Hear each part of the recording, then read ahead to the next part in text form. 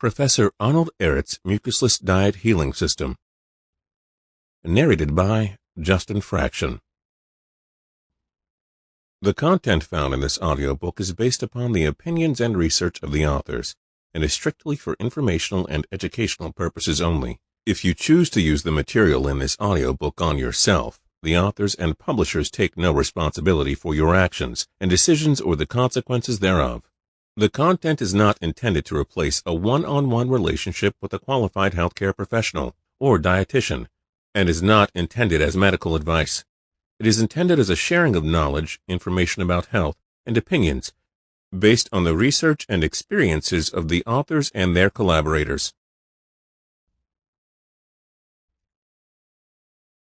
Biographical sketch of Professor Arnold Ehret.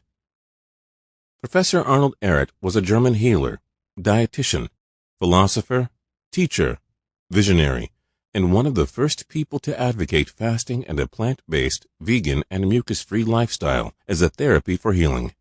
For over 100 years, his written works and teachings have touched the lives of thousands of health seekers pursuing higher levels of vitality.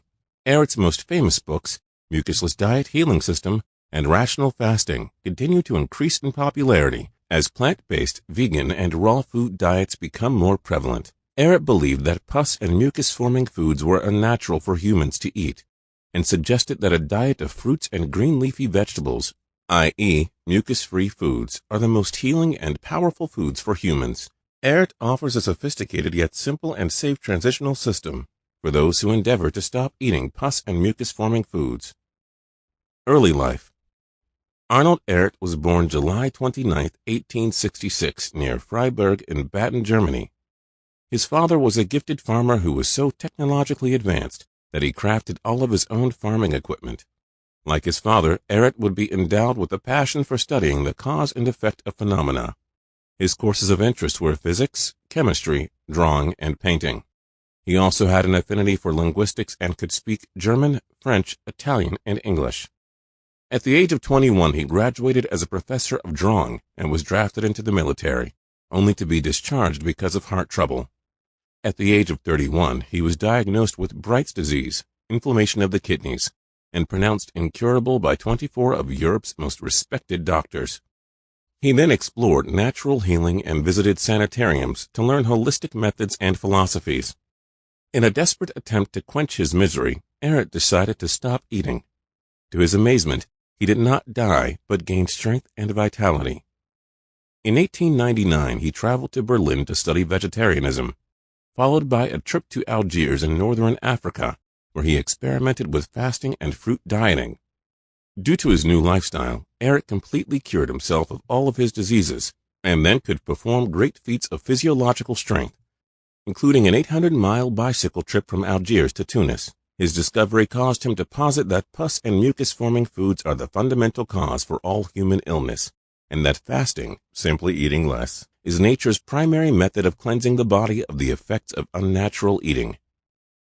Successful healer. In the early 1900s, Ehret opened a hugely popular sanitarium in Ascona, Switzerland, where he treated and cured thousands of patients considered incurable by the so-called medical authorities. During the latter part of the decade, Ehret engaged in a series of fasts monitored by German and Swiss officials. Within a period of 14 months, Ehret completed one fast of 21 days, one of 24 days, one of 32 days, and one of 49 days, which stood as a world record for many years. Ultimately, Ehret became one of the most in-demand health lecturers, journalists, and educators in Europe, saving the lives of thousands of people. On June 27, 1914, just before World War I, Ehret left from Bremen for the United States to see the Panama Exposition and sample the fruits of the continent. He found his way to California, which was of special interest to him. This was because the region was undergoing a horticultural renaissance due to botanists like Luther Burbank, who later paid tribute to Ehret. At the time, the University of California, Riverside also owned the world's largest collection of rare fruits. When the war prevented Ehret from returning to Germany, he settled in Mount Washington, Los Angeles, where he prepared his manuscripts and diplomas in his cultivated eating gardens. He and other back-to-naturists began to influence local populations of young people to investigate plant-based natural living. Benedict Lust, a student of Ehret's and early proponent of naturopathy, initially distributed the English-language books of Ehret, Kneipp, Kuhn, Just, and Engelhardt in the United States. This included Ehret's Kranke Menschen, literally sick human beings, which became a bestseller. Ehret worked at Lust's Youngborn Sanitarium for 5 years. Then Ehret opened his own sanitarium in Alhambra, California, before a lecture tour. His course on the mucusless diet healing system became a book of 25 lessons for his students. The book, along with Rational Fasting, became his most important and popular publications. Ehret also developed and marketed his popular Inner Clean herbal laxative formula. Death. On October 9, 1922, just 2 weeks after he completed the mucusless diet healing system, he finished a series of 4 lectures on regaining health through fasting and the grape cure, grape and grape juice fasting, at the assembly room of the Angelus Hotel on 4th and Spring Streets, where it was reported that over 100 persons were unable to find seats. After leaving the building between 11 p.m. and 11:30 p.m., Ehret, aged 56, fell and sustained a fatal blow to his skull. According to Ehret's business partner and publisher, Fred S. Hirsch, DNS, he was walking briskly on a wet, oil-soaked street during foggy conditions when he slipped on the curb and fell backwards onto his head. Hirsch did not actually witness the fall, but found Ehret lying on the street. Karl Kuhn, Ehret's German publisher during the 1920s, even questioned whether Ehret's fall was really an accident. Benedict Lust maintained that Ehret was wearing his first pair of new dress shoes and slipped as a result of his unfamiliarity with the footwear. To this day, the true nature of Ehret's death raises suspicion among his followers. Ehret's powerful healing successes, along with his influential and revolutionary new lifestyle, threatened the medical, meat, and dairy industries. Due to these factors, many believe that foul play was involved in Ehret's untimely death. His writings on religion and family were also considered quite controversial. In the decades following Ehret's death, Fred Hirsch had many legal battles with medical authorities over the word mucus and the Inner Clean laxative. Legacy.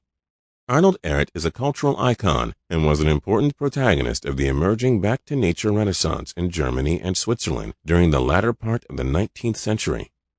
The influence of this renaissance spread to America and influenced many countercultural movements, including the Beat Generation, the vegetarian-driven hippie movement, veganism, and fruitarianism. Throughout the 20th century, Ehret's teachings have thrived and developed through the sincere efforts of a small group of dedicated Ehretists. Today, Ehret's teachings are gaining wider acceptance throughout the world as more people seek to investigate plant-based vegan healing and detoxification. Professor Spira, June 2013. Introduction to the Annotated Version. Greetings, brothers and sisters. When I began practicing the mucusless diet healing system 13 years ago, I had the privilege of having access to a community of practitioners that had built on Arnold Ehret's profound work and developed it into a sustainable lifestyle and dietetic art form. I spent hours talking with them about the details of the book and had all of my newbie questions thoroughly answered. Brother Ehret, the 35-year practitioner of the mucusless diet who introduced me to it, took me to supermarkets and showed me how to shop for the diet. He also would invite me into his home to show me how to properly prepare food. My intensive analysis of the Mucusless Diet Healing System book, unprecedented access to some of the most advanced practitioners in the world, and more than a decade of experience have helped me to gain the insights necessary to create the following annotated version. I take little credit for my additions, and must humbly thank Brother Ehret, Victor B. Kalik, and the many others who took the time to help me learn as much about the mucusless diet as possible. I would also like to thank Fred Hirsch, Ehret's most trusted student and most important proliferator of his works, and Alvin Last, who purchased Ehret publishing from Fred Hirsch in the early 1970s and kept the books in print into the 21st century. And of course, I would also like to thank Arnold Ehret, whose genius has changed the lives of multitudes of people. The inspiration for this newly edited, updated, and annotated version of Arnold Ehret's Mucusless Diet Healing System emerged about 2 years after I had read the book. I could not stop reading the book over and over again, and found it to be a true work of genius. Yet, as I began to examine it more deeply, I noticed certain issues that might prevent first-time or contemporary readers from gaining full comprehension. Occasional archaic and hard-to-understand syntax, content contradictions, and the author's collegial attempts to have dietetic dialogues with his peers, all of whom he was miles ahead of, caused many readers to misunderstand some aspects of his message. Over the years, I have received many of the same questions from Mucusless diet readers. The purpose of this book is to address some of the most common questions and make editorial updates for a 21st century audience. My goal is not to rewrite the Mucusless diet, but to create a reference document that will facilitate comprehension and understanding for modern audiences. My notes and additions will appear in mainly two ways, including endnotes at the conclusion of lessons and editorial statements inserted directly into the text. Exceptions include the reworking of Ragnar Berg's Table for Clarity, and updates to some of the vegetarian recipes added by the editor Fred Hirsch. Thorough explanations precede all such alterations. What is the best way to use this book? If you have never read the Mucusless Diet Healing System before, I suggest the following method. Read each chapter in its entirety, skipping over all of the notes. Then immediately reread the chapter with your primary focus being on the annotations. If you are already familiar with Ehret's original work, then the best method for you may be to read the annotations as you go along from the beginning. This document can also be used as a reference book to quickly look up common questions related to the diet. The principles of the Mucusless Diet Healing System are timeless and desperately needed today. In a world where there is much confusion about the nature of human illness, Ehret provides a simple yet incredibly advanced system to achieve wellness and superior health. Peace, Love, and Breath, Professor Spira, September 2015.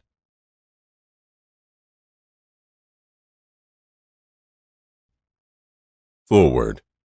We read in the Bible, Genesis 1:29, I have given you every herb-bearing seed which is upon the earth, and every tree in which the fruit-yielding seed, to you it shall be for meat. You will note that the word meat is used to denote human's food, not the carcass of dead animals. Arnold Ehret was a student and follower of nature's laws, in communion with God. Ehret's teachings have their foundation in truth, but until they are demonstrated, the average individual cannot grasp their significance, and consequently, not until then do they prove acceptable to the great majority. Arnold Ehret described and denounced superstition and ignorance, but like similar teachings of great men, his teachings have been grossly misunderstood by the average individual and unjustly criticized by many health teachers. It has now been well over 70 years that his voice was first heard vainly sounding a note of warning, desperately hoping to dispel the colossal ignorance of the average uninformed individual concerning natural laws. His teachings have opened many new avenues of healing, and his wonderful philosophy and knowledge, offered to those willing to accept, bring thousands of new converts each year from every part of the globe. Ehret taught that the mind governs all organic action of the physical body, instinctively, and we therefore find humankind gradually evolving from the primitive stage to a higher intellectual plane. The physical and mental welfare of millions of individuals living today are desperately searching for a truthful presentation of this knowledge, found only in Professor Arnold Ehret's message, and it is therefore eagerly awaited by an expectant world. Is it asking too much that you lay aside preconceived ideas, opinions, or prejudices, and read the Ehret articles with an open mind? Hopefully, the truth will eventually dawn upon you, possibly months after reading, for some portion may have indelibly stamped an imprint on your mind and intuitively proven its correctness. There is no mystery connected with Ehret's mucusless diet theory, though it differs almost entirely from other healing systems, especially his lucid explanations. Ehret practiced no deception. His statements are easily understood because of their outstanding simplicity of expression. He continually informs the student, whatsoever is not simple, easily understood, is false, and therefore not the truth. Fundamentally, Ehret's teachings of his philosophy are basically the love of nature itself, love of all outdoors, the love of flowers and trees, the love of all of the birds and animals. Ehret loved the sunshine and the rain, the cold and the warmth, the bright days and the cloudy days, and he sincerely taught that we must feel justly proud of our own physical bodies, clean both internally and externally. Our love of birds and four-legged animals instinctively warns that we must not harm these fellow creatures and never kill them for our food. Mother Nature has abundantly supplied us with quantities of delicious, nutritious fruits and vegetables on which we thrive.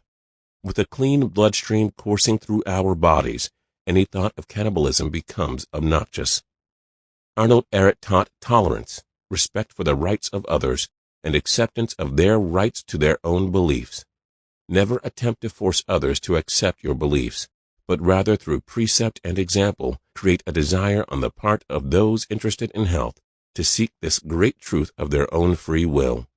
Through your tolerance of ignorance, you will have proven your superiority, and eventually non-believers will see the bright glow of truth. Fred S. Hirsch, DNS, Ehret Literature. General Introductory Principles. Lesson 1. Every disease, no matter what name it is known by medical science, is constipation. It is a clogging up of the entire pipe system of the human body.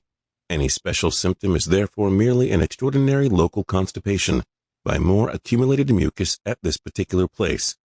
Special accumulation points are the tongue, the stomach, and particularly the entire digestive tract. This last is the real and deeper cause of bowel constipation. The average person has as much as 10 pounds of uneliminated feces in the bowels, continually poisoning the bloodstream in the entire system. Think of it. Every sick person has a more or less mucus-clogged system, such mucus being derived from undigested, uneliminated, and unnatural food substances accumulated from childhood on. Details regarding this fact may be learned by reading my Rational Fasting and Regeneration Diet. My mucus theory and mucusless diet healing system stand unshaken. It has proven the most successful compensation action, so-called cure against every kind of disease.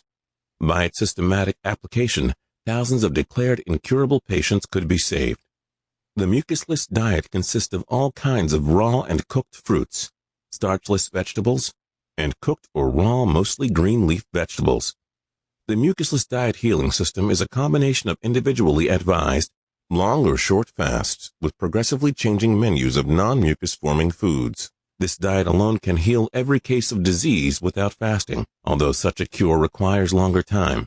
The system itself will be expounded in later lessons. However, to learn how to apply this system and understand how and why it works, it is necessary to free your mind of medical errors partly taken by naturopathy. In other words, I must teach you a new physiology, free from medical errors, a new method of diagnosis, a correction of the fundamental errors of metabolism, high-protein foods, blood circulation, blood composition, and last but not least, you must be taught what vitality really is. To medical science, the human body is still a mystery, especially in a diseased condition. Every new disease discovered by doctors is a new mystery for them. There are no words to express how far they are from the truth. Naturopathy uses the word vitality continually, yet neither medical scientists nor naturopaths can tell what vitality is. Not only is it necessary to eradicate all these errors from your brain, but to show you the truth in such a new and simple light that you can grasp it at once. This great advantage of simplicity and clarity is one of the fundamental reasons for my success. Withal, my teachings cover the truth. Incidentally, whatever simple reason cannot grasp is humbug, however scientific it may sound. You will learn how wrong and ignorant it is to believe that any special disease can be healed by eating the right food, living on special menus, or undergoing long fasts. If such is done without experience and without system, and special advice for each individual case. Fasting has been known for hundreds of years as compensation against every disease, as nature's only and infallible law, and the same with the mucusless diet, as already stated in Genesis, fruits and herbs, i.e., green leaves. But why did it never come into general use and result in universal success? This is because it was never used systematically in accordance with the condition of the patient. The average man or woman has not the slightest idea what the necessary eliminative process is, what time it requires, how and how often their diet must be changed, or what it means to cleanse the body of the terrible quantities of waste that they have accumulated in their bodies during their lives. Disease is an effort of the body to eliminate waste, mucus, and toxemias, and this system assists nature in the most perfect and natural way. Not the disease, but the body is to be healed. It must be cleansed, freed from waste and foreign matter, from mucus and toxemias accumulated since childhood. You cannot buy health in a bottle. You cannot heal your body, that is, cleanse your system in a few days. You must make compensation for the wrong you have done your body all your life. My system is not a cure or remedy. It is a regeneration, a thorough house cleaning, an acquisition of such clean and perfect health as you never knew before. Remember, your constitutional encumbrances throughout the entire system are the source of every disease. The greatest and most harmful source of lowered vitality, imperfect health, lack of strength and endurance, and any and all imperfect conditions. All disease has its source in the colon, never perfectly emptied since your birth. Nobody on earth today has an ideally clean body, and therefore perfectly clean blood. What medical science calls normal health is in fact a pathological condition. In summa, the human mechanism is an elastic pipe system. The diet of civilization is never entirely digested, nor the resultant waste eliminated. This entire pipe system is slowly constipated, especially at the place of the symptom and the digestive tract. This is the foundation of every disease. To loosen this waste, eliminate it intelligently and carefully, and to control this operation can only be done perfectly by the mucusless diet healing system. Lesson 1, Footnotes. Number 1. Many people assume that Ehret is referring only to bowel constipation.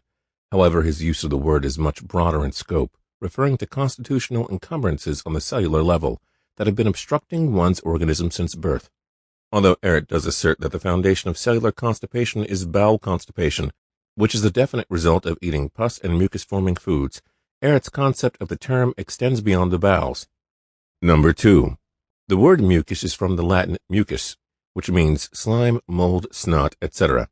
Mucus refers to a thick, viscous, slippery discharge that is comprised of dead cells, mucin, inorganic salts, water, and exfoliated cells. It also refers to the slimy, sticky, viscous substance left behind by mucus-forming foods in the body after ingestion. Number 3. This fact may be hard to believe at first. Later in this book, Ehret will discuss cases where he helped people eliminate a lot more than 10 pounds of fecal matter from the bowels.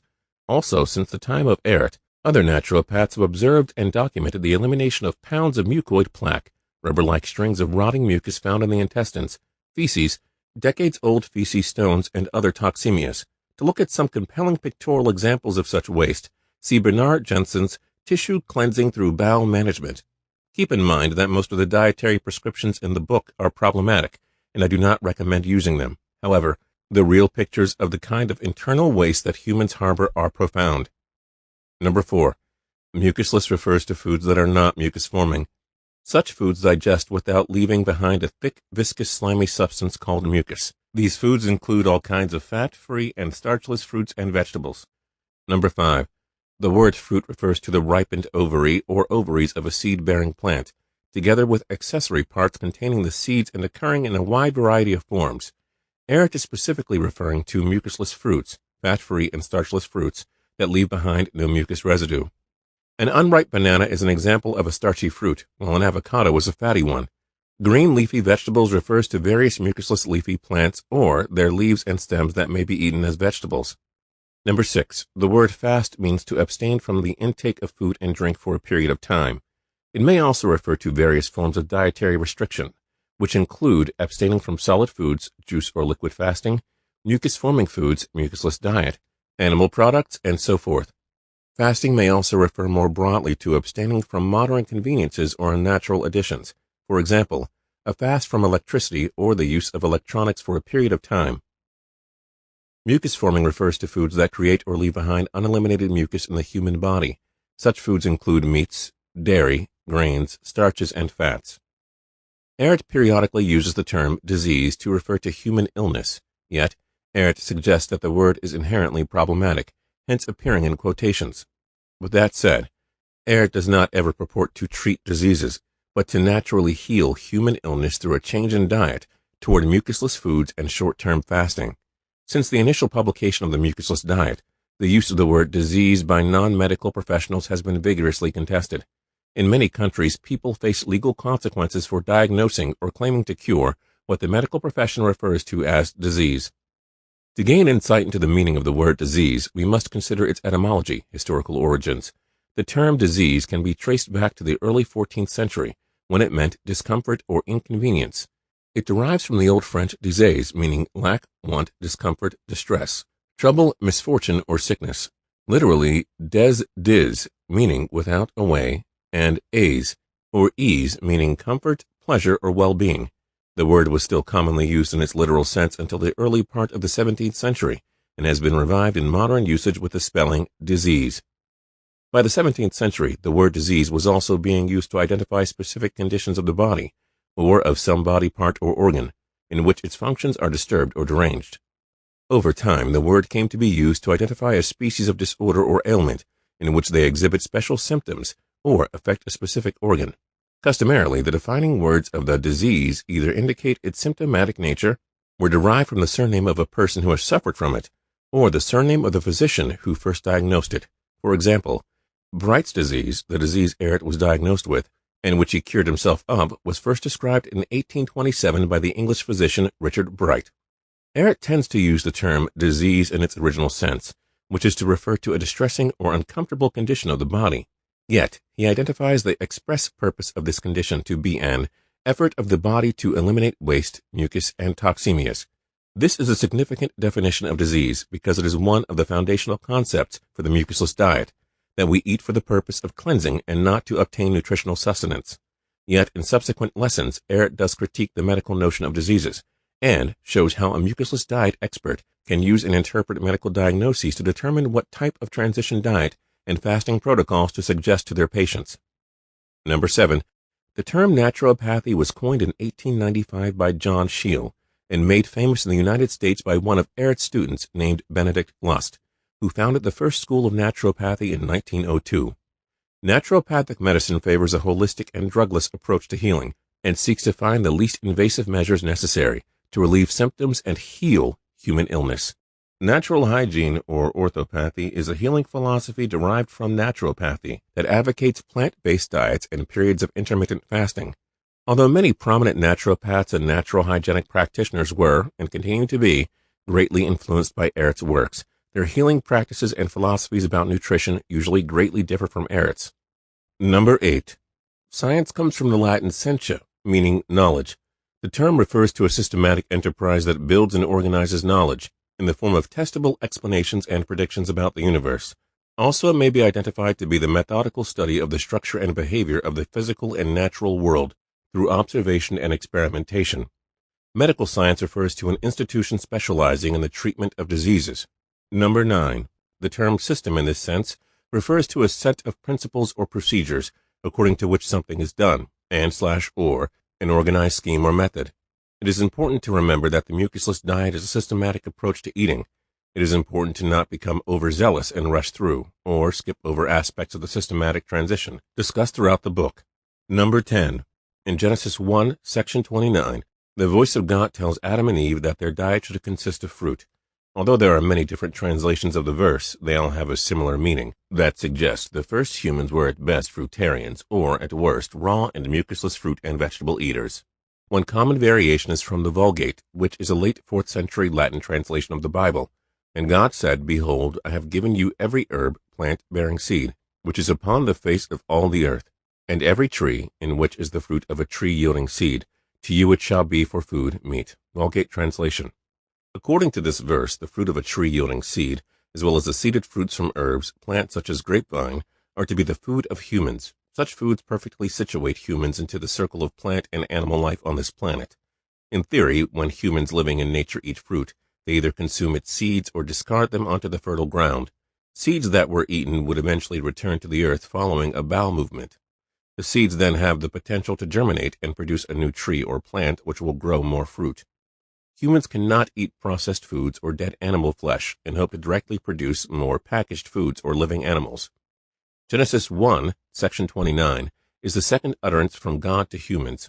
The first is in Genesis 1, section 28, And God blessed them, and God said unto them, Be fruitful, and multiply, and replenish the earth, and subdue it, and have dominion over the fish of the sea, and over the fowl of the air, and over every living thing that moveth upon the earth. Vulgate translation.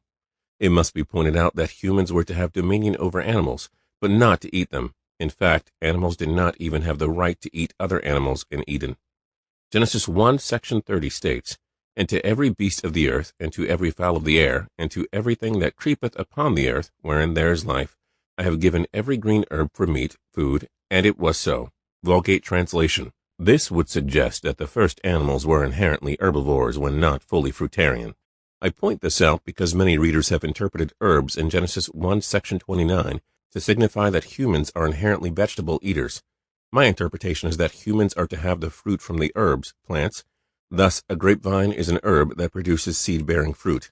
We need not eat the vine or its leaves, but the grapes that are produced from it.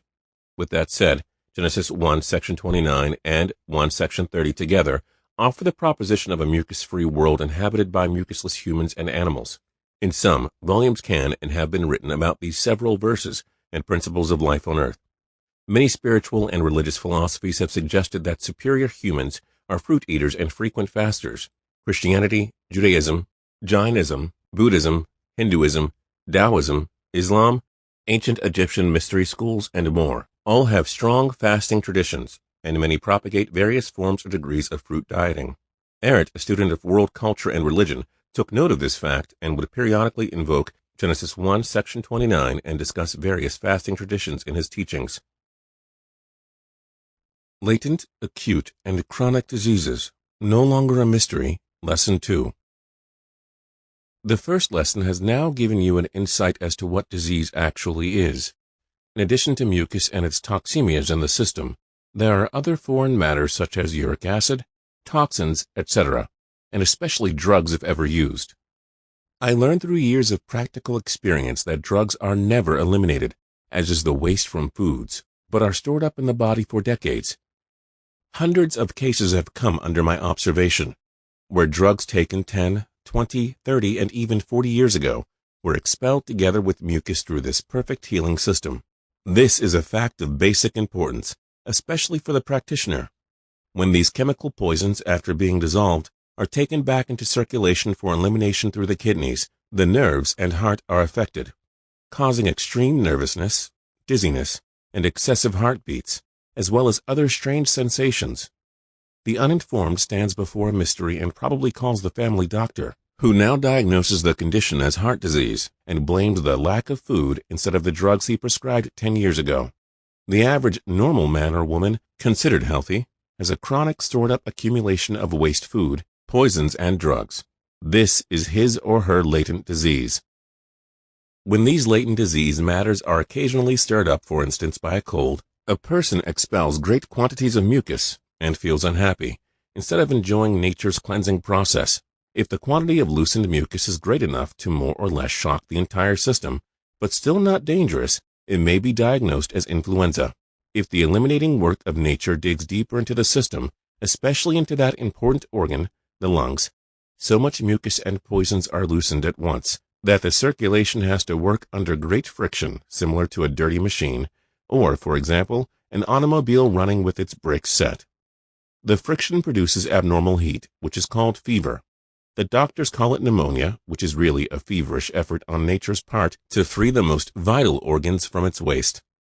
If the kidneys are called upon to eliminate this loosened mucus, thereby shocking this organ, it is called nephritis.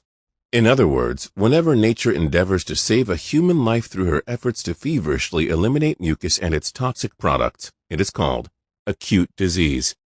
The medical profession has over 4,000 names for different ailments. The particular or special name of the disease is made up according to the respective local place of elimination, or to the congested point where the bloodstream finds a difficult passage and causes pain, such as pains in the joints, as in cases of rheumatism. For ages, this well-meaning effort and intended self-healing work of nature has been misunderstood and suppressed through the agency of drugs and the continuance of eating, despite the warning danger signals of pain and loss of appetite. Notwithstanding the help of doctors, a help, in fact, injurious and dangerous to the patient's life, their vitality and especially their eliminating abilities are lowered, and nature proceeds slowly.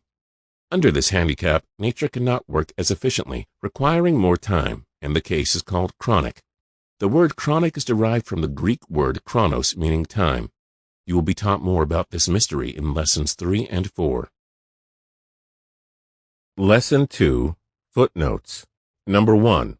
The word elimination refers to the removal of physiological waste and encumbrances from the bloodstream, lymph system, or body. The term is also used by many practitioners of the mucusless diet healing system to identify short or extended periods of intensive waste elimination. These practitioners use the term instead of the word sick, as the connotation of the latter is believed to be problematic. In parlance, a practitioner may say, "I'm going through an intense elimination today," meaning that he or she is presumably eliminating large quantities of waste and experiencing various symptoms of human illness. Instances of elimination usually spur a practitioner to detoxify, fast, or abstain from mucus-forming foods. As waste is loosened, the body will try to eliminate it by any means necessary. Elimination may occur through the bowels, kidneys, skin, sinuses, eyes, ears, hair, mouth, and so forth. Number 2. In 2007, the World Health Organization distinguished over 12,420 disease categories. This number increases every year. Why the diagnosis? Lesson 3. Why the diagnosis? Laymen and even some dietetic experts, with the exception of myself, believe there is no need for diagnosis. You may ask, since there is only one disease, why the diagnosis? If all sickness is due to uncleanliness caused by uneliminated, undigested food, mucus, uric acid, toxemias, drugs, and so forth, why diagnose? We shall now learn why fruit diet and fasting have produced such doubtful results through their incorrect use and misunderstanding, caused by the belief that general rules of this cure are suitable for everybody and for every case. Nothing is further from the truth. No other cure requires so much individual specialization and continual changing to meet the reaction of the patient. This is why people who attempt these methods of cure without expert advice frequently bring about serious results. Promiscuous fasting. McFadden, and many others, for instance, advised fasting as applicable to all cases. I learned through thousands of cases during my experience that nothing requires more individual, different application than fasting and the mucusless diet. Of 2 patients, one may recover completely after a fast of 2 or 3 weeks, while the other may die from the same treatment. That is why an individual diagnosis of general conditions and constitutional encumbrances is so necessary. Method of constitutional diagnosis. My diagnosis determines the following points. 1. The relative amount of encumbrance in the system. 2. The predominant part, that is, whether more mucus or more poisons. 3. If pus is present in the system, and the amount and kind of drugs used. 4. If internal tissue or an organ is in process of decomposition, and 5. How far vitality is lowered. You will also learn through experience and observations along these lines that the general appearance, especially the face of the patient, will indicate more or less the internal condition. Medical diagnosis. Medical diagnosis throws no real light on the subject, although doctors think it more important than the actual cure. It is made up of a series of reports of symptoms and a scheme of experiences from which thousands of diseases are named. Characteristic of the meaningless medical diagnosis is the frequent statement of many patients that the doctor could not find out what I have. The name of the disease does not concern us at all. A person with gout, one with indigestion, or one with Bright's disease may start with the same advice. Whether to fast, for instance, and how long, does not depend upon the name of the disease, but upon the patient's condition and how far vitality is lowered. Naturopathic concepts. Naturopathy is an advance over medicine in teaching that all disease is constitutional. Yet, naturopathy does not explain sufficiently the source, nature, and composition of foreign matters as the fundamental oneness of all disease. Dr. Lehman said, every disease is caused by carbonic acid and gas, but he did not learn its source in decayed, uneliminated food substance, the mucus in a state of continuous fermentation. Dr. Jaeger said, disease is a stench. Nature gives diagnosis through bad odor, which indicates how far the inside decomposition has progressed. Dr. Haig of England, the founder of the anti-uric acid diet, based his conception of general diagnosis on the assumption that the majority of diseases are caused through uric acid, certainly an important part of diseased matter besides mucus.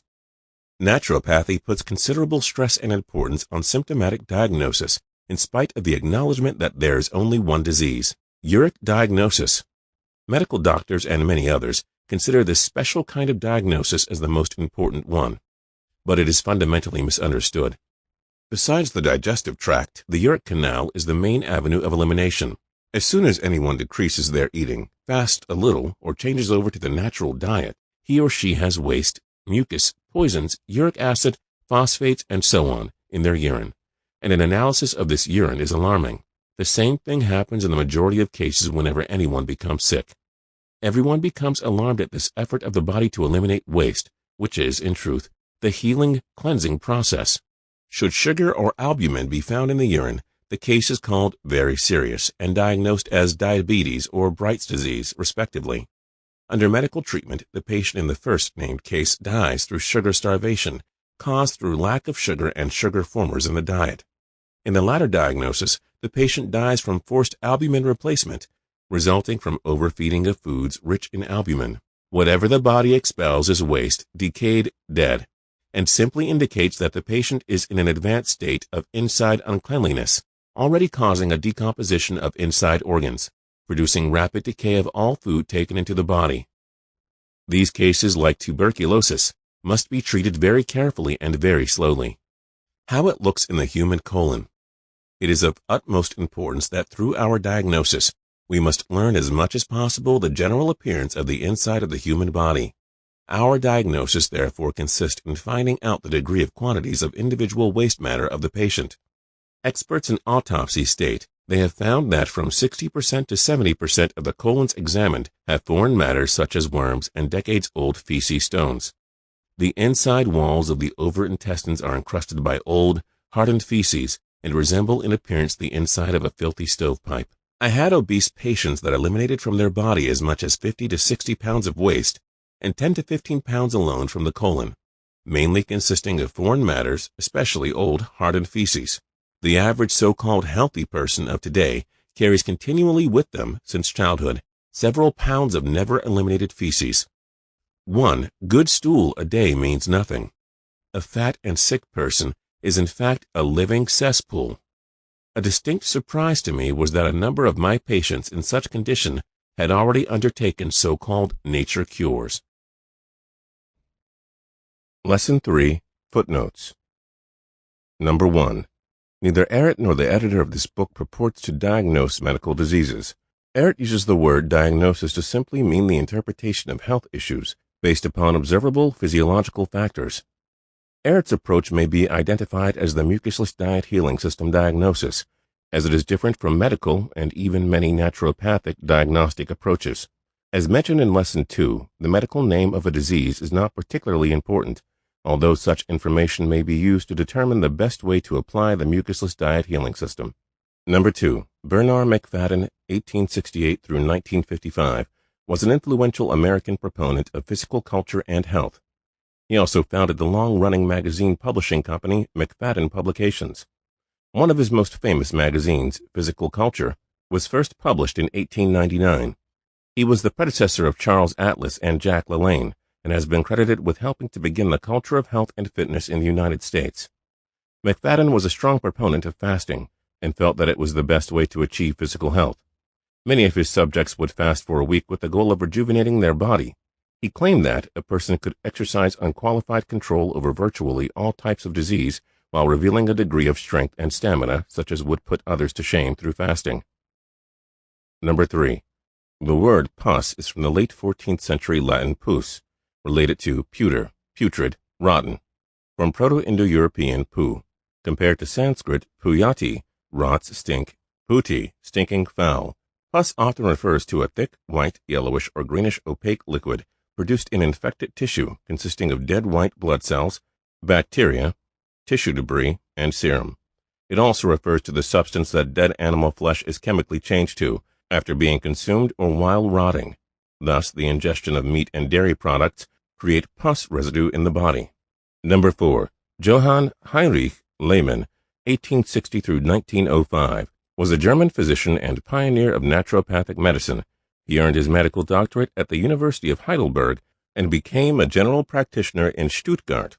On 1st January 1888, he opened a sanatorium called the Psychiatric Sanatorium at Weißer Hirsch outside of Dresden, which became internationally known. He eventually abandoned traditional treatment as he became disdainful of drugs and unnatural medications. He became a proponent of a vegetarian diet, exercise, and fresh air, and was an ardent practitioner of physiotherapy and hydrotherapy. Number 5. Gustav Jaeger, 1832-1917, was a German naturalist, hygienist, and professor of zoology. In 1884, he abandoned teaching and started practice as a physician in Stuttgart.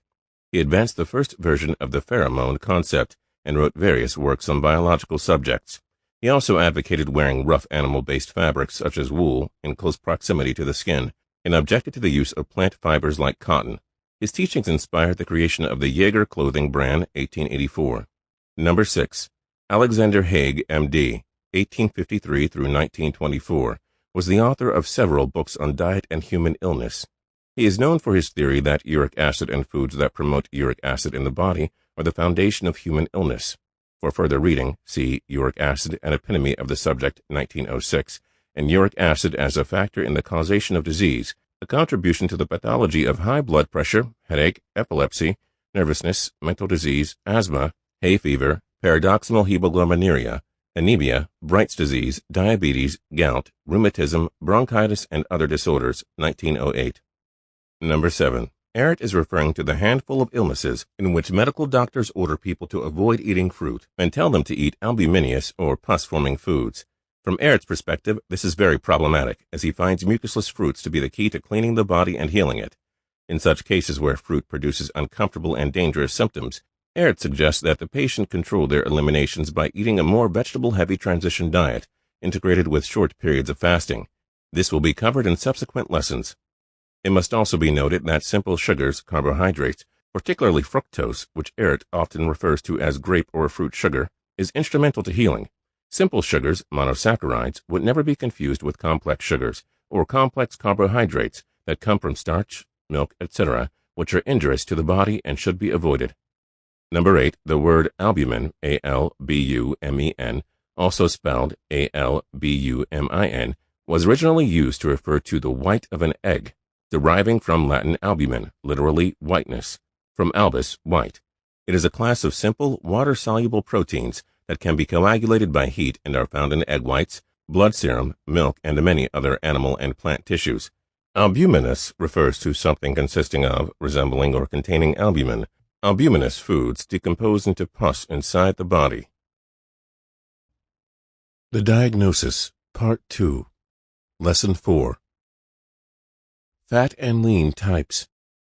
The bodily mechanism of the fat type is, on the average, mechanically more obstructed because he or she is, in general, an overeater of starchy foods. In the lean type, there is more physiological chemical interference with the organism, such as one being in general a one-sided meat eater, a condition which produces especially much acidity, uric acid, other poisons, and pus. Disease story. As a general rule, I ask my prospective patients the following questions, as the knowledge to be gained is of great importance. Number 1. How long have you been sick? Number 2. What did the doctor call your disease? Number 3. What was the nature of the treatment? Number 4. How much and what kinds of treatment was taken? Number 5. Have you ever been operated on? Number 6. What other kinds of treatment have you taken before? Age, sex, whether a disease is inherited, etc., are important points. The most important thing, however, is the patient's diet at present, their special craving for certain foods, their wrong habits, and if constipated, and how long. What kinds of diets, if any, were used before? It is necessary to base the change in diet on the patient's present diet, and only a slight change towards an improved diet is advisable. The experimental diagnosis. The most exact, unerring diagnosis we have is a short fast. The more rapidly the patient feels worse through a short fast, the greater and more poisonous is his or her encumbrance. Should they become dizzy, suffer severe headaches, etc., they are greatly clogged up with mucus and toxemias. If palpitation of the heart occurs, it is a sign that pus is somewhere in the system, or that drugs, even though taken many years ago, are in the circulation for elimination. Any inside special constipated place is located by light pain there.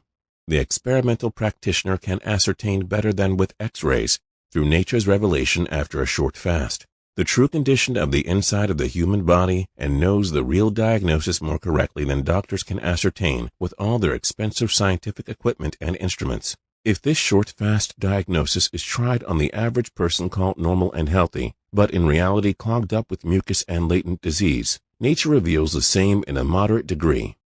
If a weak point has begun to develop, unsuspected by them, nature will unerringly indicate where and how he or she will later become sick if the wrong method of living is continued, although it may be after some years. This, then, is the prognosis of disease, some special diagnosis, to show that all differently named diseases, even the most severe ones, have their basis and are caused by the same general and constitutional encumbrance of the body. I shall show you, in the light of truth, a few characteristic kinds of cases. Through these illustrative examples, I shall prove that there is not a single disease, not a disturbance or sensation, not an unhealthy appearance or symptom, which cannot be explained and seen at once in its real nature as local constipation, constitutional constipation, by mucus and its toxemias. Most of the quantities continually supplied from the chronic reserve stock of waste in the stomach, intestines, and especially in the colon. The basement of the human temple is the reservoir from which every symptom of disease and weakness is supplied in all its manifestations. A cold. It is a beneficial effort to eliminate waste from the cavities of the head, the throat, and the bronchial tubes. Pneumonia. The cold goes deeper and will eliminate and clean the mucus from the most spongy and vital organ, the lung. A hemorrhage occurs to clean more radically. The entire system is aroused, causing higher temperature by friction of the waste in circulation. That proves alarming, and the doctor suppresses this by drugs and food, and thus actually blocks nature's process of healing, cleansing. If the patient does not die, the elimination becomes chronic and is called consumption. The consumptive patient continually eliminates his or her mucus, caused from erroneously increased mucus-forming foods, through the lungs instead of through natural ways. This organ itself decays more and more, producing germs, and it is then called tuberculosis. The vital organ, lung, the pump, works insufficiently on the circulation. The entire cell system decays more and more, and decomposes before the patient dies. Toothache. Its pain is a warning signal of nature. Stop eating. I must repair. There's waste and pus. You have eaten too much lime-poor food, meat. Rheumatism and gout. Mucus and uric acid particularly accumulate in the joints, since there is less dependable part of the tissues for the passage of the circulation. Heavily loaded with waste and uric acid in the one-sided meat-eater's body. Stomach trouble. The stomach is the central organ of disease matter supply. There is a limit to the ability of this organ to digest and to empty itself after the meal. Every type of food, even the best kinds, is mixed with acid mucus, continually remaining in the average person's stomach. The wonder is how long the human being can stand such conditions. Goiter. It is a deposit, by nature, of tremendous waste to keep it from entering the circulation. A boil. It is in principle the same as a goiter, only the elimination is outside. Stammering. It is a special accumulation of mucus in the throat, interfering with the functioning of the vocal cords. I have cured several cases. Liver and kidney diseases. These organs are of a very spongy construction, and their function is that of a kind of physiological sieve. They are, therefore, easily constipated by sticky mucus. Sex diseases. These have for their origin nothing more than mucus elimination through these organs, and are easily healed. The use of drugs alone produces the characteristic symptoms of syphilis. The more drugs that have been used, especially mercury, the more carefully the treatment must be conducted. Ear and eye diseases. Even short or farsightedness is congestion in the eyes, and trouble with hearing from congestion of those organs. I healed a few kinds of blindness and deafness by the same principles. Mental diseases. Besides a congested system, I found that anyone mentally diseased has congestion, especially of the brain. One man on the verge of insanity was cured by a 4-week fast. There's nothing easier to heal by fasting than insanity. Such men and women, having lost their reason, their natural instinct tells them not to eat. I learned that if you heal through the mucusless diet healing system all kinds of illnesses, most of the patients are relieved of greater or lesser mental conditions. After a fast comes a clearer mind. Unity of ideas comes to take the place of differences. Differences of ideas today are caused largely by diet. If something is wrong with anyone, look first to the stomach. The mentally diseased man or woman suffers physiologically from gas pressure on the brain. Lesson 4 Footnotes. Number 1. Arnold Ehret categorizes human physiology into 2 main categories: fat, also called mucus, and lean, also called uric acid types. People with uric acid physiologies are often said to have high metabolisms and can seemingly eat a lot and not gain any weight. The misconception is that this person is healthier than an overweight person. This is often not the case, as their body only handles mucus and pus differently than someone with a fatty or mucus physiology. This condition often occurs in people who are one-sided meat eaters, a condition that produces uric acid, other poisons, and pus. Essentially, instead of depositing mucus as fat throughout the organism, such waste is converted to poisonous acid. Low-carb diets that emphasize eating meat, such as the Atkins diet, essentially transform one's body type from fat to lean. Thus, weight loss for people on such a diet is a negative proposition, because they lose weight at the expense of creating much internal toxicity. Then people who participate in competitive eating are usually lean, uric acid types. Contrarily, when someone with a fat mucus type of physiology eats pus and mucus-forming foods, it will usually result in weight gain. Eating great amounts of such foods is the cause of obesity in people with this type of physiology. Number 2. One of the most misunderstood and often ignored elements of the mucusless diet healing system is the recommendation to adhere to only a slight change towards an improved diet at first. Although this is discussed in detail throughout the book, many people who endeavor to practice the diet without expert assistance try to skip the transition and go directly into long fast and aggressive fruit diets. It cannot be emphasized enough how wrong such an approach is. Ehret does not recommend any patient do long fast or extended fruit dieting in the beginning. What does a slight change in diet look like? What is too slight and what is too aggressive? These questions will be explored further in subsequent lessons. Number 3. Consumption is an archaic term for what is currently referred to as pulmonary tuberculosis. Ehret's discussion may also be generally applied to all obstructive lung diseases, which are respiratory illness characterized by airway obstruction. Terms used to denote various forms of constipation of the lungs include asthma, bronchiectasis, bronchitis, and chronic obstruction pulmonary disease, COPD. Number 4. By lime poor, Ehret is referring to foods that lack minerals. Consider the concept of lime-rich soil, which is highly alkaline and may be used to neutralize acidity. From Ehret's perspective, the importance of mineral-rich foods is their cleansing properties. Number 5. For a detailed exploration of the fetid internal condition of the human stomach, see Ehret's book, Thus Speaketh the Stomach. In this unique work, Ehret gives voice to the stomach through a first-person perspective that allows the reader to intimately explore the foundation of human illness. Number 6. Today, stammering is more commonly referred to as stuttering or disfluency. It is a type of communication and speech issue where a person speaks with sudden involuntary pauses and a tendency to repeat the initial letter of words. Number 7. Most people, no matter how healthy they seem, have weakened kidneys. As a result, they fail to filter as much cellular waste from their body as they should. As you progress with the mucusless diet, your urine may become very yellow or contain sediment. This happens as the kidneys begin to better filter the accumulated waste that you are now loosening. Number 8. Mercury is no longer used to treat venereal diseases. As early as the 1300s, it was used as a treatment for skin conditions, and there are reports of it being used to treat syphilis in 1496.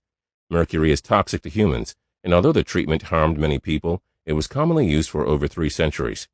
During the 1900s, non-mercury treatments for venereal diseases developed, and scientific studies on mercury poisoning, notably from the German chemist Alfred Stock, confirmed to other members of the scientific community of its toxicity to humans. Although its use for venereal diseases fell out of fashion, mercury-based dental amalgam fillings continue to the present day in the midst of much controversy. If you had or have mercury fillings, you will want to be careful as you begin to use the mucusless diet healing system. When the dormant poisons from heavy metals begin to re-enter your system in order to be eliminated, many unpleasant symptoms may arise. In general, be careful to not be too aggressive with strict fast or fruit-only periods while you are eliminating these poisons. For support and guidance in safely confronting mercury-related issues using the mucusless diet, it is advisable to seek assistance from an expert mucusless diet healing system practitioner. Number 9. In addition to congestion, eye strain can also cause eye issues. To learn about methods that have helped people remove eye strain, see William Horatio Bates, 1860 through 1931, Perfect Sight Without Glasses, 1920. Support groups with modern practitioners of the Bates method are also accessible online. The Magic Mirror. Lesson 4A. Supplement to Diagnosis. Since humans degenerated through civilization, they no longer know what to do when they become sick. Disease remains the same mystery to modern medical science as it was to the medicine man of thousands of years ago. The main difference being that the germ theory has replaced the demon, and that mysterious outside power remains to harm you and destroy your life. Disease is a mystery to you as well as to every doctor who has not as yet looked into the magic mirror, which I am about to explain. Naturopathy deserves full credit for having proven that disease is within you, a foreign matter which has weight, and which must be eliminated. If you want to become your own physicians, or if you are a drugless healer and you want more success, you must learn the truth and know what diseases are. You cannot heal yourself or other people without an exact diagnosis, which will give you a clear idea of true conditions. This infallible truth can be learned only from the book of nature, that is, through a test on your own body, or the magic mirror as I have designated it. The sufferer from any kind of disease, or any person, whether sick or not, who will go through the healing process of fasting and mucusless diet, will eliminate mucus, thereby demonstrating that the basic cause of all latent diseases of humans are a clogged-up tissue system of uneliminated, unused, and undigested food substances. Through the magic mirror, a true and unfailing diagnosis of your disease is furnished, as never before. The magic mirror. Number 1. Proof that your personal, individual symptom, sore, or sensation, according to what your disease is named, is nothing more than an extraordinary local accumulation of waste. 2. The coated tongue is evidence of a constitutional encumbrance throughout the entire system, which obstructs and congests the circulation by dissolved mucus, and this mucus even appears in the urine. Number 3. The presence of unevacuated feces retained through sticky mucus in the pockets of the intestines, constantly poisoning and thereby interfering with proper digestion and blood building.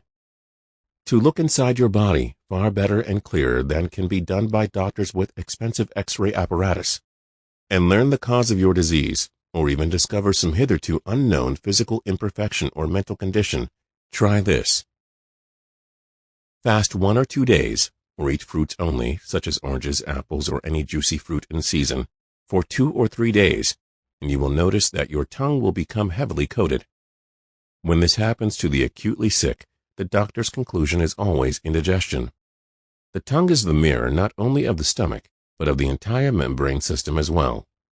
The fact that this heavy coating returns, even if removed by tongue scraper once or twice a day, is an accurate indication of the amount of filth, mucus, and other poisons accumulated in the tissues of your entire system, now being eliminated on the inside surface of the stomach, intestines, and every cavity of your body.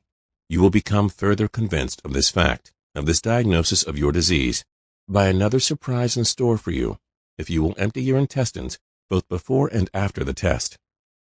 During the fast, you are truly on nature's operating table without the use of a knife. The cleansing eliminating process begins immediately, and the knowledge contained in these lessons provide the needed information necessary to secure the desired results.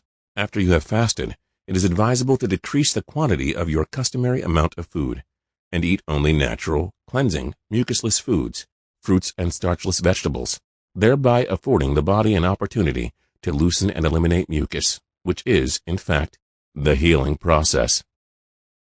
This mirror on the tongue's surface reveals to the observer the amount of encumbrance that has been clogging up the system since childhood through wrong, mucus-forming foods.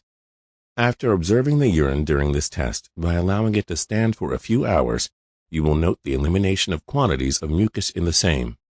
The actual amount of filth and waste, which is the mysterious cause of your trouble, is almost unbelievable. Every disease is first a special, local constipation of the circulation, tissues, pipe system, and hence the manifestation of symptoms, or of the different symptoms. If painful and inflamed, it is from overpressure, heat or inflammation caused by friction and congestion. Second, every disease is constitutional constipation. The entire human pipe system, especially the microscopically small capillaries, is chronically constipated through the wrong food of civilization. White blood corpuscles are waste, and there is no man or woman in Western civilization who has mucus-free blood and mucus-free blood vessels. It is like the soot in a stovepipe, which has never been cleaned. In fact, worse, because the waste from protein and starchy foods is sticky. The characteristics of tissue construction, especially of the important internal organs, such as the lungs, kidneys, all glands, etc., are very much similar to those of a sponge. Imagine a sponge soaked in paste or glue. Naturopathy must cleanse its science from medical superstitions, wrongly called scientific diagnosis. Nature alone is the teacher of a standard science of truth. She heals through one thing, fasting, every disease that is possible to heal. This alone is proof that nature recognizes but one disease, and that in every body the largest factors are always waste, foreign matter, and mucus. Besides uric acid and other toxemias, and very often pus if tissues are decomposed.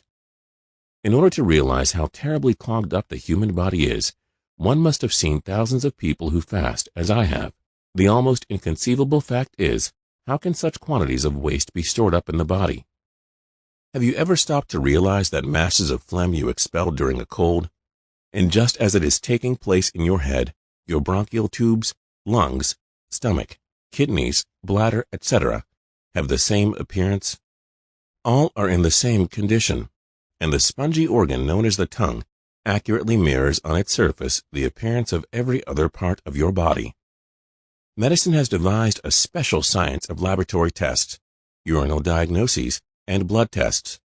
More than 50 years ago, the most prominent pioneers of naturopathy said, "Every disease is foreign matter, waste." I said 20 years ago, and repeated again and again, that most of these foreign matters are paste produced from the wrong foods, decomposed, to be seen when it leaves the body as mucus. Meat decomposes into pus. The light of truth dawned upon me after I had fasted against the will of the naturopath from whom I was taking treatments for Bright's disease. When the test tube filled up with albumin, I read his thoughts in his facial expression. But to me, it proved that whatever nature expels, eliminates, is waste. Whether it be albumin, sugar, mineral salts, or uric acid. This occurred to me more than 24 years ago. But this nature doctor, a former MD, still believes in the replacement of albumin in high-protein foods. The medical diagnosis of Bright's disease, when the chemical test of urine shows a high percentage of albumin, is as misleading as the others are. The elimination of albumin proves that the body does not need it, that it is overfed, overloaded with high-protein stuff. Instead of decreasing these poison-producing foods, they are wrongly increased, endeavoring to replace the loss, until the patient dies. How tragic to replace waste while nature is endeavoring to save you by removing it. The next important laboratory test is that of sugar in the urine, diabetes. The medical dictionary still calls it mysterious, instead of eating natural sweets, which go into the blood, and which can be used.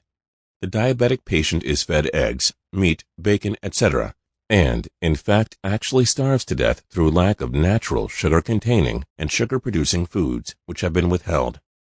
It has long been proven that all of these blood tests, especially the Wassermann test, are a fallacy.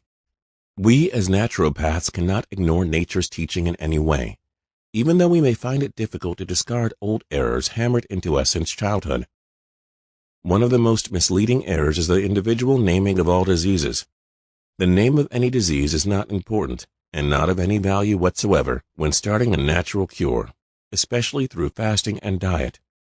If every disease is caused through foreign matters, as it most assuredly is, then it is only important and necessary to know how great and how much the amount of the patient's encumbrance actually is, how far and how much their system is clogged up by foreign matters, how much their vitality has become lowered, see Lesson 5, and in case of tuberculosis or cancer, if the tissues themselves are decomposed, pus and germs. I have had hundreds of cases tell me that every doctor they called upon gave a different diagnosis and correspondingly different name for their ailment. I always surprise them by saying, I know exactly what ails you through facial diagnosis, and you will see it for yourself in the magic mirror within a few days.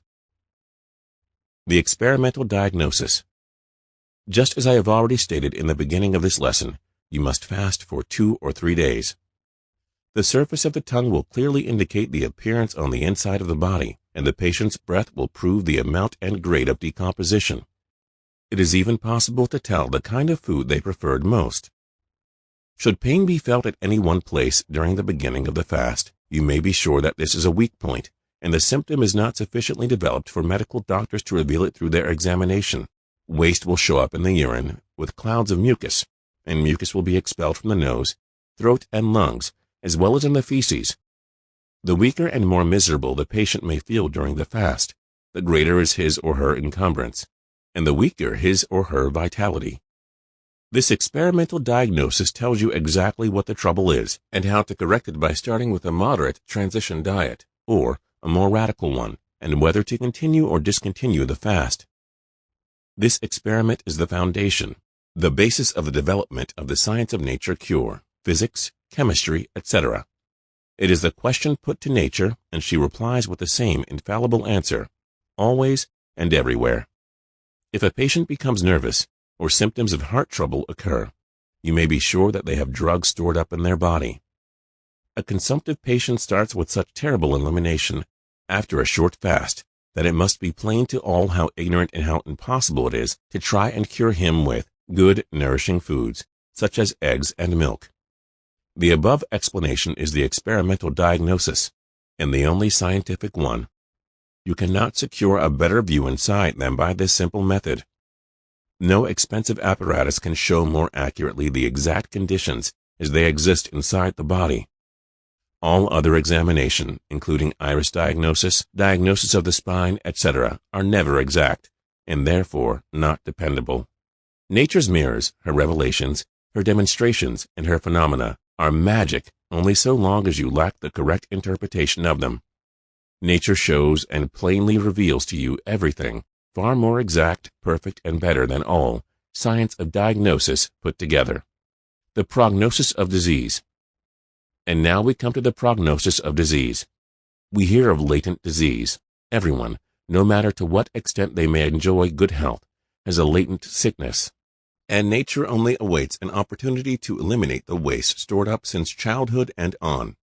Everyone knows but fails to understand that a severe shock, such as a cold or influenza over the entire body, starts an elimination. But unfortunately, nature is handicapped in her attempted house cleaning through the doctor's advice to continue eating, through the use of drugs, etc., obstructing elimination and producing acute and chronic diseases. Anyone, even though not sick, especially in the critical stage between 30 and 40 years old, may fast a few days, and through the magic mirror learn the extent of their latent disease and where their weak point is located, as well as the name of their latent disease and where it will appear. That is the prognosis of disease, and if life insurance companies would only believe in it, would furnish a true and safe method of determining risks. Fasting until the tongue is clean is dangerous. Who can explain why the tongue becomes clean after breaking a short fast with a square meal, and why the magic mirror shows more waste if you live on fruits or mucusless diet after the fast? This is the hitherto unexplained mystery of the magic mirror, and the simple explanation is that the elimination is stopped for a while through the eating of wrong foods, and as a result you feel better for a time with wrong foods than with fruits. And during this period, even the magic mirror apparently leads you into thinking the body is clean. A return to natural foods soon proves otherwise.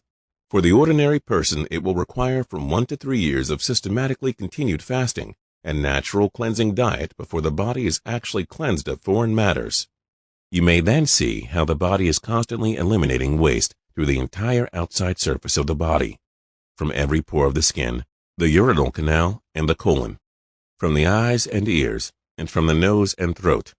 You can see how wet as well as dry mucus, dandruff for instance, is being expelled.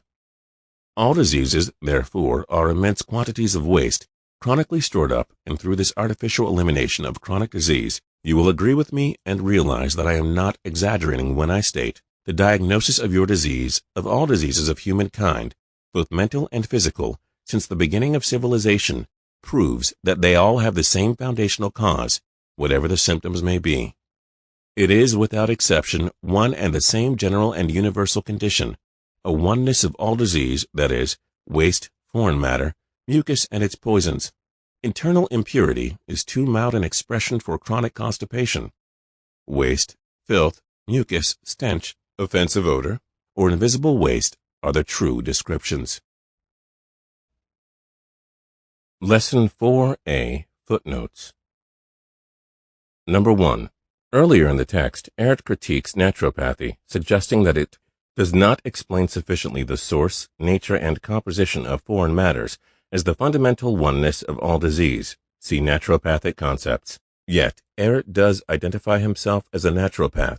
Essentially, he contributes a much-needed perspective to the discipline. Ehret's methods may be viewed as true naturopathy. Number 2. In most cases, liquid should be used during the fast. For full instructions on how to fast safely and effectively, see Fasting Lessons Part 1 through 4. Number 3. Not only is fasting until the tongue is free of mucus dangerous, but depending upon the quantity of your internal uncleanliness, it can be near impossible early in your transition. Number 4. The magic mirror can be a very helpful and enlightening tool to understand and use, yet it is important to put it into its proper perspective and not obsess over it. As Ehret says, your goal should not be to try to fast all of the mucus off your tongue at once. It takes years, perhaps decades, to totally clean the body to the point where your tongue will not secrete excess mucus. Yet, the magic mirror can remind us that our body is one whole organism, and not merely a collection of unrelated parts. In Western society, we have been conditioned to think about the body as a bunch of individual parts. Bones, organs, vessels, etc. can become compartmentalized in our consciousness. Yet, the mucus that is secreted from your tongue is the same that is being secreted along the walls of your stomach, intestines, and colon. Your entire digestive tract may be viewed as one long, continuous tube that goes from your mouth to your colon. Many people wonder why they end up with a mouthful of mucus after eating fruit. This causes some to erroneously believe that the fruit is causing the mucus. Now, you may understand that the astringent properties of the fruit are pulling on the mucous membrane and causing the release of excess mucus. If your body is encumbered with waste, then the release of mucus in this way is necessary. Yet, as you rid your body of mucus, this kind of elimination happens less and less.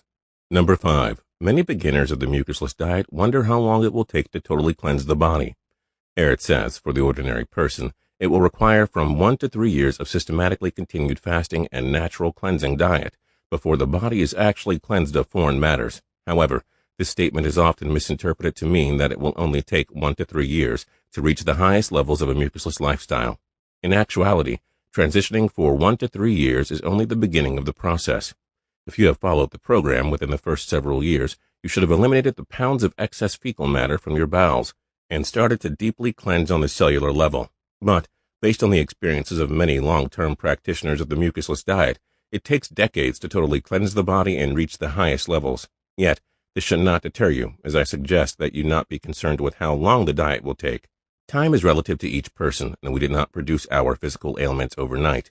We must make compensation for the past, and it will take time. The key is to keep transitioning. The Formula of Life. Lesson 5. The Secret of Vitality. V equals P minus O is the formula of life, and at the same time, you may call it the formula of death. V stands for vitality.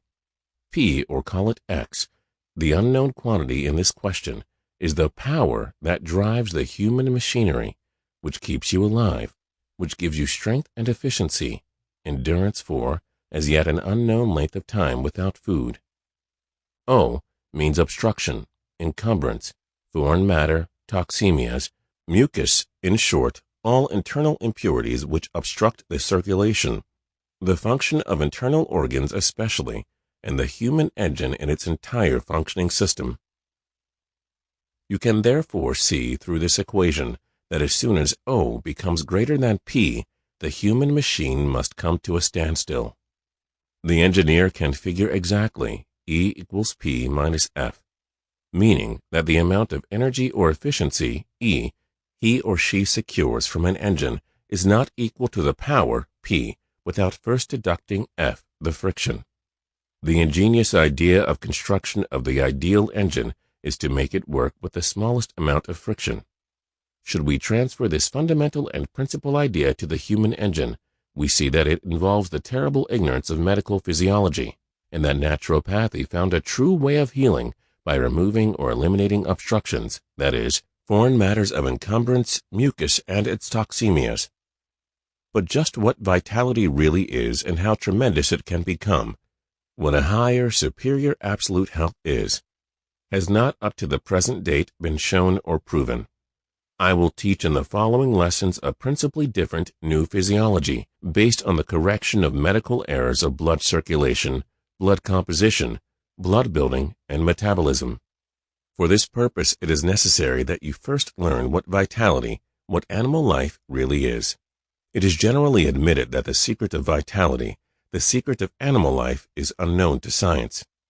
It will surprise you when shown the truth through a simple, natural enlightenment, and you must admit at once that it is the truth.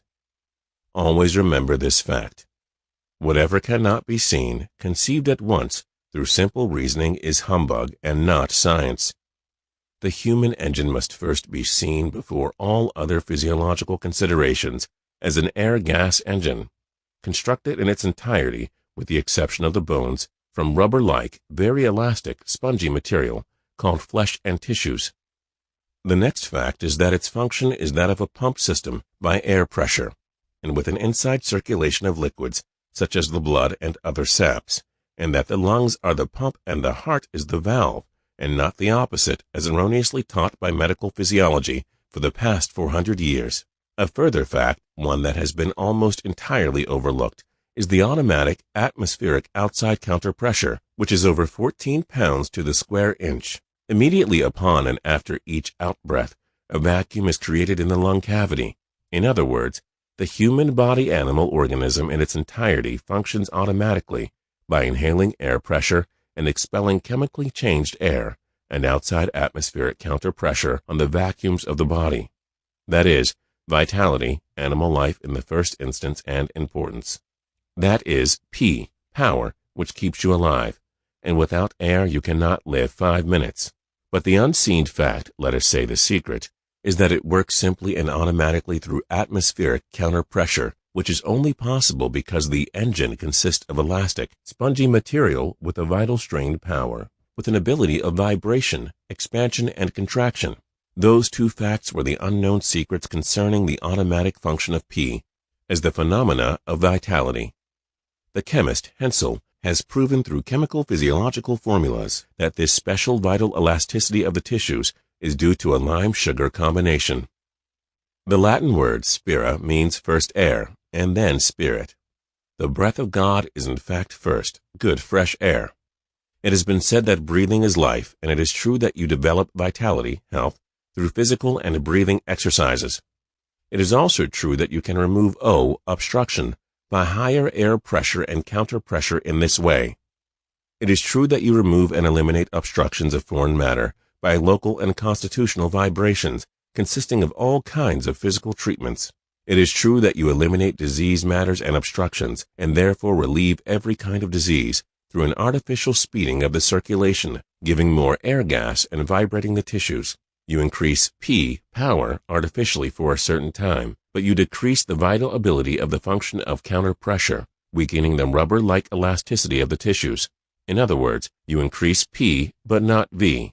To the contrary, this is done and can be done only at the expense of V. You know from experience what happens to a rubber band continually stretched or overexpanded. It loses its elasticity. You relieve diseases, but you slowly lower vitality, particularly of the especially elastic and spongy important organs of the lung, liver, kidney, etc. You relieve but do not heal diseases perfectly. You lower vitality just so long as you loosen, remove, and eliminate obstructions exclusively through political means, agents, and just so long as you do not stop the supply, the taking in of waste, of obstruction by wrong mucus forming, that is, disease building, unnatural foods. You lower vitality. Would anyone attempt to clean an engine through a continually higher speed and shaking? No. You would first flush with a dissolving liquid and then change your fuel supply. Should it be a steam engine, the obstruction through waste being caused through the coal only partly burning. This involves the problem of dietetics, which culminates in the solution of these questions over its history. Which are the best foods? Meaning, which foods give the most energy, endurance, health, and increased vitality? Or which foods are the basic cause of diseased conditions and growing old? What is the essence of life, of vitality, breathing exercise, activity, a perfect mind, or right food? My formula, the equation shown in the heading, gives the enlightening answer and solves the problem in its entire mystery. Decrease O first by decreasing quantities of food of all kinds, or even food entirely, fast, if conditions tell you. Second, stop or decrease at least, by all means, obstruction-causing, mucus-forming foods, and increase dissolving, eliminating, obstruction-removing foods, and you increase P, meaning a more unobstructed function of P, of air pressure, of the infinite, inexhaustible power source. In other words, the problem of vitality and animal life functioning at all consists of unobstructed, perfect circulation by air pressure, and of a vital elasticity of the tissues through proper food as the necessary counter-pressure for the function of life. P is infinite, unlimited, and practically the same everywhere, and on every body continually the same. But its activity slows down in the tempo, speed, as you accumulate obstructions, as you overeat and eat wrongly, lowering the automatic counter-pressure of the tissues. You may now see that vitality does not depend immediately, directly, and primarily from food or from a right diet. If you eat too much of the best ones, especially in a body full of wastes and poisons, it is impossible for them to enter your bloodstream in a clean state and become efficiency-giving vital substances. They are mixed with and poisoned by mucus and autotoxemias and actually lower vitality. They increase O instead of P. You now see, and you may realize very deeply, that it is worthless to figure food values with the intention of increasing P or V, as long as the body is full of O. This problem is solved by my system, consisting of periodical minor fasting, alternating with cleansing, not nourishing, mucusless and mucus-poor menus. Not as wrongly done with the idea that V is directly increased on a sick person through feeding clean food. Remove O through intelligent, personally prescribed menus. P increases automatically after a fast through its unobstructed function. You can now realize how wrong and insufficient it is for people to think that all there is to the mucusless diet is knowing the right foods. Here, then, is the cause why so many fasting, fruit diet, etc. cures fail. The inexperienced layperson always comes to the death point. In other words, he or she removes O too rapidly, too much at once, and feels fine for a while. The dissolving process goes deeper. O increases, they feel terribly weak, fall back on wrong diet, and thus this wrong diet stops the elimination of more obstructions, feels well again, blames the food for their weakness, and sees the wrong food as the food of vital efficiency. They lose their faith and tell you in all sincerity, I have tried it, but it is wrong. They blame the system, entirely ignorant regarding it, when they alone are to blame. Here is the stumbling block even of other diet experts and naturopaths experimenting in dietetics. Lesson 7 will divulge this secret. Some have had more experiences, but very few think as I do that vitality, energy, and strength are not derived from food at all. They believe it is acquired through sleep, etc. What I have learned and what I know through years of experimenting, and what I have actually demonstrated, can be found in my book, Rational Fasting, but briefly stated it is this. First, vitality does not descend primarily and directly from food, but rather from the facts of how far and how much the function of the human engine is obstructed, braked, by obstructions of mucus and toxemias. Second, removing O by artificially increasing P and shaking, vibrating tissues through physical treatments is done at the expense of V, vitality. Third, vital energy, physical and mental efficiency, endurance, superior health by P, air and water alone are tremendous, beyond imagination as soon as P works and can work without O, without obstruction and friction in a perfectly clean body. Fourth, the limit of going without food and before solid food is necessary under such ideal conditions is yet unknown. Fifth, the composition of P, besides air, oxygen, and a certain quantity of water steam, increases, but only in a clean body, by the following other agents from the infinite: electricity, ozone, light, especially sunlight, and odor, good smells of fruits and flowers. Further, it is not impossible that under such clean, natural conditions, nitrogen of the air may be assimilated. In the following lesson, I teach you a new but true physiology of the body, which is necessary to know in order to understand why and how the mucusless diet healing system works in its complete perfection. And for this purpose, it was first necessary to lift the veil from the secret, from the mystery of vitality. Lesson 5. Footnotes. Number 1. Dr. Julius Hensel, 1844 through 1903, was a pioneering agriculturalist, chemist, and author of Bread from Stones and Life, Its Foundations and the Means for Its Preservation, a Physical Explanation for the Practical Application of Agriculture, Forestry, Nutrition, and the Functions of Life, Health and Disease, and General Welfare, the latter of which is quoted by Ehret in Lesson 8 of the Mucusless Diet Healing System. Number 2. The word spirit is from the mid-13th century, first meaning the animating or vital principle in man and animals, the Old French esprit, and from the Latin spiritus, meaning soul, courage, vigor, breath, related to spirare or spiro, meaning to breathe. Number 3. Ehret offers the equation vitality equals power minus obstruction as an eloquent solution to the most injurious dietetic and physiological paradox in history, the belief that our body needs to consume so-called nutritious materials that will ultimately promote its death. He criticizes many commonly held theories of metabolism, protein, and nutrition, and offers new physiological explanations derived from experimenting with his mucus theory.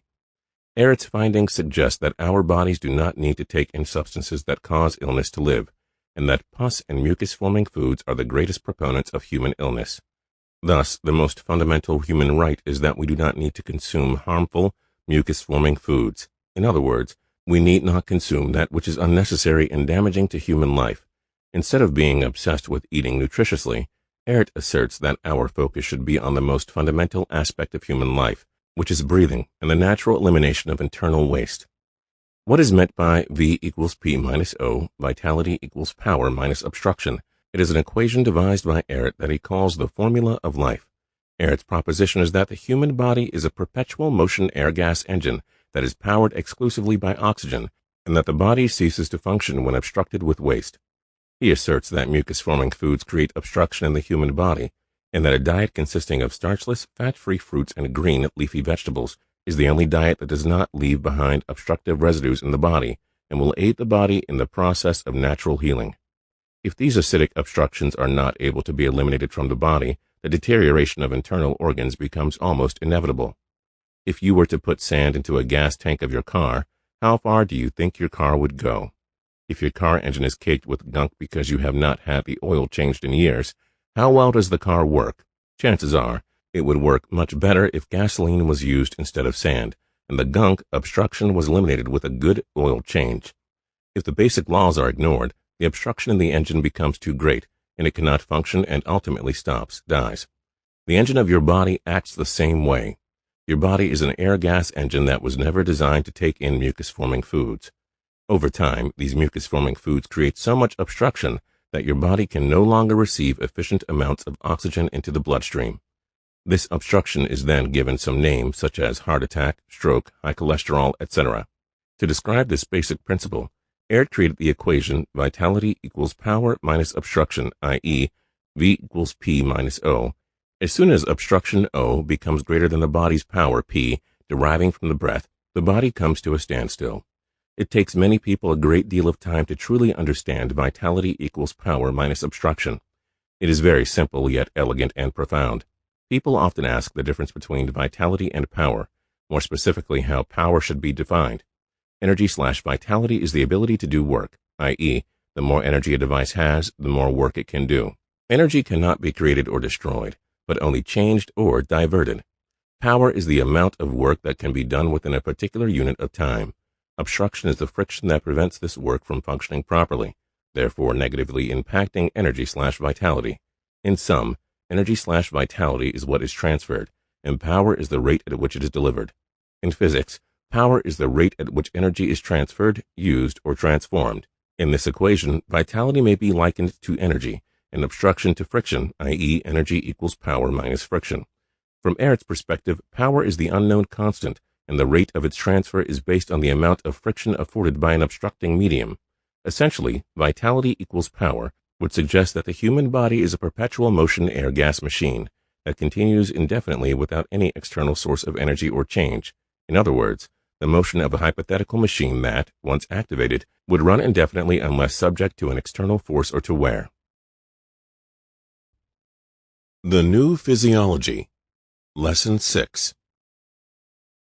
As you now know what vitality is and how simply animal life functions automatically by air pressure and air counterpressure, on fish, etc., it acts exactly the same by water instead of air.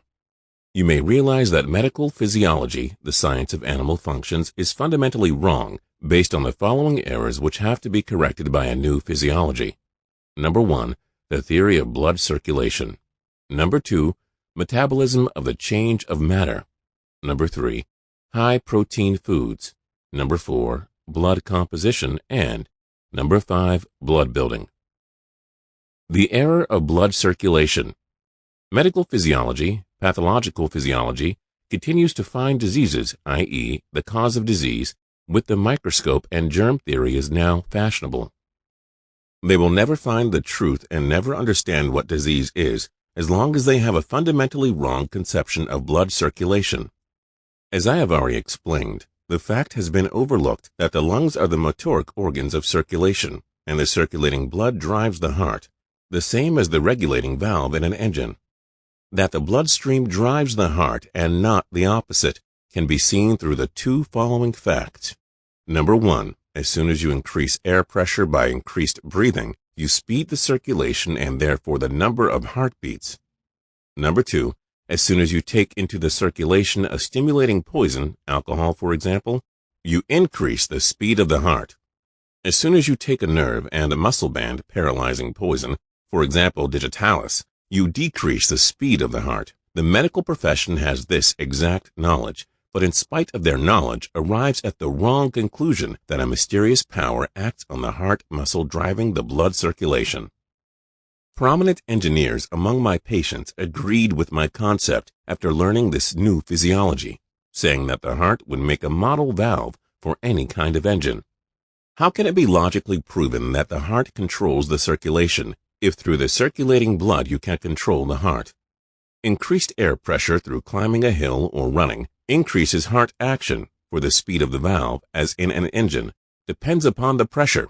30 years ago, a Swiss expert of physiology, although a layperson, demonstrated evidentially with animal experiments that a circulation as taught by physiology and as originated by Professor William Harvey in London 400 years ago does not exist at all. Of course, no attention was given by medicine to his demonstrations. How can a science be erroneous? Metabolism. Metabolism, or the science of the change of matter, is the most absurd and the most dangerous doctrine teaching ever imposed on humankind. It is the father of the wrong cell theory and of that most erroneous albumin theory, which will kill and stamp out the entire civilized Western world if its following is not stopped. It will kill you, too, someday, if you fail to accept the truth that a continual albumin replacement is unnecessary, and that you cannot gain vitality, efficiency, and health by protein as long as your human engine has to work against obstructions, which are in fact the cause of death of all humankind of the Western civilization.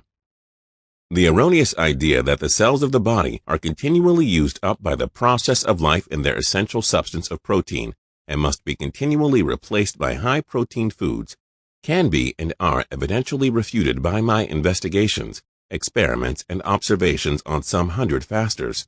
The facts are as follows, and you will again see that it is just as I teach and as I have experienced. What medicine calls and views as metabolism is the elimination of waste by the body as soon as the stomach is empty. Medicine actually believes that you live from your own flesh substance as soon as you are fasting. Even Dr. Kellogg believed that the vegetarian becomes a meat eater when he or she fasts, and naturopathy has taken over, more or less, in principle these medical errors.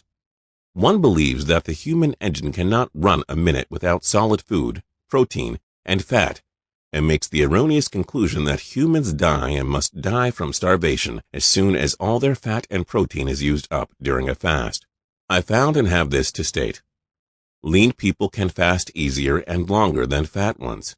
The Hindu fakir, consisting of skin and bones, the leanest type in existence, can fast the longest time and without suffering. Where is there any using up of the body in this instance? I further found that the cleaner the body from waste, mucus, the easier and longer one can fast. Therefore, a fast has to be prepared for by an eliminating and laxative diet. My world record of watched fasting of 49 days could be done under the conditions imposed only after using a strict mucusless diet during a long period of time.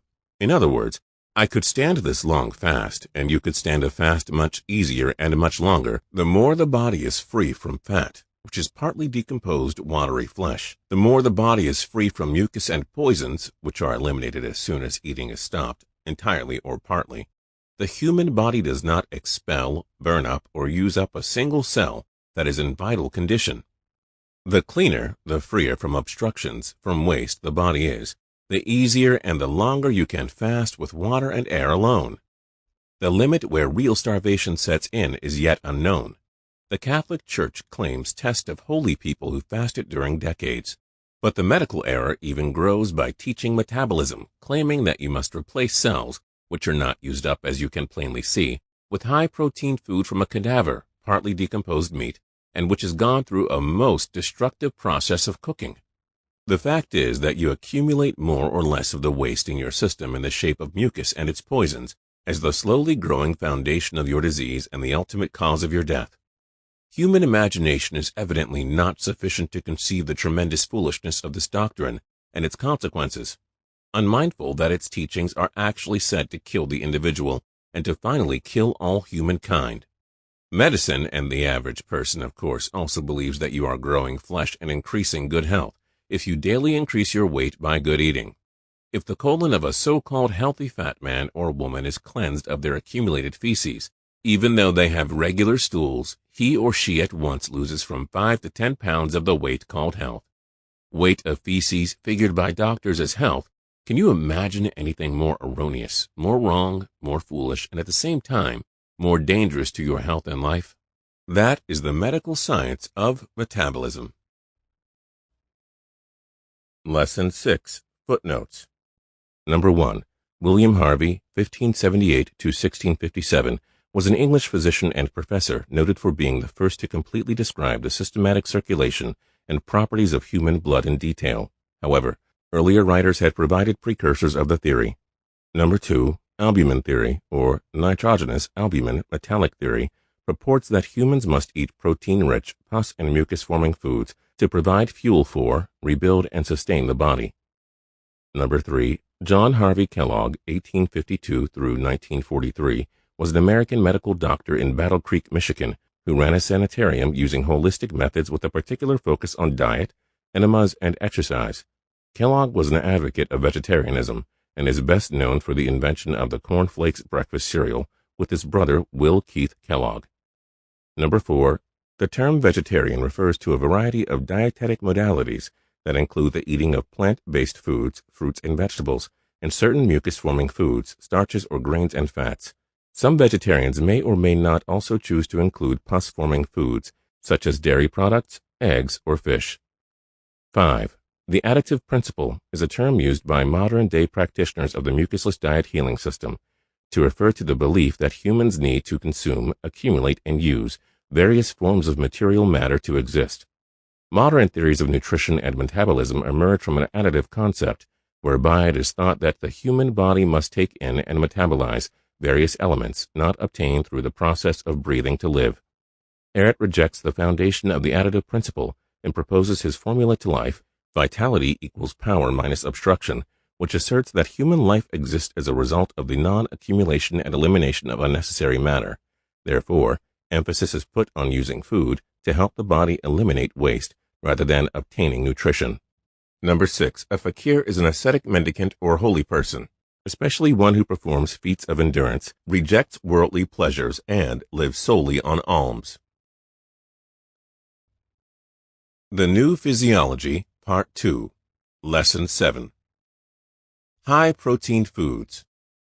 When the movement for naturopathy and the meatless diet began in the 19th century, medical scientists were endeavoring to prove by mathematical figures that physical and mental efficiency have to be kept up through daily replacement of protein, with a certain quantity for the average human. In other words, it became fashionable, a mania, to suggest and do exactly the opposite of nature's laws whenever a person felt weak, tired rapidly, or became exhausted or sick in any way. You know now, through Lesson 5, the source of vitality and efficiency. You also now know that the strength of a sick body can be increased when foods are not eaten, especially protein. High-protein foods act as stimulation for a certain time because they decompose at once in the human body into poison. It is a commonly known fact that any kind of animal substance becomes very poisonous as soon as it enters into oxidation with air, especially at a higher temperature as exists in the human body. The learned have gone so far as to prove that humans belong biologically in the class of meat-eating animals, while the descendant theory proves that they belong to the ape family, who are exclusively fruit eaters. You can see how ridiculous, contradictory so-called science is. The fundamental fact and truth of why the grown man or woman does not need so much protein as the old physiology claims is shown in combination of mother's milk, which does not contain over 2.5 to 3% protein, and nature builds up with that the foundation of a new body. But the error goes further than that in their endeavor to replace something that is not destroyed, not used up, not consumed at all. As you learned in the previous lesson about the medical era of metabolism, the physiology has a principally wrong conception of change of matter because these experts, the founders of such kind of science, lacked all knowledge of chemistry at all, and organic chemistry especially. Life is based on a change of matter in the meaning of physiological chemical transformation, but never on the absurd idea that you must eat protein to build, to grow, protein of muscles and tissue. Most certainly not, for instance, is it necessary that a cow must drink milk to produce milk.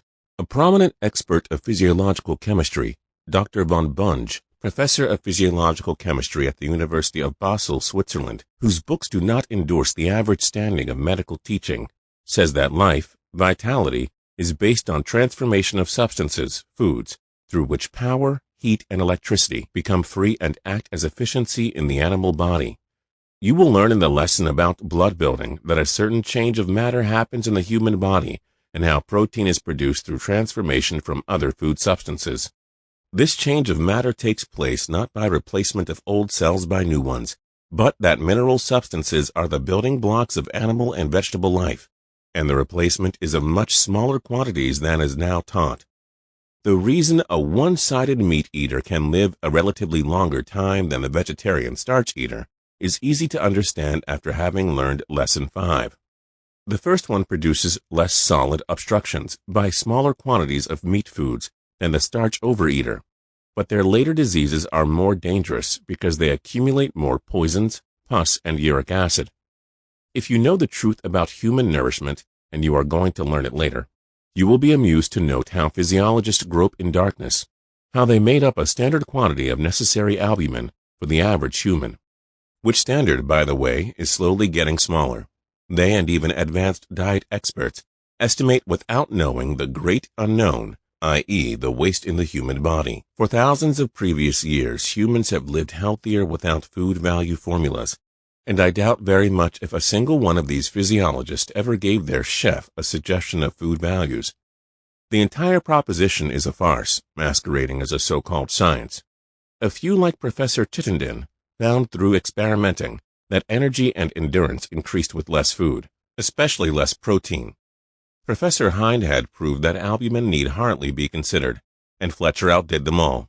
He lived on one sandwich a day, curing his so-called incurable disease, and developed a tremendous endurance. After I had overcome all fears to the fatal consequences that would befall me if I failed to adhere strictly to scientific protein necessities, I found, experienced, and demonstrated the hitherto unknown and unbelievable fact that in the clean, mucus-free, and poison-free body, these foods poorest in protein, fruits, develop the highest energy and an unbelievable endurance. If nitrogen, the essential part of protein, is an important factor to keep the human machine running, if vitality depends at all on nitrogen, then it seems to me that under these ideal conditions, nitrogen is assimilated from the air. Food from the infinite. Power as a source of nourishment. What tremendous possibilities! I suggest that you read Lesson 5 over again, and you will realize these two facts. Number 1. The truth about human nourishment is still a book with 7 seals to all humankind, all so-called diet experts and scientific experts included. Number 2. The error of high-protein foods as a necessity of health, taught and suggested by medical doctrines to humankind, is in its consequences and in its effect just the opposite of what it should be. It is one of the main and general causes of all disease. It is the most tragic phenomena of Western degeneration. It produced at the same time the most dangerous, most destructive habit of gluttony. It produced the greatest madness ever imposed on humankind, that is, to endeavor to heal a disease by eating more, and especially more high-protein foods. It is beyond possibility to express in words what the error of high-protein foods means. Let me remind you that the field of medicine claims as its father the great dietitian Hippocrates, who said, "The more you feed a sick person, the more you harm him. Also, your food shall be your remedies, and your remedies your food." When we allow the body to become clogged with mucus and other foreign obstructions such as calcium, phosphates, and similar waste materials, we may expect to have high blood pressure overburdening the heart in its efforts to keep the bloodstream circulating properly. Lesson 7, Footnotes. Number 1. Ehret refutes the notion of nutrition. From Ehret's perspective, the kind of attention that is paid to nutrition should be focused on the elimination of waste from the body. The word nutrition, circa 1550, derives from L nutritionum, nam nutritio, meaning a nourishing, from nutriere, nourish, to suckle. Here we see that the original notion of nutrition had to do with nourishment, particularly that of a mother nursing her baby, i.e., to suckle. Nurse is also related to nourish. Thus, the original concept of nutrition did not have to do with mathematical figures, which seek to define the way in which elements must be replaced in the body. It was more of a natural concept connected to the means by which a person, especially an infant, sustains him or herself. From an Ehretist perspective, the primary purpose for an infant to consume their mother's milk is to slow down or aid in their own elimination. It may also be observed that infants initially consume only liquids and must be slowly transitioned into solid foods. Contemplating this process may be helpful while learning the principles of the transition diet and fasting. Number 2. This is a very important statement, as it simply and elegantly shows how wrong it is to think that we must eat dead animal flesh or drink animal milk to create human flesh. What cow needs to drink milk to produce milk? What cow eats dead animal flesh to produce its own beef? Cows are herbivores and will only eat grass if in the proper environment. Also, many primates will live on fruits only or fruits and herbs, if in the correct environment. Many of these animals are not small, weak, or deficient in any way. Number 3. Russell Henry Chittenden, 1856 through 1943, was an American physiological chemist and professor. He is known for having conducted pioneering research in the biochemistry of digestion and was a founding member of the American Physiological Society in 1887. Number 4. Mikkel Hindhead, 1862 through 1945, was a Danish physician and nutritionist, born on the farm of Hindhead, outside of Ringkøbing on the Danish west coast. He was the manager of the Danish National Laboratory for Nutrition Research in Copenhagen, 1910 through 1932, and food advisor to the Danish government during World War I. In his research, he challenged prevailing theories about the amount of protein humans need to eat, and, as a practitioner, he recommended eating less meat and more plant-based foods. Number 5. Horace Fletcher, 1849 through 1919, was an American health food enthusiast of the Victorian era, nicknamed the Great Masticator, from his strong arguments that every bite must be chewed about 100 times per minute before being swallowed. He and his supporters advocated the practice of Fletcherizing, that is, chewing each bite numerous times, as well as a low-protein diet. See Ehret's discussion of Fletcherism. Number 6. Book with 7 seals, is a phrase that refers to or suggests some kind of secret esoteric knowledge that is not easily accessible or understood by humans. 7 seals is a phrase originally used in the book of Revelation of the Bible, which refers to 7 symbolic seals that secure the book or scroll that John of Patmos saw in his revelation of Jesus Christ. The opening of the seals of the apocalyptic document occurs in Revelation chapters 5 through 8. The New Physiology, Part 3, Lesson 8. Blood composition. The logical consequence of the first 3 errors of the old physiology is the problem of composition of human blood as not only what it should be, but also as a fact of scientific examination. The error is so great that it borders on insanity. The problem is this: are the white corpuscles living cells of vital importance to protect and maintain life, to destroy germs of disease, and to immunize the body against fever, infection, etc., as the standard doctrines of physiology and pathology teach? Or are they just the opposite: waste, decayed, undigested, unusable food substances, mucus, pathogens, as Dr. Thomas Powell calls them? They are indigestible by the human body, unnatural, and therefore not assimilated at all. Are they, in fact, the waste from high-protein and starchy foods, which the average user, mixed eater of Western civilization stuffs in their stomach 3 times a day? Is what I call mucus the foundational cause of all diseases? Pathology proves that by saying that the white blood corpuscles are increased in case of disease, and physiology says they increase during high digestion in the healthy body, and that they are derived from high-protein foods. This teaching is absolutely correct and the logical consequence of the error of high-protein foods. Medical science sees and must see it as normal conditions of health, and that the non-sick must have these white blood corpuscles in their circulation because everybody has them.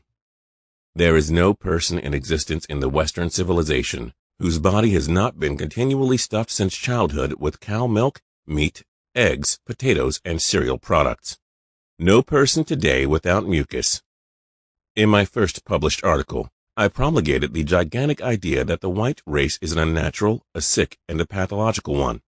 First, the colored skin pigment is lacking in coloring mineral salts. Second, the blood is continually overfilled by white blood corpuscles, mucus, and waste with white color. This is the reason for the white appearance of the entire body. The skin pores of the white people are constipated by white, dry mucus. Their entire tissue system is filled up and filled out with it. No wonder that they look white and pale and anemic. Everybody knows that an extreme case of paleness is a bad sign. When I appeared with my friend in a public air bath, after having lived for several months on a mucusless diet with sunbaths, we looked like Indians and people believed that we belonged to another race. This condition was doubtless due to the great amount of red blood corpuscles and the great lack of white blood corpuscles. I can notice a trace of paleness in my complexion the morning after eating 1 piece of bread. This is not the place to bring up all of the arguments against this terrible error about the nature and function of the white blood corpuscles, believed erroneously by medical science. Anyone desiring a real scientific proof of this may read Dr. Thomas Powell's Fundamentals and Requirements of Health and Disease, published in 1909, a few years after my mucus theory was published in Europe, and later translated into English in 1913 as Rational Fasting and Regeneration Diet, neither of us knowing anything regarding each other's publication. Dr. Powell teaches in principle the same as I do, so far as the cause of all diseases, the white corpuscles, and all these medical errors are concerned. The only difference being that he calls pathogen what I call mucus. In the method of elimination and diet, however, I differ principally and entirely from him. But even in the composition of the red blood corpuscles, the blood plasma et al., the blood serum, and the so-called hemoglobin, medical science lacks perfection. The 2 most important facts for us to know are these. Number 1, the first is the much greater importance and vital necessity of iron in the human body. Number 2, the second is the presence of sugar stuff in the blood. The great expert of physiological chemistry and mineral salts theory founder Hensel says in his book Life, iron is chemically veiled in our blood. Doctors could not find it through their lack of knowledge in chemistry. On page 36 of the same book, he says, in our blood albumin is a combination of sugar stuff and iron oxide, but not to be found or recognized, discovered, in such a way that neither the sugar nor the iron can be found by ordinary chemical tests. The blood albumin must be burned first to make the test perfect. I presume that the truth and importance is this. The red color of blood is the most characteristic quality of this quite special sap, and is due to iron oxide rust. Therefore, it is self-evident how important iron is in the blood. Further, the sugar stuff is of high importance besides nourishing quality, as it is an essential part in the perfect blood hemoglobin, which, if in a perfect state, has to become thick, like gelatin, as soon as it comes into contact with the atmospheric air for the purpose of closing a wound. Read in my book, Rational Fasting, my test of a non-bleeding, immediately healing wound, without secretion of pus and mucus, without pain and inflammation. One truth regarding the conditions of the human blood found out by doctors is that acidity is a sign of disease. It is no small wonder that this readily happens with the mixed eater, when they fill the stomach daily with meat, starch, sweets, fruits, etc., all at the same time. Make a personal test if you are not fully convinced, or if you do not care to be so heroic.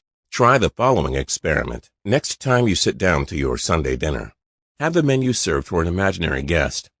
Empty their portion in a cooking vessel using the same quantities as you are eating and drinking yourself. Stir thoroughly. Then cook on an oven at blood heat for not less than 30 minutes.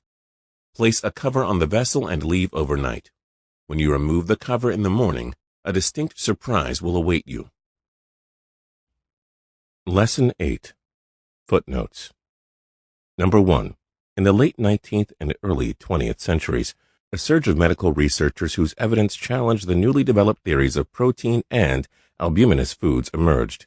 In his book entitled Fundamentals and Requirements of Health and Disease, 1909, Dr. Thomas Powell, M.D., challenges what he calls the nitrogenous food theory.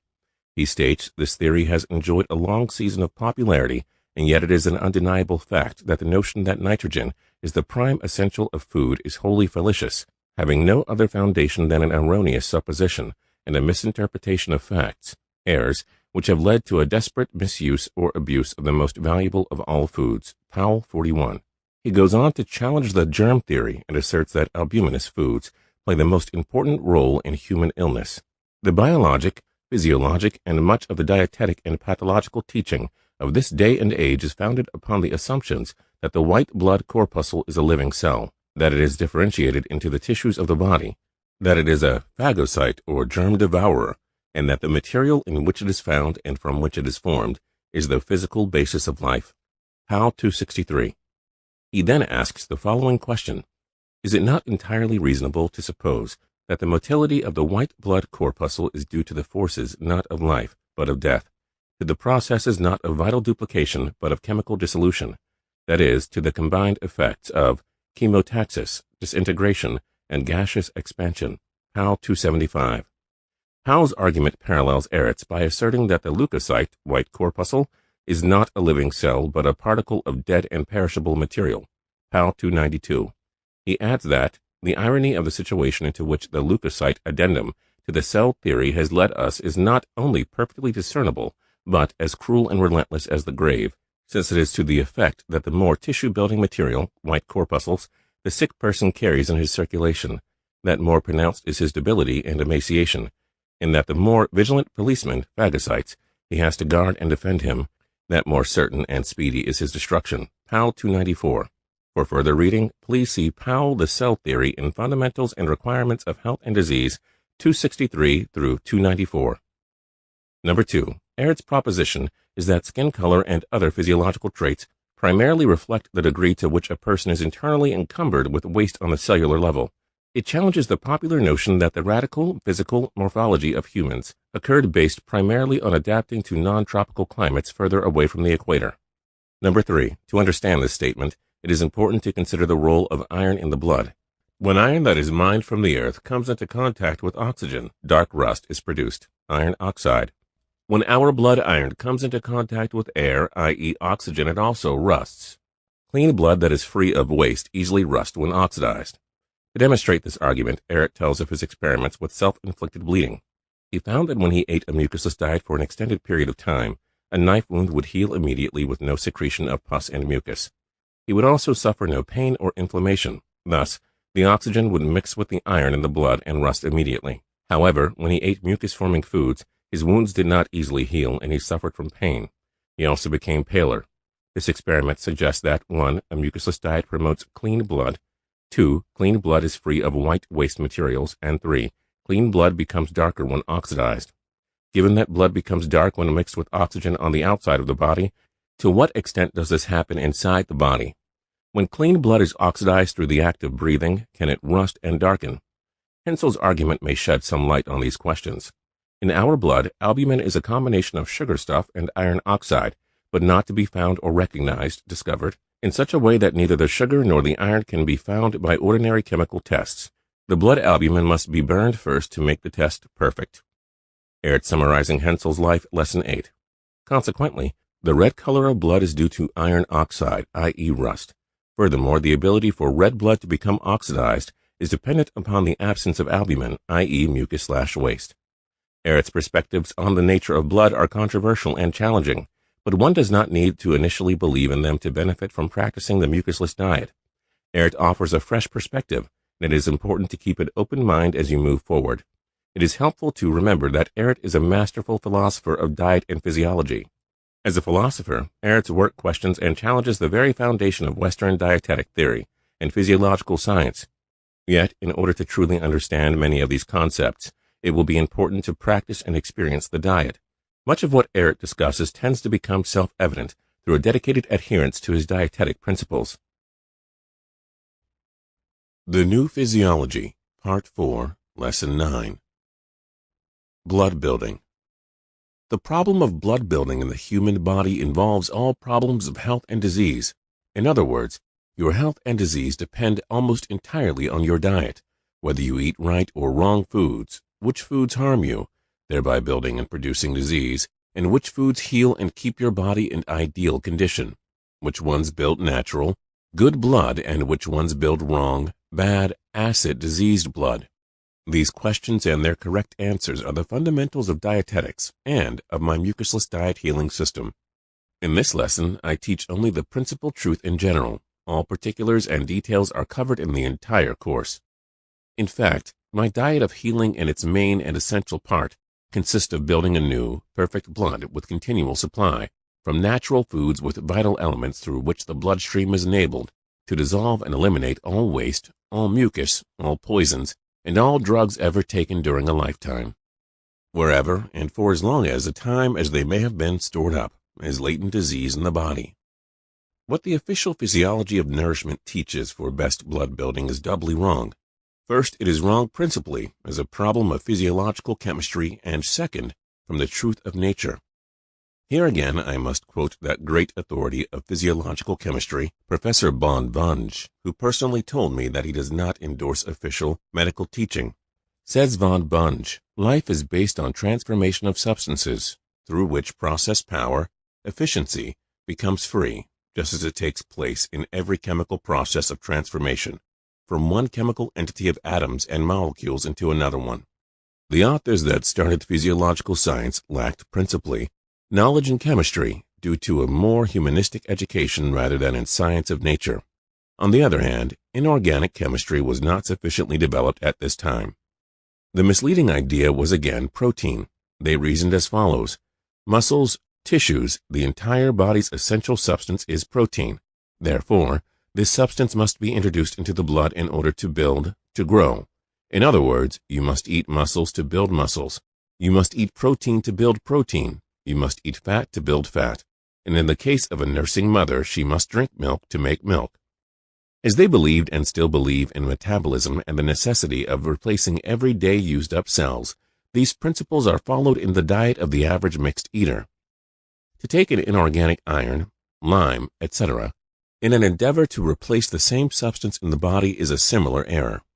The cow builds flesh, tissues, bones, hair, milk, efficiency, and heat, all from grass exclusively. Feeding milk to a cow to increase milk production would be classified as the height of folly, and yet humans do this very thing with themselves. Today, every substance of the human body is chemically analyzed, and doctors dream of perfecting chemically concentrated food substances in the future, making it possible for you to carry your meals in your vest pocket in sufficient quantities to last a couple of days.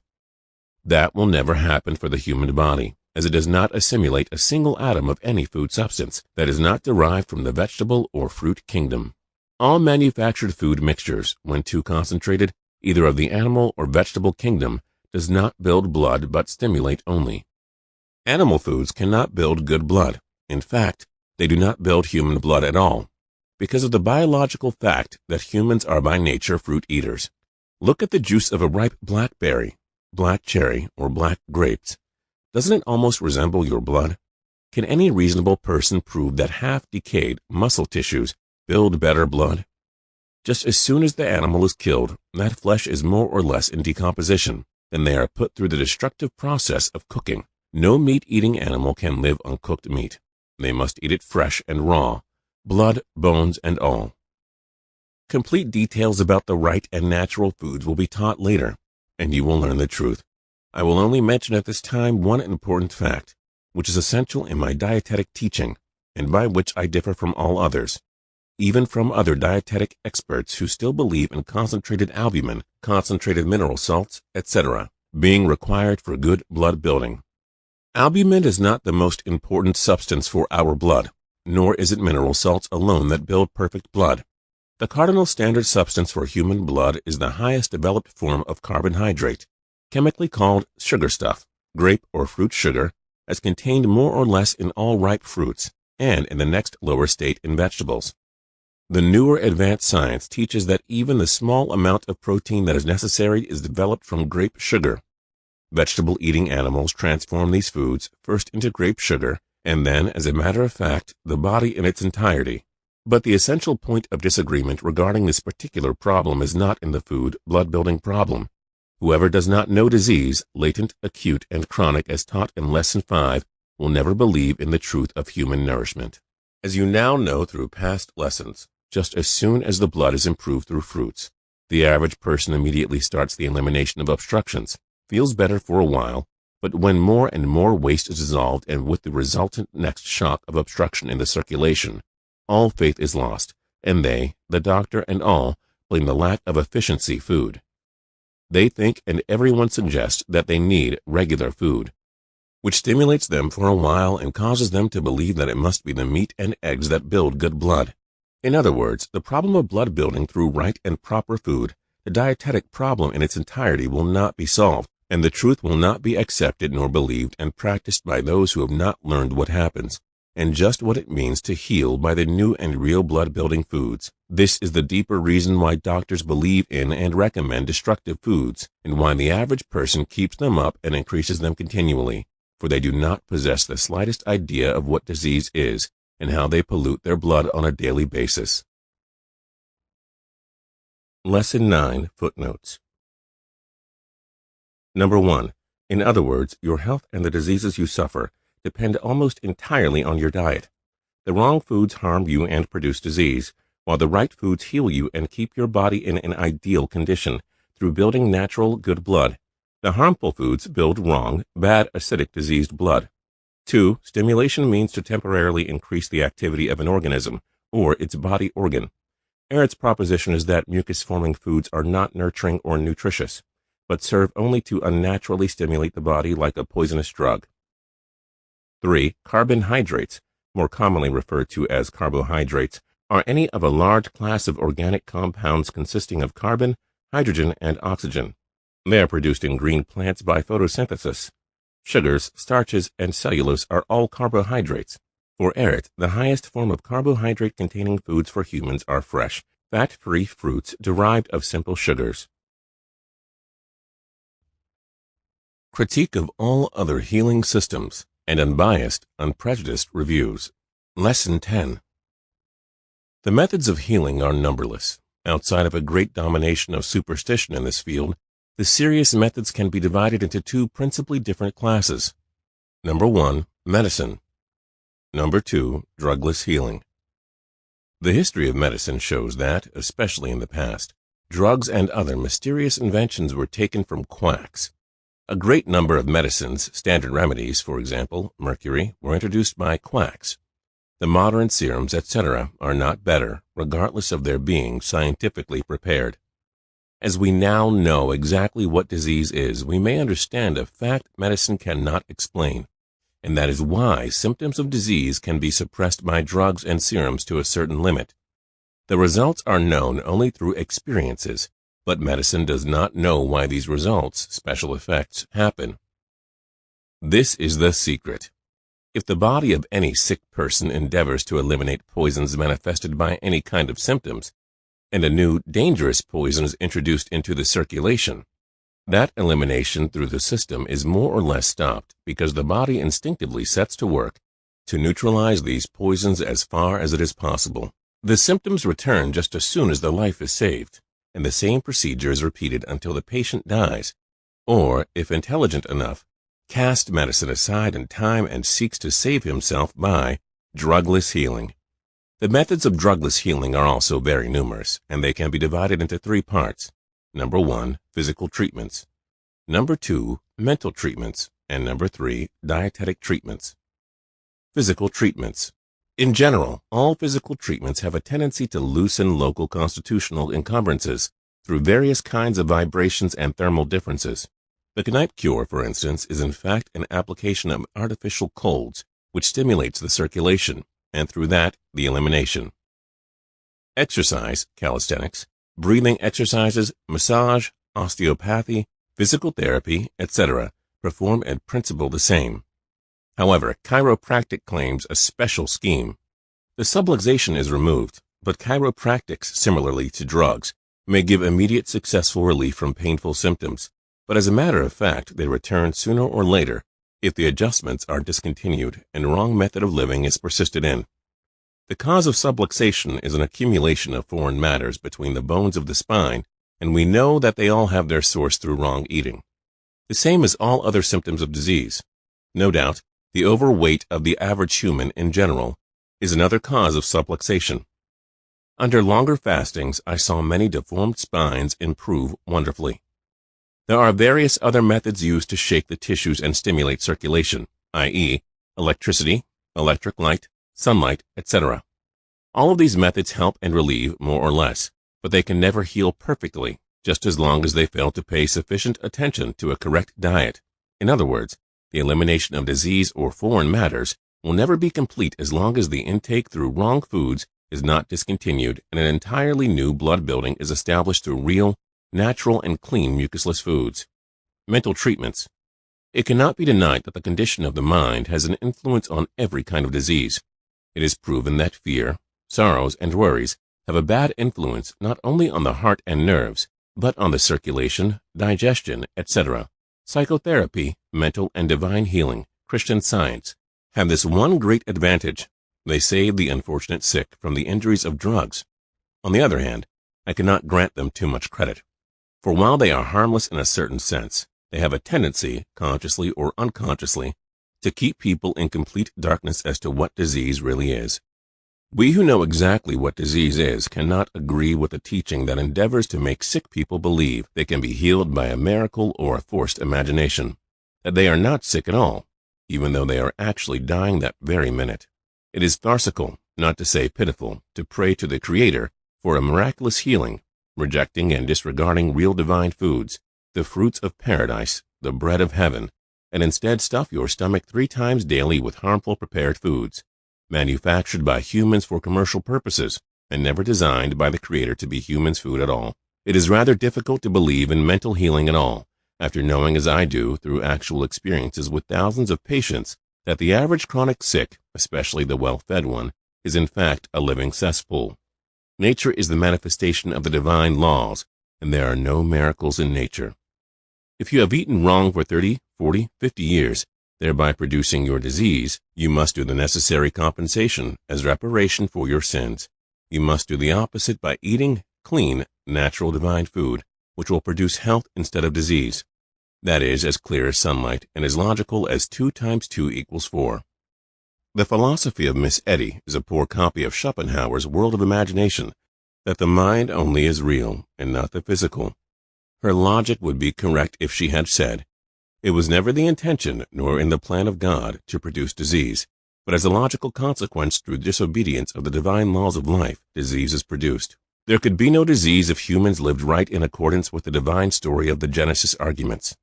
In the light of evolution, we may understand the true meaning of the Lord. Even when he says he will punish and kill them till they come back to him, in plain instead of mysterious words, you and all humankind will suffer and die from disease so long as you fail to return again to the laws of the Creator, to the laws of nature as humans lived in paradise. Practitioners of the mucusless diet healing system should avail themselves of the knowledge already gained and live on mucusless foods, the divine clean food of Genesis, fruits and green leaf vegetables called herbs, so that they may demonstrate the truth as living examples. This will aid the patient to learn and believe the truth as exemplified by you, and free their mind from all wrong and superstitious ideas about disease, as well as from all doubts about the one and only way of real help, the compensation of their disease-producing habits. You must heal, that is, free the patient's brain from all ignorance and lift their mind with the light of truth, so that they may have unshaken faith to follow your advice with enthusiasm. That is the true essential for mental healing. Lesson 10, Footnotes. Number 1. Miss Mary Baker Eddy, 1821 through 1910, was the founder of Christian Science 1879, a controversial system of religious thought and practice adopted by the Church of Christ scientists. She was the author of the movement's textbook, Science and Health with Key to the Scriptures, and the founder of the Christian Science Publishing Society in 1898, which continues to publish a number of periodicals including the Christian Science Monitor, 1908. Number 2. See discussion of Genesis 1, Section 29 in the notes of Lesson 1. Confusion in Dietetics, Lesson 11. In this very important lesson, it's necessary for me to convince you once and for all of the following facts. First, that in food, in diet, lies 99.9% of the causes of all diseases and imperfect health of any kind. Second, that consequently all healing, all therapeutics will continue to fail so long as they refuse to place the most important stress on diet. Third, that what I call mucusless diet and mucus-forming foods divides characteristically all human foods into harmless, natural healing and real nourishing foods, and into harmful, disease-producing ones. Fourth, that all other dietetics are mainly wrong because they lay their stress on food values entirely, whether wrong or not, instead of healing, cleaning, eliminating values, and their efficiency before the healing process is started, going on, or accomplished at all. See Lesson 5. The dietetic problem, what shall humans eat to be healthy or to heal their disease, is, in fact, the problem of life, as little as it is considered or even known as the most important question. Long ago, I coined the following phrase: life is a tragedy of nutrition. The confusion and ignorance regarding what to eat is, in fact, so great that it must be necessarily called the missing link of the human mind. That medical science and even so-called natural therapeutics see dietetics in general as a secondary question of healing is significant. Even the efficiency of a machine depends upon the quality and amount of its fuel.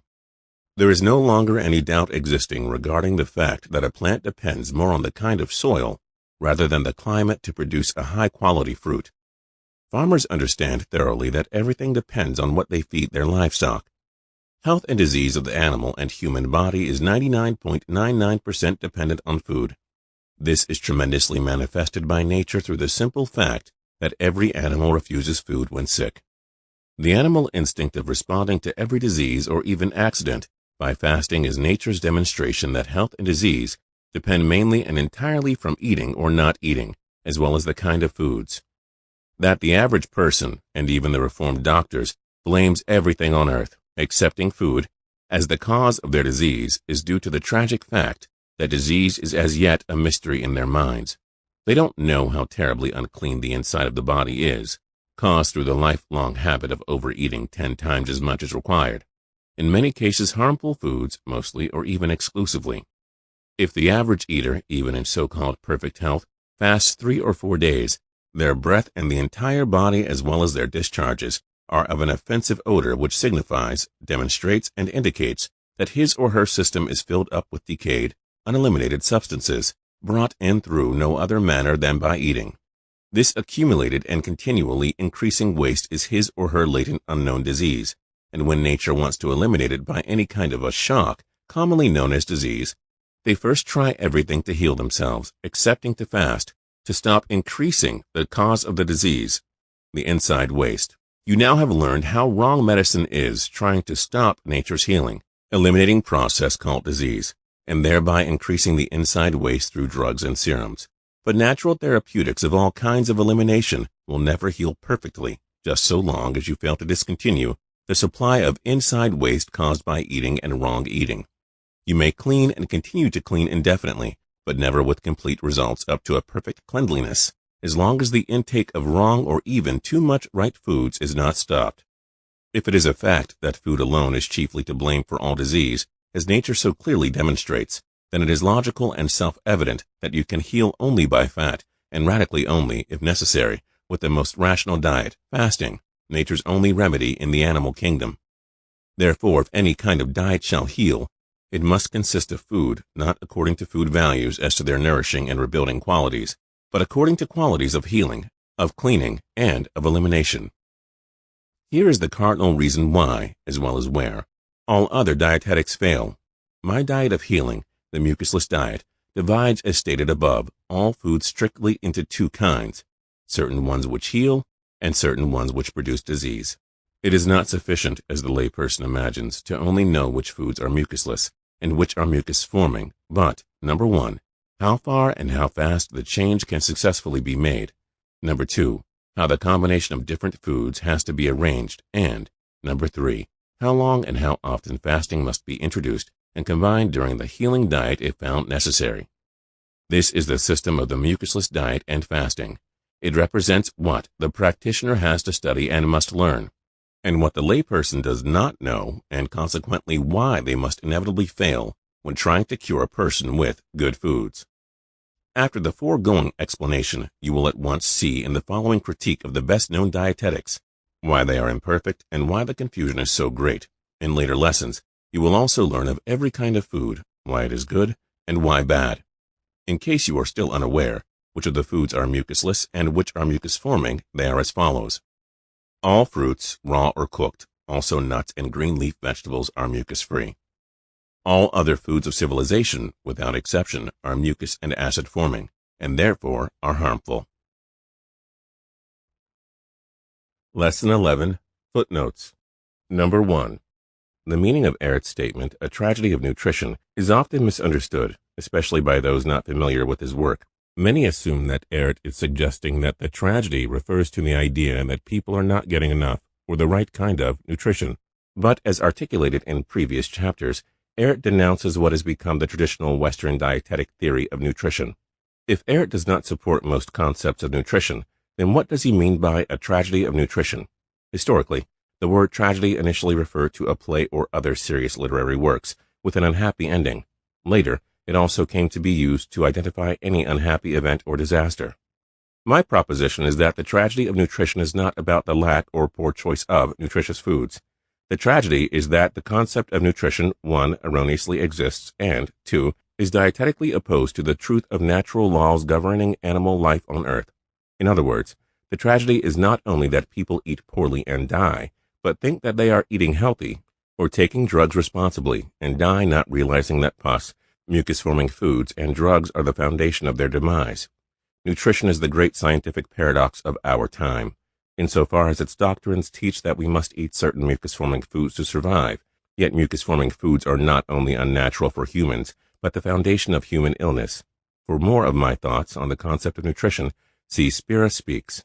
Number 2. This statement often raises questions about what foods are and are not truly mucus-forming. First, the assertion that nuts are mucus-free contradicts what is said later in the book, when they are identified to be mucus-forming. Also, many readers assume that avocados are mucus-free because they are technically a fruit, although avocados are not addressed specifically by Ehret, as they did not become a prevalent salad item until the 1950s.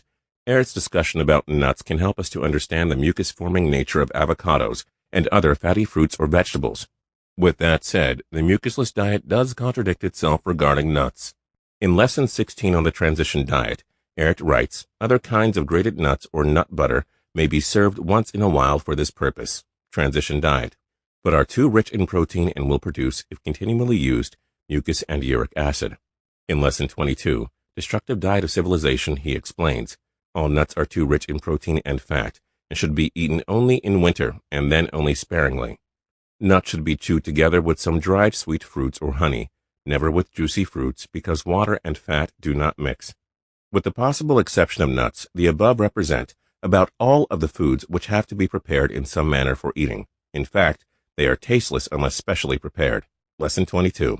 The contradiction arises when Ehret asserts, all fruits, raw or cooked, also nuts and green leaf vegetables, are mucus-free. Lesson 11. To be clear, nuts are mucus-forming. But why was this statement made? There are several explanations for this, but the two main ones are that 1. In comparison with meat, nuts are virtually mucus-free, and 2.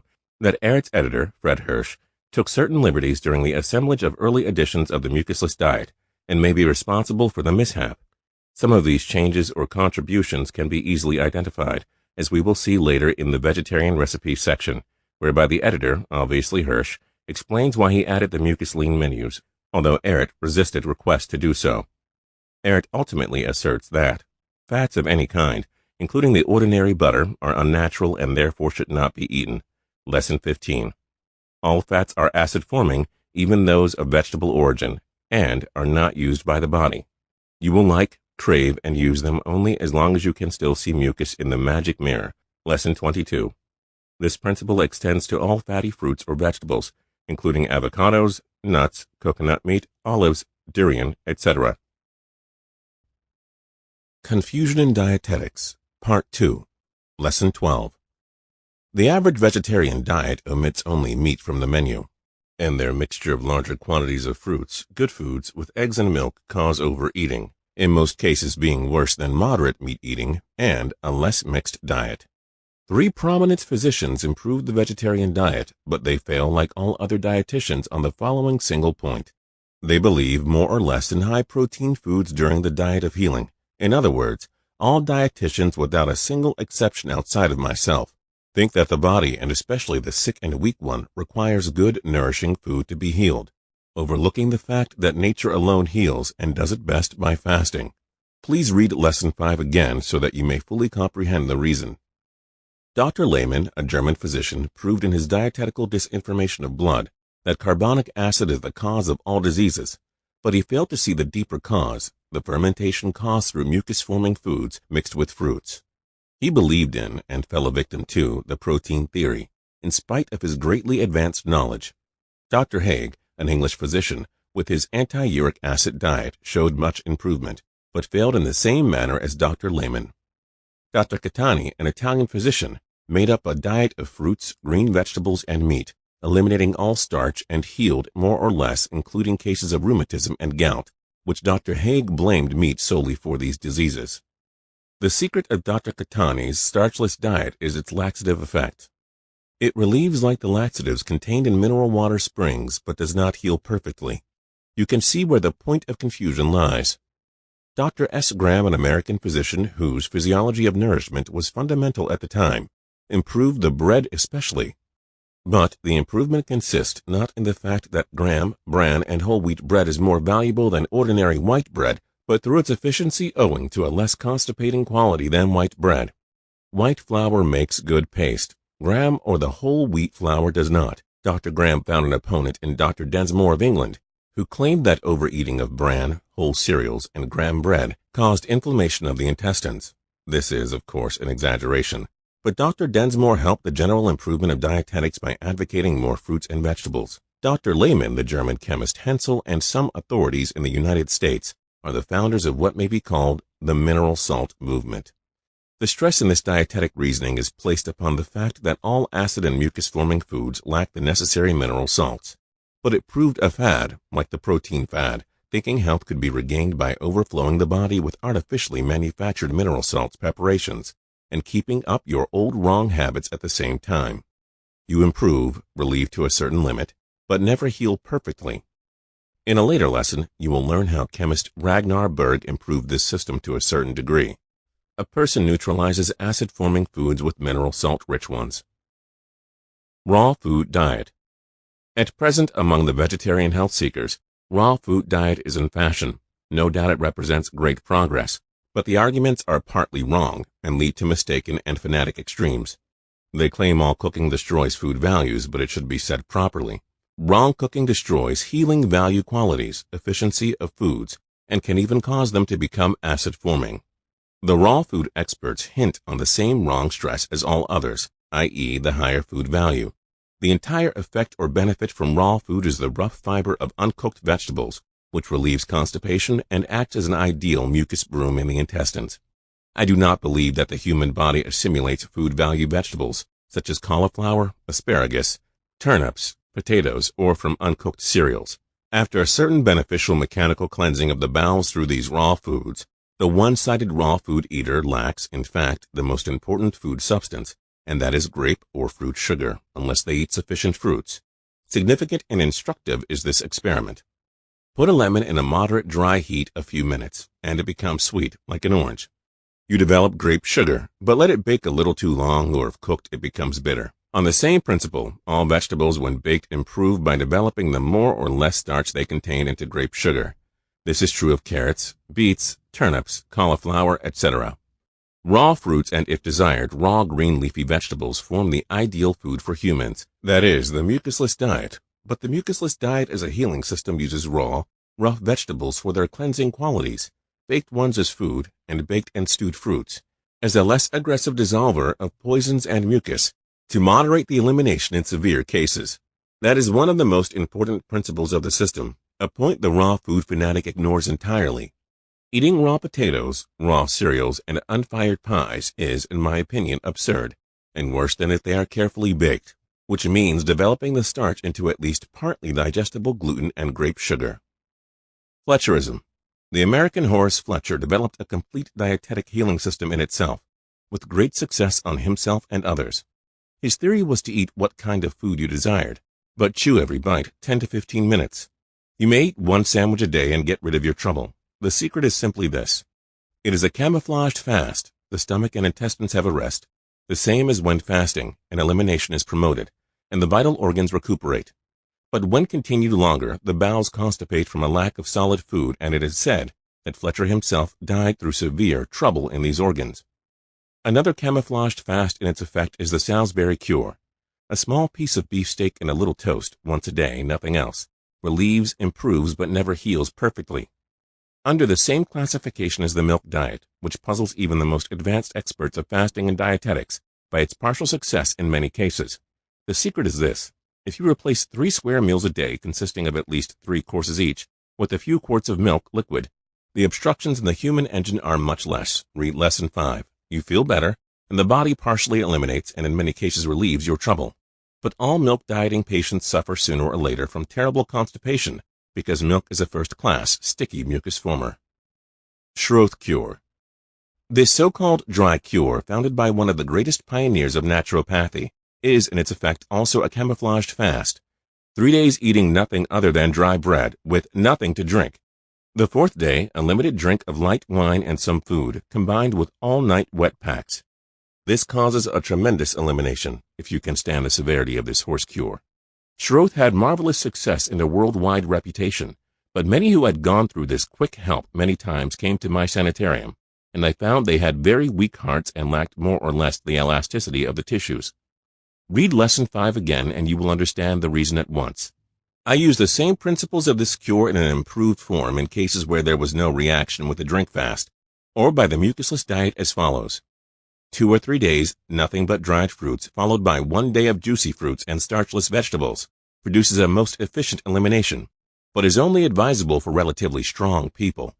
There are hundreds of other dietetic cures on the market, and every once in a while one of them becomes fashionable, from the long fast and fruit fast up to the so-called scientifically prepared mixtures of medical and non-medical dietitians. The average health seeker thinks that there is some special food or special mixture to be eaten for their particular ailment, and he or she tries everything, but always in vain, as long as they do not know or understand that there is one disease, inside dirt, waste, and obstructions, and that these obstructions must and can be eliminated only, and systematically only, by the opposite of disease-producing, mucus-forming foods. That is by the mucusless diet healing system. A mucusless diet consisting of fruits and herbs, meaning green leaf vegetables, considered unfashionable since the time of Moses, that great dietitian and faster. See Genesis. The more we learn about natural laws that rule and govern our health, the less we need fear the destructive onslaught of disease. Only through a mucus-free diet can we expect to eliminate the accumulation of waste and obstructions deposited in the body tissues during a lifetime of wrong eating. Give the body a clean bloodstream, and it will function harmoniously as nature intended it should.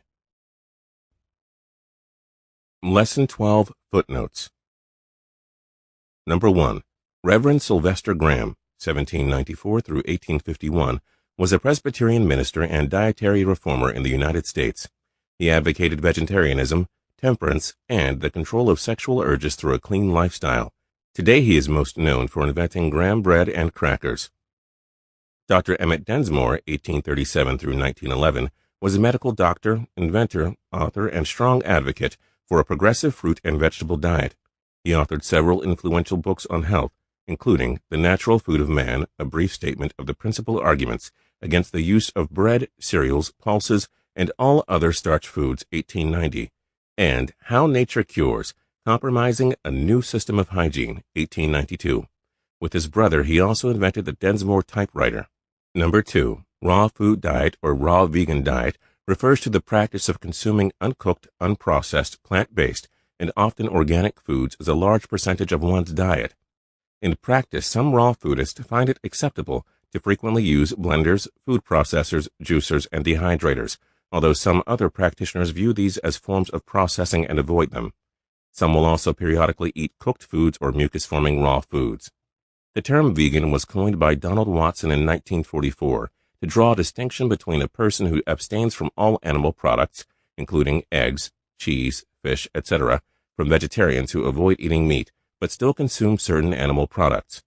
Once all non-plant-based items are eliminated, the mucusless diet becomes by definition vegan.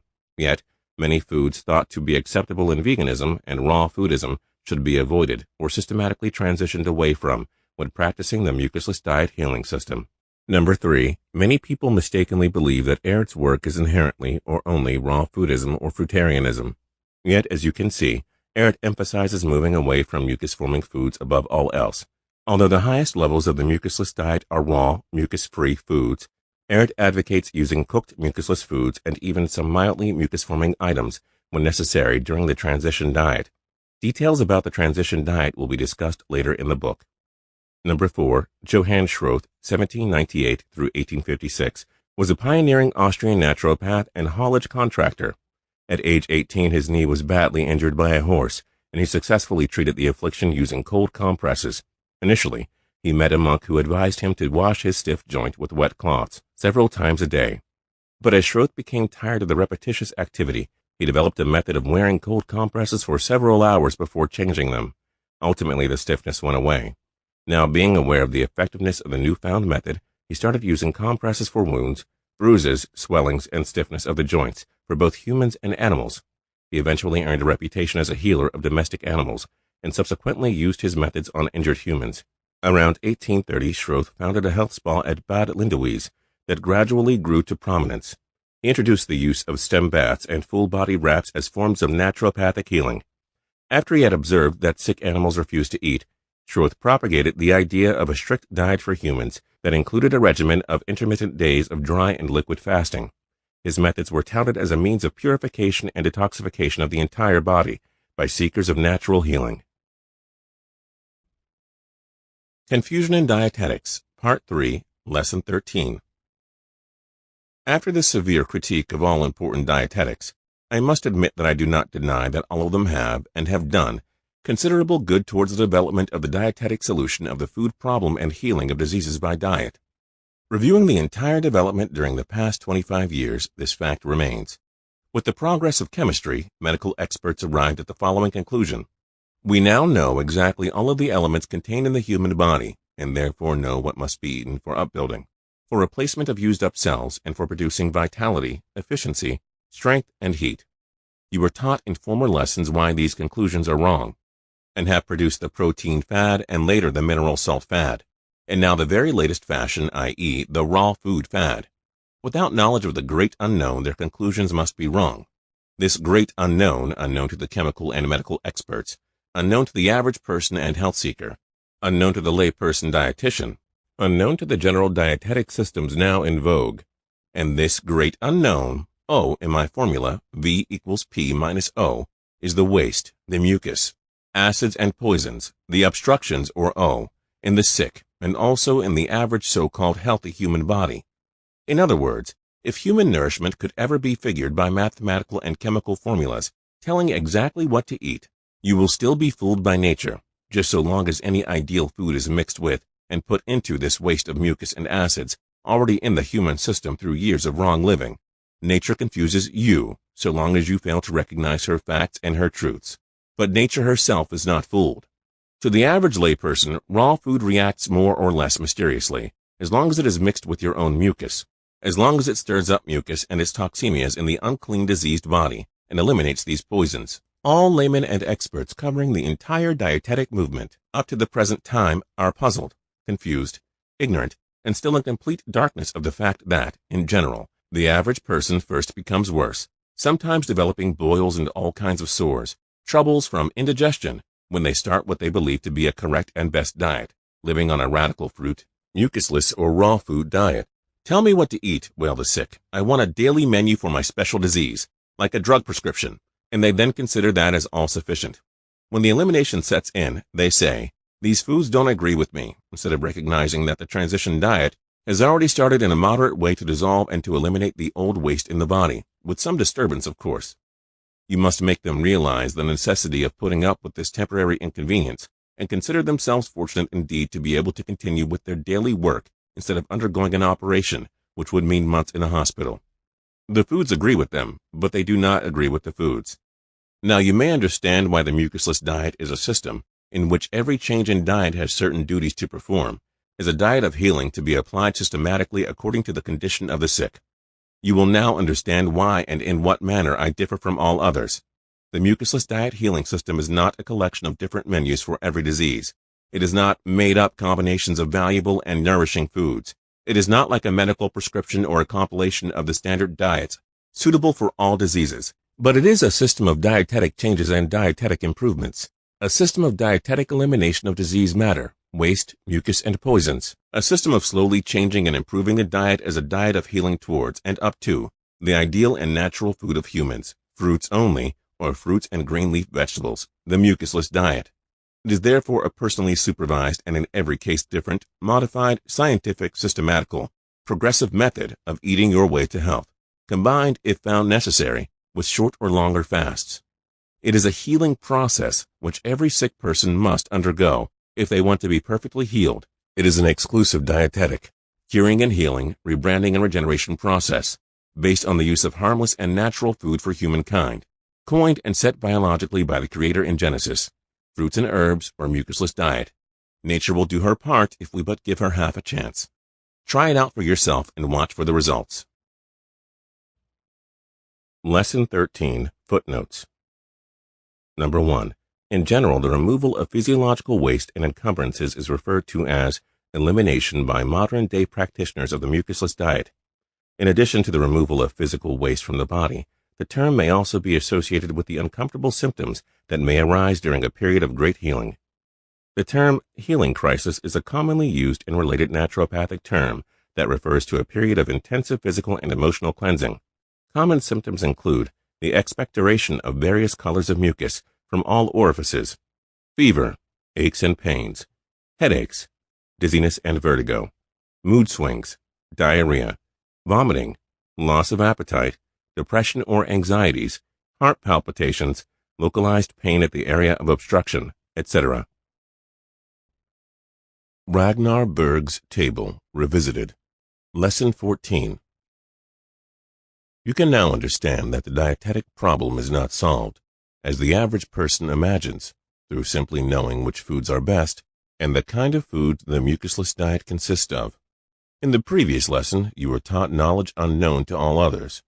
What happens and what must happen in the human body if the sick person eats only the best foods or takes a long fast. Later you will learn how this stirring up and eliminating of mucus by good foods and fasting can and must be controlled by yourself, the treating physician, or dietitian. You may now see of what little value and how injurious it may become for the average health seeker to stuff their stomach daily with terrible mixtures of good food, raw food combinations, in the belief that raw food alone will do it, without any plan or system, without any regard for the disease and their mental or physical condition. In spite of my antipathy towards fattists, I will submit a selection of tables prepared by one of the most advanced experts in physiological chemistry, Ragnar Berg, of the Special Laboratory for Food Research at Dr. Lehmann's Sanitarium of Germany. Editor's note by Professor Spira on the Berg table. The original Ragnar Berg table can be problematic and quite confusing for first-time readers, and many modern-day mucusless diet practitioners have wanted to see new, revised editions of the book that omit this chapter or improve it in some way. Ultimately, the purpose of the Berg table was to show that Ehret was not alone in believing that acid-forming foods were injurious to the body. The problem is that many of the items in the original table that are actually very much acid and mucus-forming are listed as acid-binding. Ehret does try to explain that the table should be taken with a grain of salt. In the material that precedes the Berg table in the original text, Ehret explains, the majority of foods he, Berg, calls acid-forming is what I call mucus-forming, and what he calls acid-binding, that is, non-acid food, is almost exactly what I call mucusless. The key phrases are the majority and almost exactly. Then he explains, the mere fact that some foods given in the list are acid-binding does not necessarily mean that I endorse their use. This list is given as a comparison only and should be studied for what it is worth. Please understand that I am not endorsing Berg's theories. Yet, most readers tend to assume that the table is meant to be a mucusless versus mucus-forming foods chart. The chapter is more of an attempt to illustrate his alkaline versus acid-forming food theories, using the work of his peers. Most of what Ehret has published stands the test of time, yet the writings that do not tend to do so represent his attempts to dialogue with his contemporaries, of whom he is greatly more advanced. For the purposes of this 21st century educational edition of the Mucusless Diet, I've taken a great editorial liberty to provide a clearly defined list of acid-forming, pus and mucus-forming, and acid-binding, mucusless foods. As I have come to know them, I have also added new categories for acid-forming stimulants that are not necessarily mucus-forming, but are still injurious to the body and should be avoided or transitioned away from. One of the most useful aspects of the Berg table was its list of fruits and vegetables. I've included almost all of the food items from the original list, along with many other items in common use today. Keep in mind that this is not a list of what foods I recommend on the mucusless diet, but an objective list of mucus or acid-forming versus non-acid-forming foods. I do not recommend all of the items that are technically mucus-free, and there are some mucus-forming items that may be an important part of your transition. Many of the starchy vegetables or fatty fruits in this list may be used while on the transition diet. I also include a section for vegetables that are all, or relatively, starchless, although they may contain a little starch. Some of them have been identified to be great vegetables to use during the transition. Also, later in the book, Ehret will explain how cooking some starchy vegetables improves their cleansing abilities. Some vegetables that are quite starchy when raw become relatively mucusless when slightly cooked. Pus-forming and very mucus-forming foods listed below are the ones that should really be avoided from the beginning if possible. But moderately or slightly mucus-forming items may be used effectively during the transition. This is not an exhaustive list of foods, but the most common ones are addressed. Ultimately, Ehret's transition diet will show you how to use less harmful mucus-forming foods to get away from the worst ones. All of these issues will be explored in forthcoming chapters. Professor Spira's list of acid-forming and acid-binding mucusless foods. Pus, mucus, or acid-forming foods. Flesh, pus-forming. Blood of animals. Eggs, all kinds. Lard. Meat. Beef, chicken, horse, dog, mutton/lamb, turkey, veal. Pork. Bacon, ham, sausage, gammon, chitterlings, pig feet. Wild game. Bison, buffalo, ostrich, rabbit, venison, etc. Margarine, made with animal fat. Fish, pus-forming. Crustacean, crab, crawfish, lobster, shrimp. Fish, all types. Mollusks, clams, oysters, mussels, snails, etc. Roe, caviar. Salmon, shellfish. Dairy products, pus-forming. butter, cow. Buttermilk, cheese all kinds. Cream, creme fraiche. Kefir, milk, all animals and kinds, raw organic, skim, 1 or 2%, etc. Yogurt. Cereals, moderately mucus-forming. Barley, breads, all kinds, barley, black, rye, white, graham, pumpernickel, zwieback, etc. Cereal grains, all kinds, maize, farina, kamut, millet, oats, spelt, white or brown rice, whole or refined wheat, etc. Cornmeal. Pastas, pseudo-cereals, all kinds, amaranth, buckwheat, chia, coxcomb, quinoa, etc. Beans, moderately mucus-forming. Beans, all kinds and forms. Black beans, black-eyed peas, fava beans, butter beans, cannelli beans, chickpeas/garbanzo beans, edamame, Great Northern beans, Italian beans, kidney beans, lentils, lima beans, mung beans, navy beans, pinto beans, soybeans, split peas, string green beans, white beans, etc. Nuts and seeds mildly mucus-forming. Nuts, all kinds. Acorns, almonds, Brazil nuts, cashews, chestnuts, hazelnuts, peanuts, pecans, pistachios, walnuts, etc. Seeds, all kinds, sunflower, pumpkin, hemp, sesame, etc. Processed foods, pus and/or very mucus-forming. Dried convenience foods, fast foods, frozen convenience foods, packaged convenience foods, processed meat. Confectionaries, candy, sweets, pus and/or very mucus-forming. Baked goods, all kinds including pies, cakes, pastries, etc. Candy, all kinds, bars, caramels, chocolate, fudge, jelly candies, rock candy, taffy. Gelatin, jello. Ice cream, dairy and non-dairy. Marshmallow. Acidic fermented or distilled drinks and syrups, acid-forming stimulants. Agave nectar because it is too highly processed. Alcoholic beverages, all kinds, ale, beer, brandy, champagne. Hard cider, liqueur, mead, porter, rum, sake/rice wine, gin, herbal wine, lager, fruit wine, vodka, whiskey, tequila, etc. Cocoa. Coffee. Kombucha tea. Soft drink soda pop. Syrups, brown rice, barley malt, chocolate, corn, molasses, artificial flavoring. Tea, all kinds from the Theaceae family. Vinegar, white apple cider. Fermented foods and sauces, acid-forming stimulants. Fish sauce, fermented vegetables, all, kimchi/cabbage and other veggies. Olives.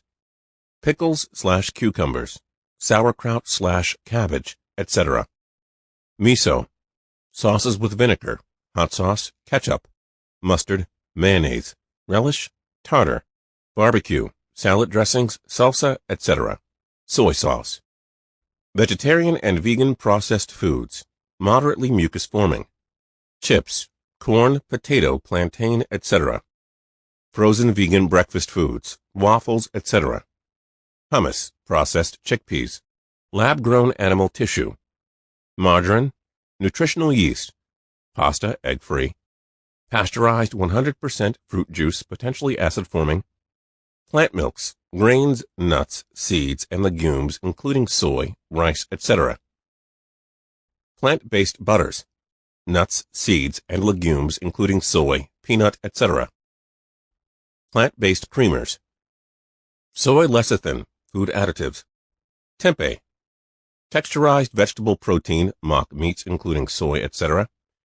Tofu, vegan baked goods, vegan confections, all kinds, chocolates, ice cream, etc.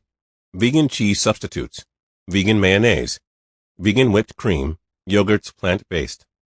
Oils, fatty and mildly mucus-forming, oil all kinds, avocado, chia seed, coconut, corn, cottonseed, flaxseed, grapeseed, hempseed, nut, olive, palm, peanut, quinoa, rapeseed, including canola, safflower, soybean, etc.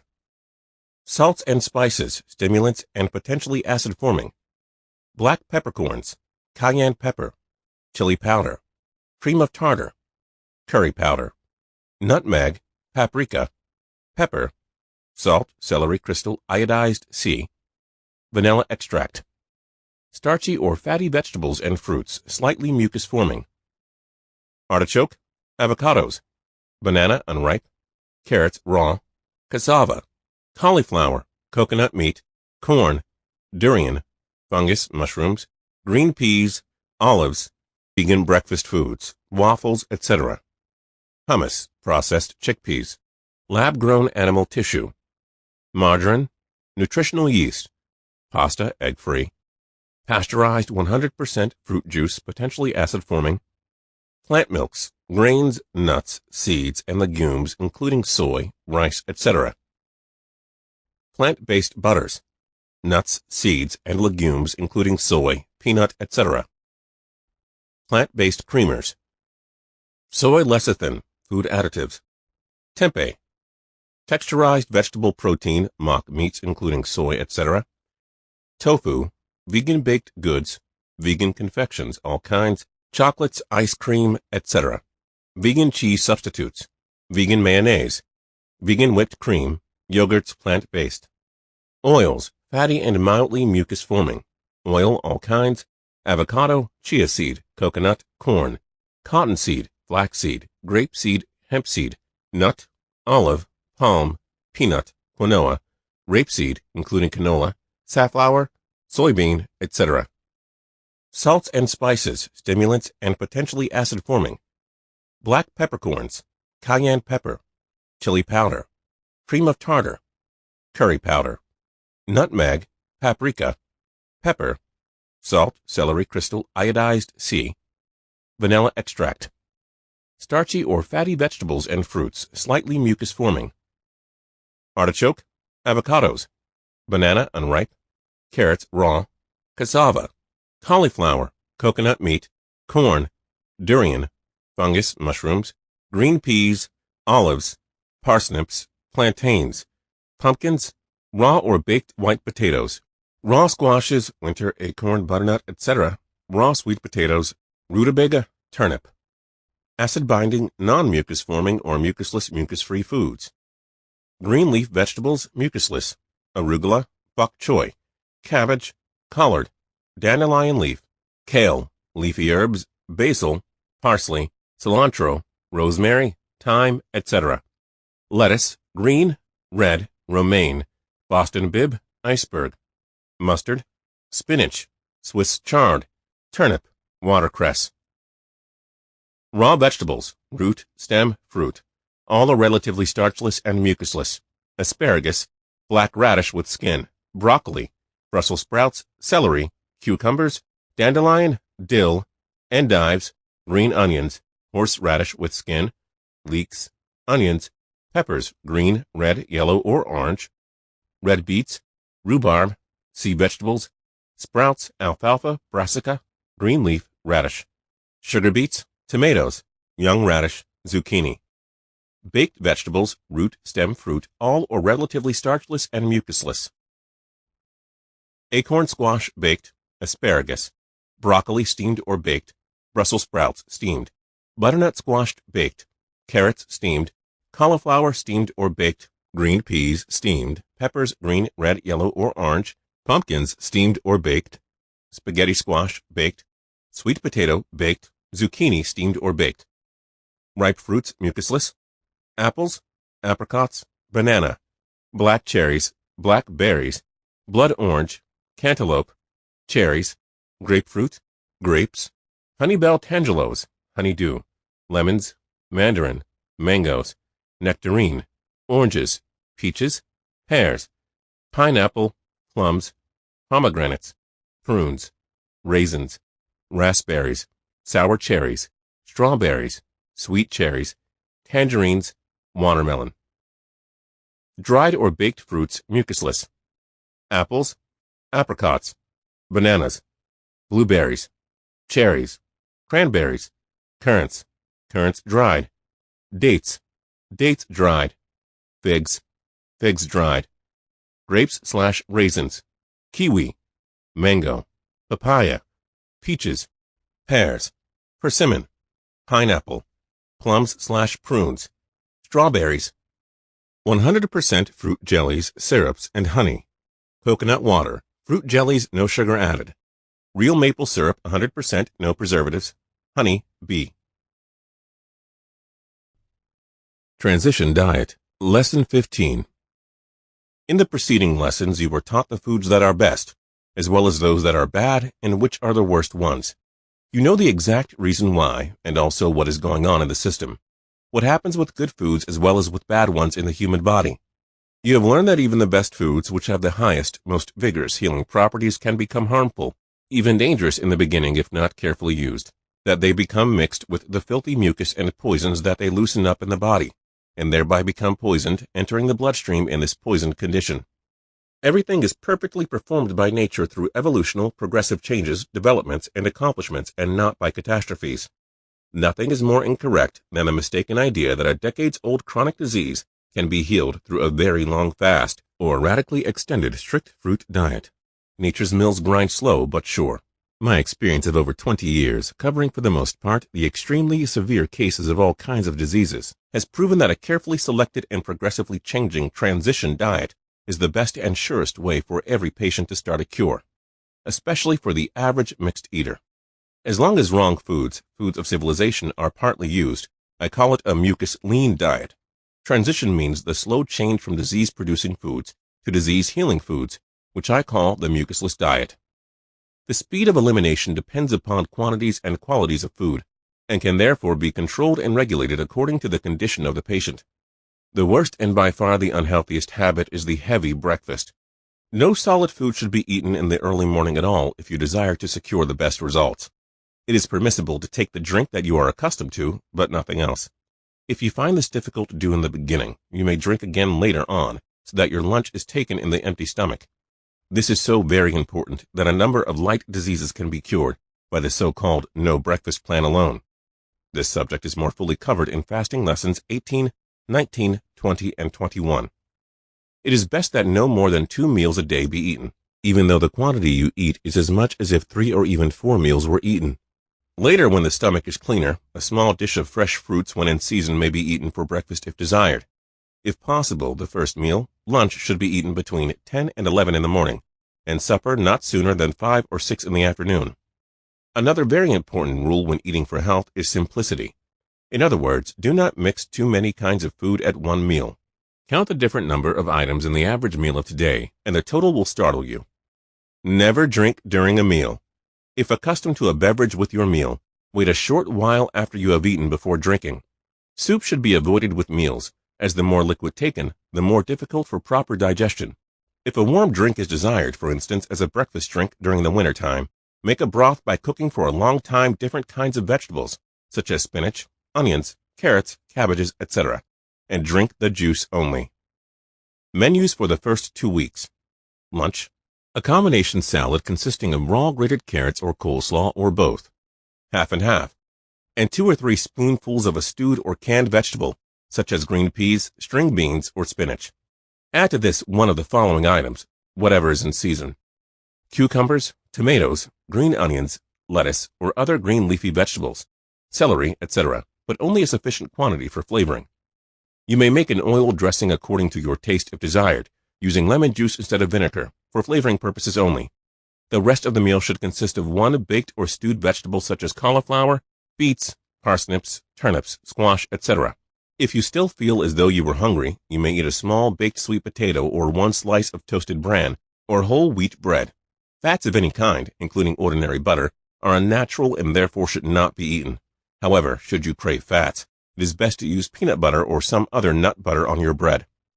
During the winter months, canned vegetables may be used when green vegetables are not available. Drink the juice separately in the morning and mix the green or string beans or spinach, etc., with the salad stock as described above, coleslaw or raw carrots. The object of this menu is to supply the broom to provide means for mechanically cleansing the digestive tract by quantities of raw, baked, and stewed starchless vegetables. This may be called Ehret's standard combination salad, the intestinal broom, spoken of so frequently and so necessary for properly eliminating the stored-up poisons now being loosened during the body's house cleaning. Supper. Mix half and half. A stewed fruit such as applesauce, stewed dried apricots, stewed dried peaches, or stewed prunes, with some cottage cheese or very ripe bananas, mashed sweetened with brown sugar or honey to taste.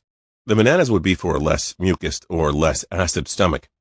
Menus for the second 2 weeks. Lunch.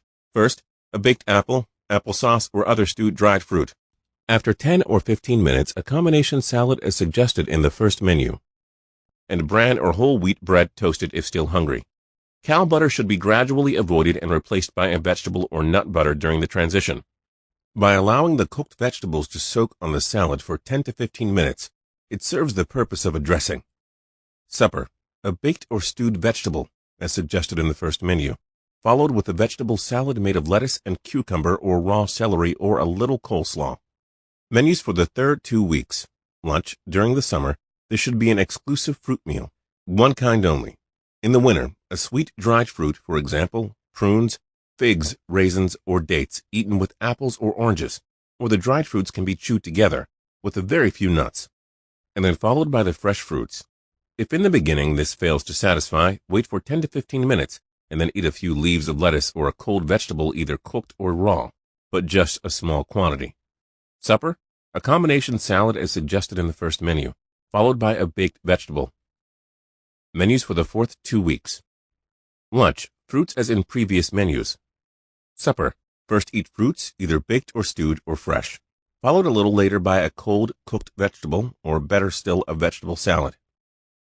If you find that you are losing weight too rapidly, the elimination should be slowed down by eating bread or potatoes after the vegetables. Should you feel an intense craving in the beginning for meat, a great desire returning which you cannot resist, then eat vegetables only on that day, and no fruits. A dissolved mystery. The reason doctors and even naturopaths in general, as well as the layperson, do not believe in a fruit diet or a mucusless diet is simply this. Whoever experiments without experience with this kind of diet, whether sick or well, loses their faith immediately as soon as they experience a crisis and become what they believe to be seriously ill. That is to say, a day on which a great amount of dissolved waste, debris, mucus, and other poisons are taken back into the circulation. A day of great elimination. This produces at the same time a strong, almost irresistible craving for wrong foods and, strange as it may seem, the patient most strongly craves for the wrong food which was once his or her favorite. This is explained by the fact that nature is eliminating through the circulation the waste of these foods, and it is when they are in the circulation the craving and desire is naturally enough produced. This, then, is why it is of extreme importance that every meal of a diet of healing and cleansing must leave the body as soon as possible. Being mixed with the loosened and dissolved poisons, they cause these uncomfortable conditions, a fact that has never been perfectly understood or explained. Certain foods prove more laxative under certain conditions. Therefore, eat the foods that you have personally found to be the most laxative in your own body. If you do not experience a regular bowel movement before retiring, always help with an enema, a laxative, or both. A natural laxative that helps, which you will undoubtedly find very efficient, is eating a few dried prunes before the other fruits are taken. A very good aid to elimination, which can be used during the transition diet period, until the bowels are cleansed from the old sticky waste and until such time as the bowels act freely from the new diet, is a harmless herb vegetable compound perfected by myself, and the most efficient intestinal broom and bowel regulator known. Formula for Ehret's intestinal broom. Quantities are given in parts so that you can prepare any amount that you require. Note, all ground ingredients should be about as coarse as loose tea. The powdered ones about as fine as powdered sugar. These are all fairly common herbs, and you should be able to purchase them either at your health food store or from any herb shop. 6 parts ground senna leaves. 3 parts ground buckthorn bark. 1 part ground psyllium seed husks. 1/10 part powdered sassafras root bark. 1/2 part ground dark anise seed. 1/10 part ground buchu leaves. 1/2 part ground blonde psyllium seed. 1/8 part powdered Irish moss. 1/8 part granulated agar-agar, half part ground dark fennel seed. Mix the first 3 ingredients thoroughly. Then, combine the remaining 7 real well, and add this to the mixture. If you have a blender, it makes an ideal mixer for preparing this herbal formula. The intestinal broom is easy to use. Usually a small amount, about the quantity that fits on half a teaspoon or less, swallowed with a glassful of water is sufficient for adults. It may be increased or decreased according to your own reaction. Other uses are sprinkled over salads or brewed as tea. A half teaspoon to a cup of boiling water, removed from heat, and allowed to steep for 10 to 15 minutes. It has a fascinating flavor. Lesson 15, Footnotes. Number 1. Non-fat fruits and green leafy vegetables are the best foods. Plant-based starches, grains, and fats are mucus-forming, but some of them may be used moderately during the transition phases. Meat and dairy are the worst foods and should be avoided at all costs. Number 2. It can be very helpful to use vegetable broth to extend a liquid fast.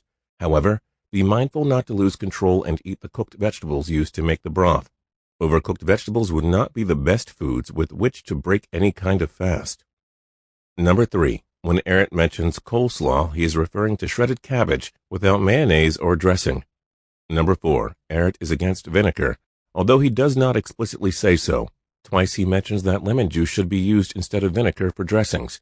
Some people believe that vinegar or fermented foods become alkaline after eating. Yet, Ehret suggests that the only acidic foods that naturally become alkaline during digestion are raw, tree-ripened acid fruits. Although vinegar does not leave behind mucus, it is certainly acid-forming.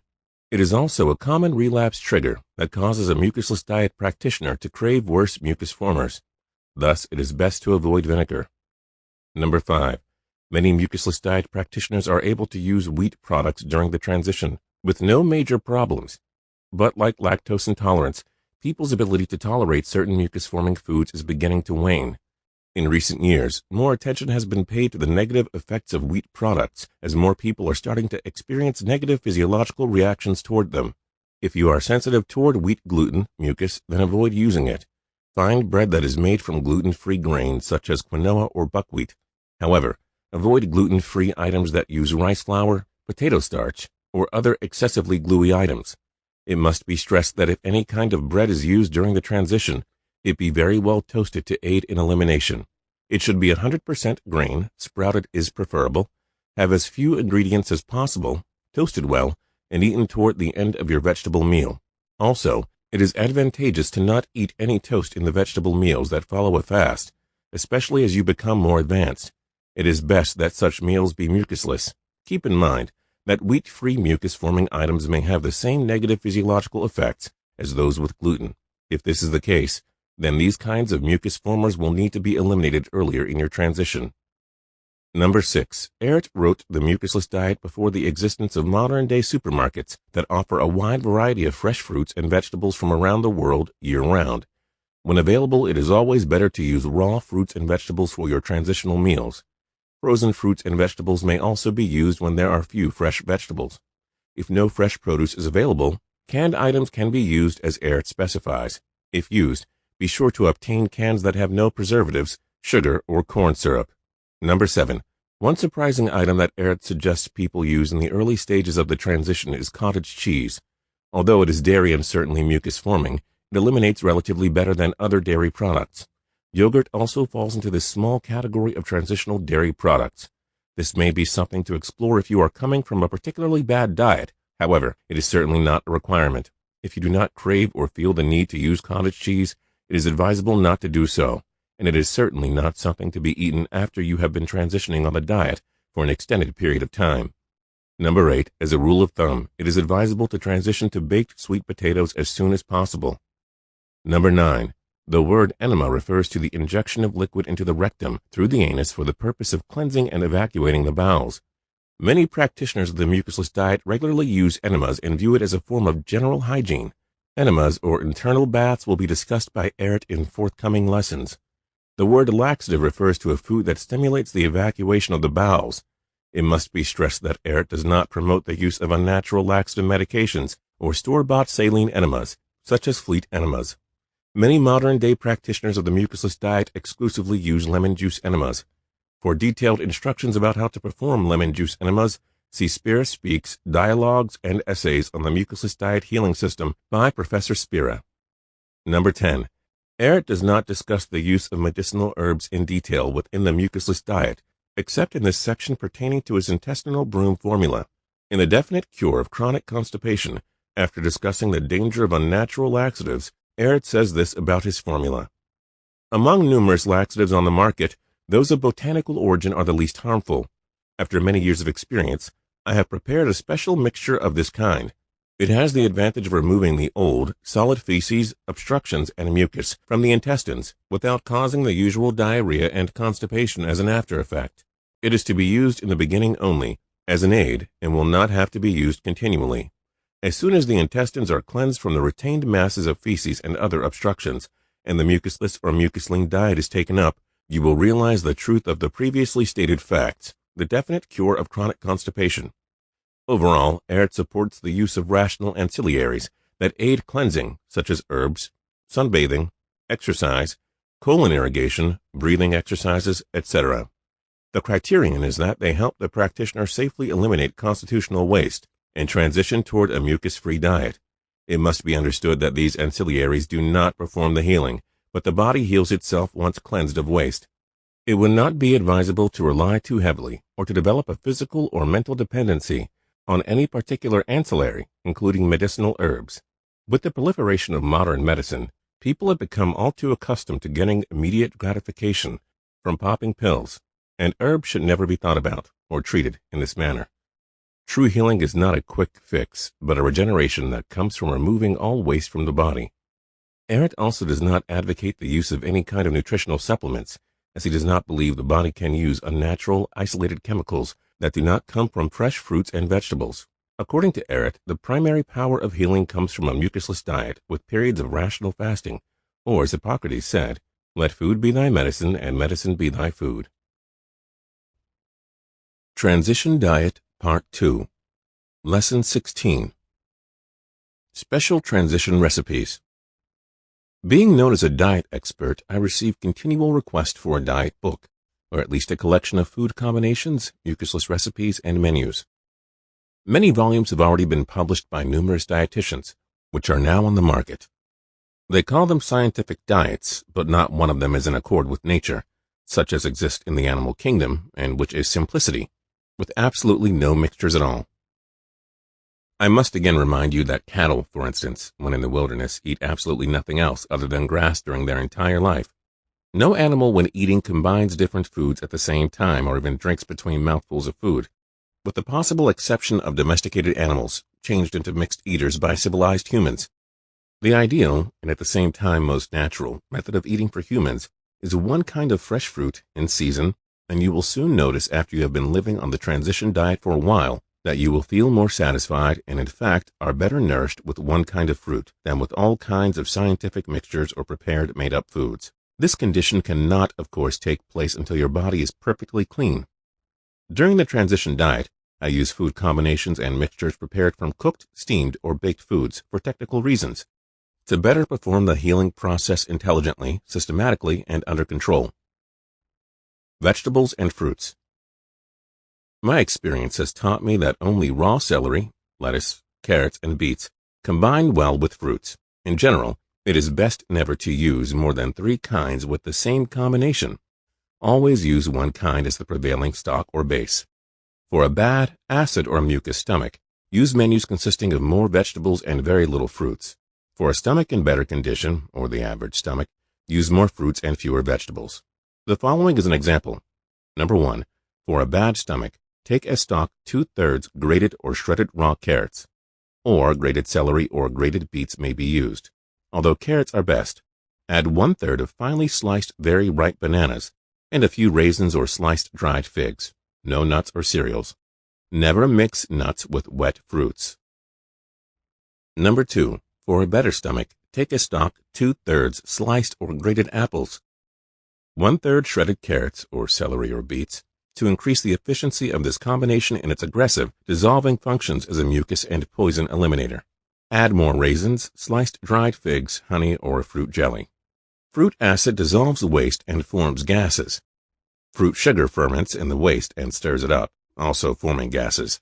Both eliminate, and for this reason it can become harmful if they work too intensively. It is therefore advisable to use raw vegetables as a broom more frequently. For this same reason, use stewed fruits in the beginning, or at least half and half. For example, half raw grated apples with the skin, and half applesauce sweetened with honey. A square meal substitute. Before a crisis, during or shortly after, or to satisfy a craving for wrong food, especially rich in fat, you may take this once in a while. While it is too rich, it is much less harmful than a square meal, and will be found to be very enjoyable. Take some grated coconut, mixed or eaten together with applesauce, stewed prunes, or sweetened apricots. Very ripe bananas, or if unripe, then baked, will be found to satisfy when unusually hungry. Other kinds of grated nuts or nut butter may be served once in a while for this purpose, but are too rich in protein and will produce, if continually used, mucus and uric acid. Improved cooked vegetables. Only one kind of cooked vegetable should be used at one meal. It may be eaten either cold or warm and mixed with green salads and raw vegetables. If cabbage, carrots, turnips, beets, cauliflower, onions, etc. are slowly stewed in very little water, or best, if carefully baked, they become sweeter, which proves that the carbohydrates are developed into grape sugar, more or less, and the mineral salts are not destroyed and not extracted. This is in fact an improvement and not a waste. In winter, canned foods may be used as a substitute for fresh ones. I differ from the raw food fanatics because the food value is not important in a diet of healing. It is of more importance that the patient should and shall enjoy his or her change of diet during the transition, until their taste and conditions have improved. Special mucus eliminator recipes. Number 1. Raisins and figs or nuts, masticated thoroughly with raw green onions at the same time. These must not be eaten separately to secure best results. Number 2. Grated horseradish mixed with honey. After mixing, allow to stand to take off sharp taste. The honey is only used to make it more palatable. 2/3 horseradish and 1/3 honey, or to suit the taste.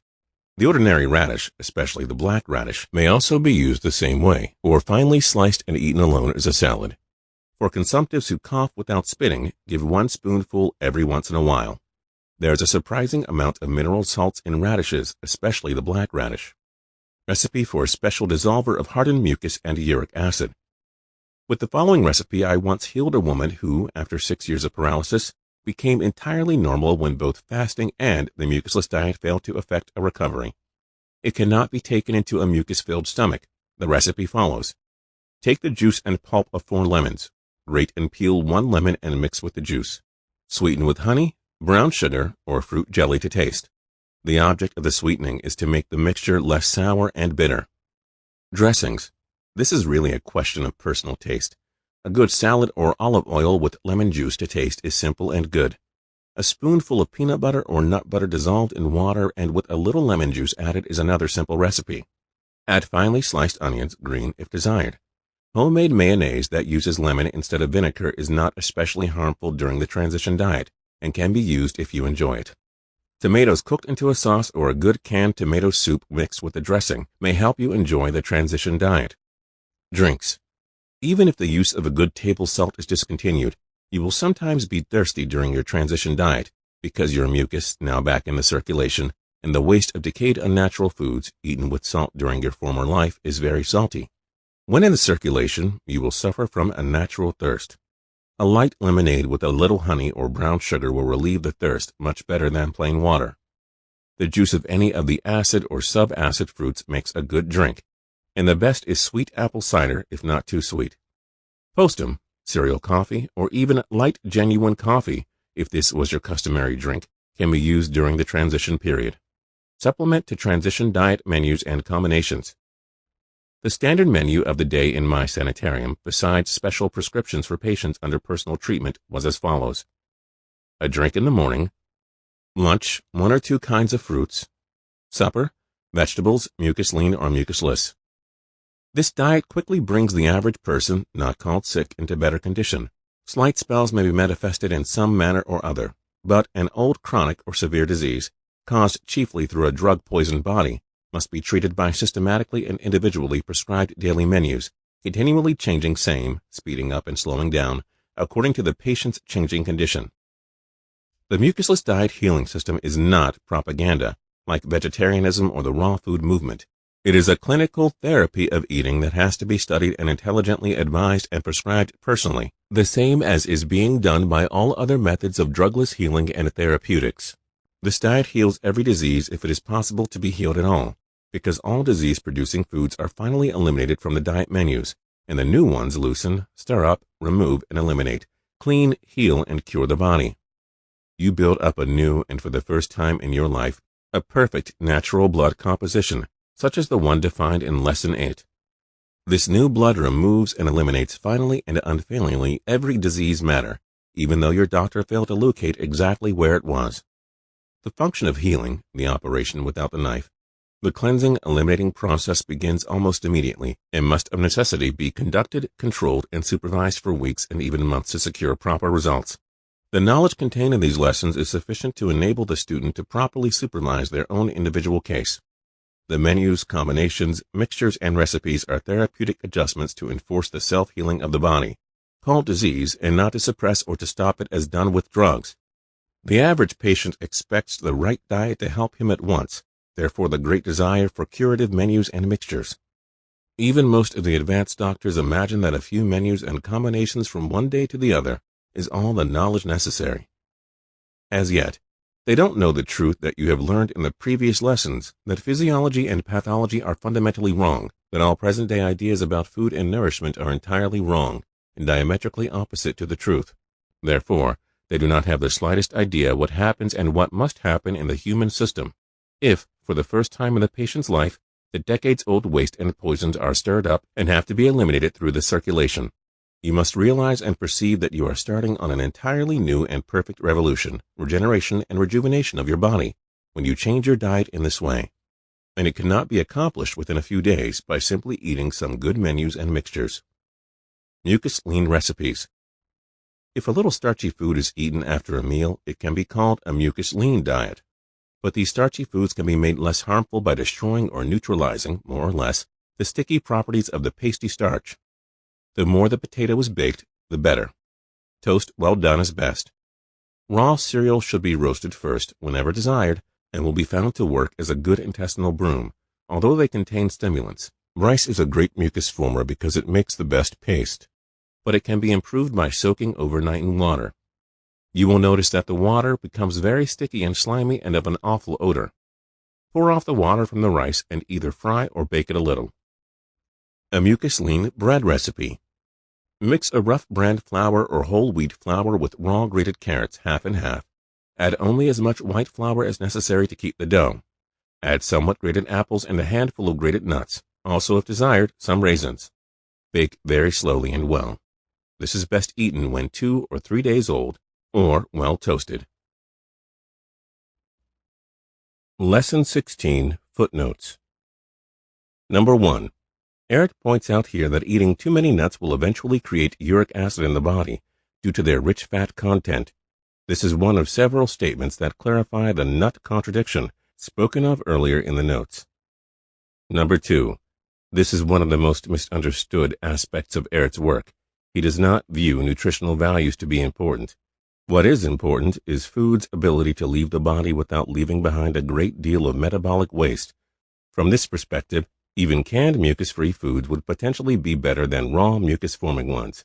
To this day, few diet experts have been able to entirely abandon additive nutritional concepts and, as a result, fail to understand this crucial aspect of Ehret's transitional approach.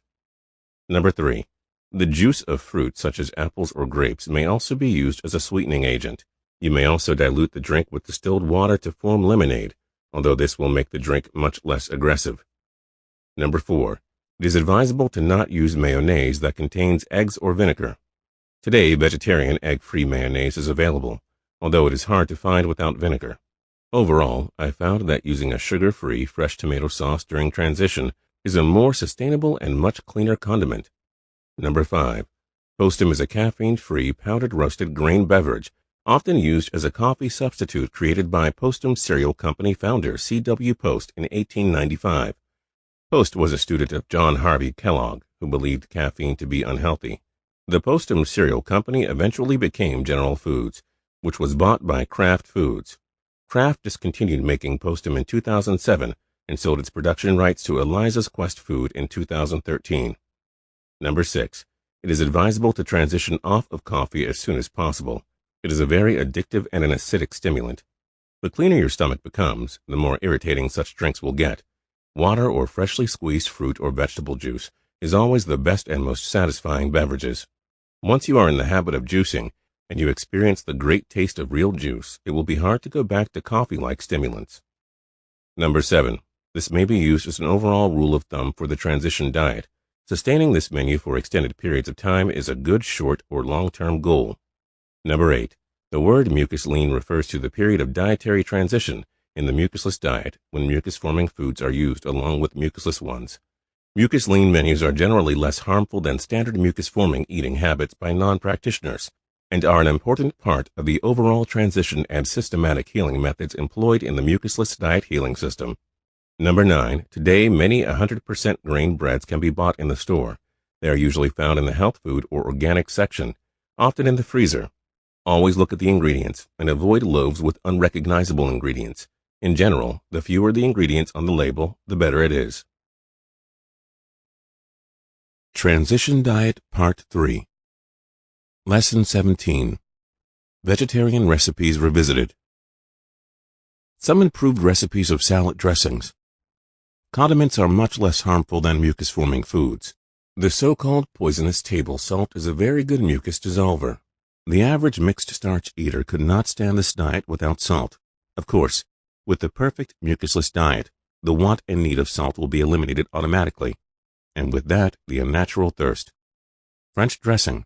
Ingredients: 1 teaspoon lemon juice, 4 tablespoons oil, 1/4 teaspoon honey, 1/4 teaspoon salt, and 1/4 teaspoon paprika. Mix 1 1/4 tablespoons of oil with the dry ingredients. Stir well. Add the honey and the lemon juice. As dressing thickens through stirring, add the rest of the oil and a little garlic for flavor if you like. Some standard mucusless cooked recipes. As I said before, you may call the coleslaw and carrot combination the standard transition salad. Now I will give you the standard cooked mixture. Serbian vegetable goulash. Stew in very little water or in olive oil or in vegetable fat. Coarsely sliced white or red cabbage and some sliced onions with some sliced sweet peppers when in season, and finish stewing with some sliced tomatoes, a little salt and a little pepper if desired. Red or white cabbage with onions baked or broiled in a little fat and tomato sauce as a gravy is an appetizing dish. The same can be done with cauliflower, carrots, Brussels sprouts, beets with the leaves, etc. The idea is to bake as dry as possible and to afford occasionally an enjoyable harmless substitute for the chops, roasts, etc., which you have discontinued. Some special suggestions concerning my cookbook. You will note that all menus and recipes are surprisingly short. If you fall back into the same gluttony-like mixtures, eating foods as described in vegetarian cookbooks, and even in raw food books, you will never be perfectly healed. The ideal menu for humans is the mono diet, consisting of one kind of fruit in season, and I must again remind you that no animal in freedom is a mixed eater at one meal. You learn that I use partly cooked food during the transition diet, and in the beginning, the vegetable prevails.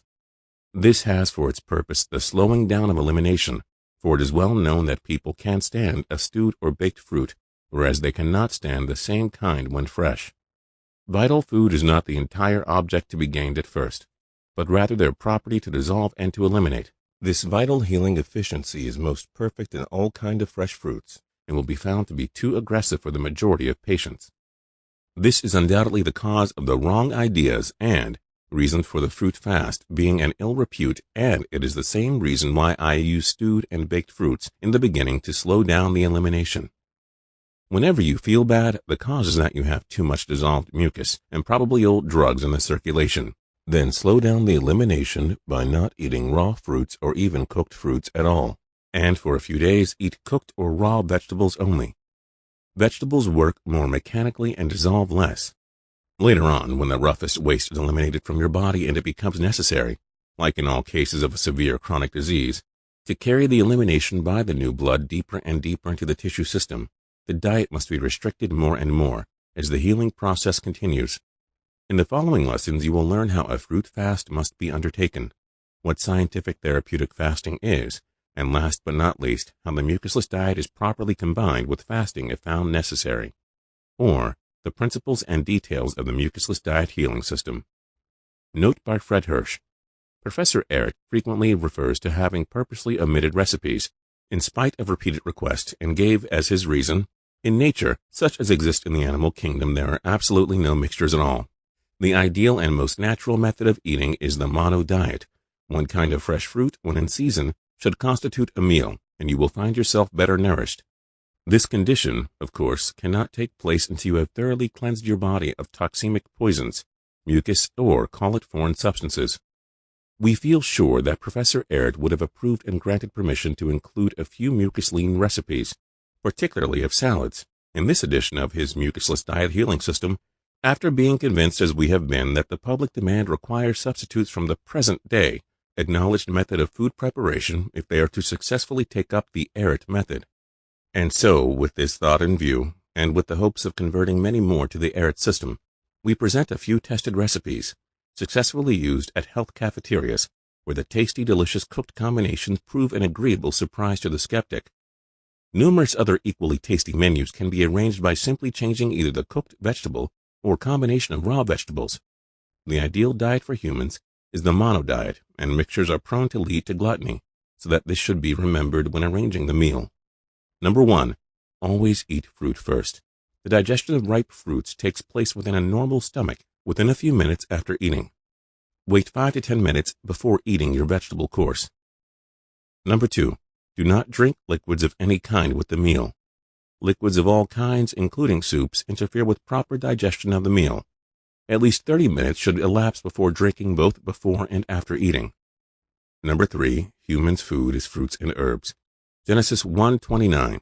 For healing purposes, uncooked starchless green leafy vegetables, parsley, carrots, celery, lettuce, combined with fruits both in their natural and cooked state, they will find to be much better than an exclusive fruit diet. Number 4. Mix but few varieties. Fruit meals should consist of not more than 2 kinds of fruits in season. Your appetite will dictate the quantity to be eaten. Number 5. Never eat nuts with juicy fruits. When nuts are eaten with fruit such as oranges, apples, pears, etc., the water makes nuts indigestible. Dried fruits, figs, raisins, dates, prunes, can be eaten dry with nuts. Chew together and masticate thoroughly. The fruit sugar helps to digest the nuts. Number 6. Nature's own book is simplicity. The fewer food mixtures, the better. 3 different varieties should be sufficient. 4 and 5 is often too many. Number 7. Do not overeat.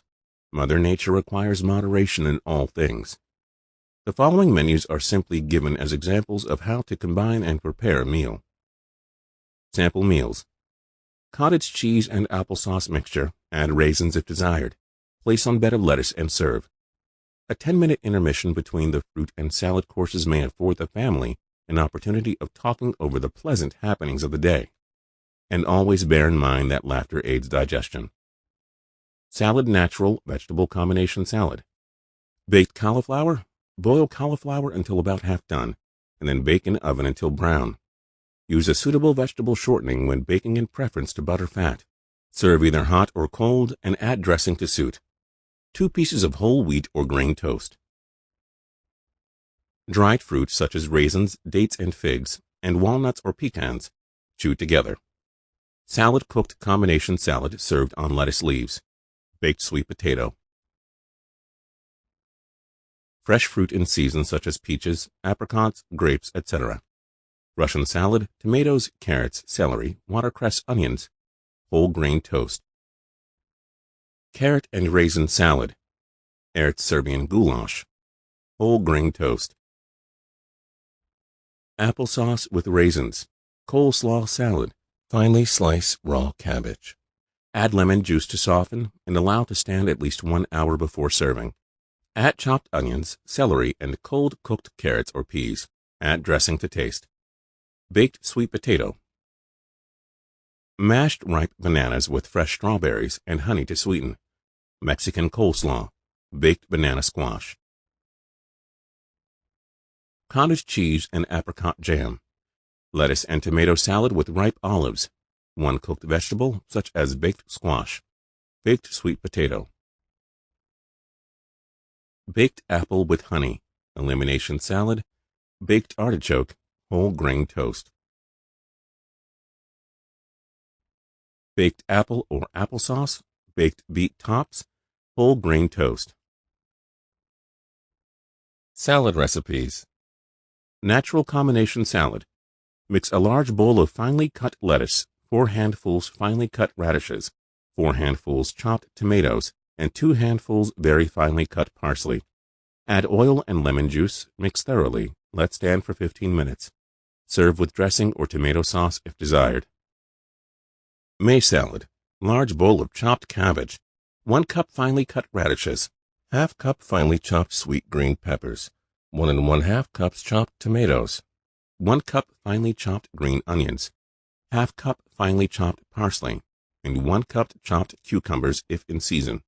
Mix thoroughly, add 2 tablespoons lemon juice, 3 tablespoons tomato sauce as a dressing. Garnish with olives or radishes for decoration. Apple and celery salad.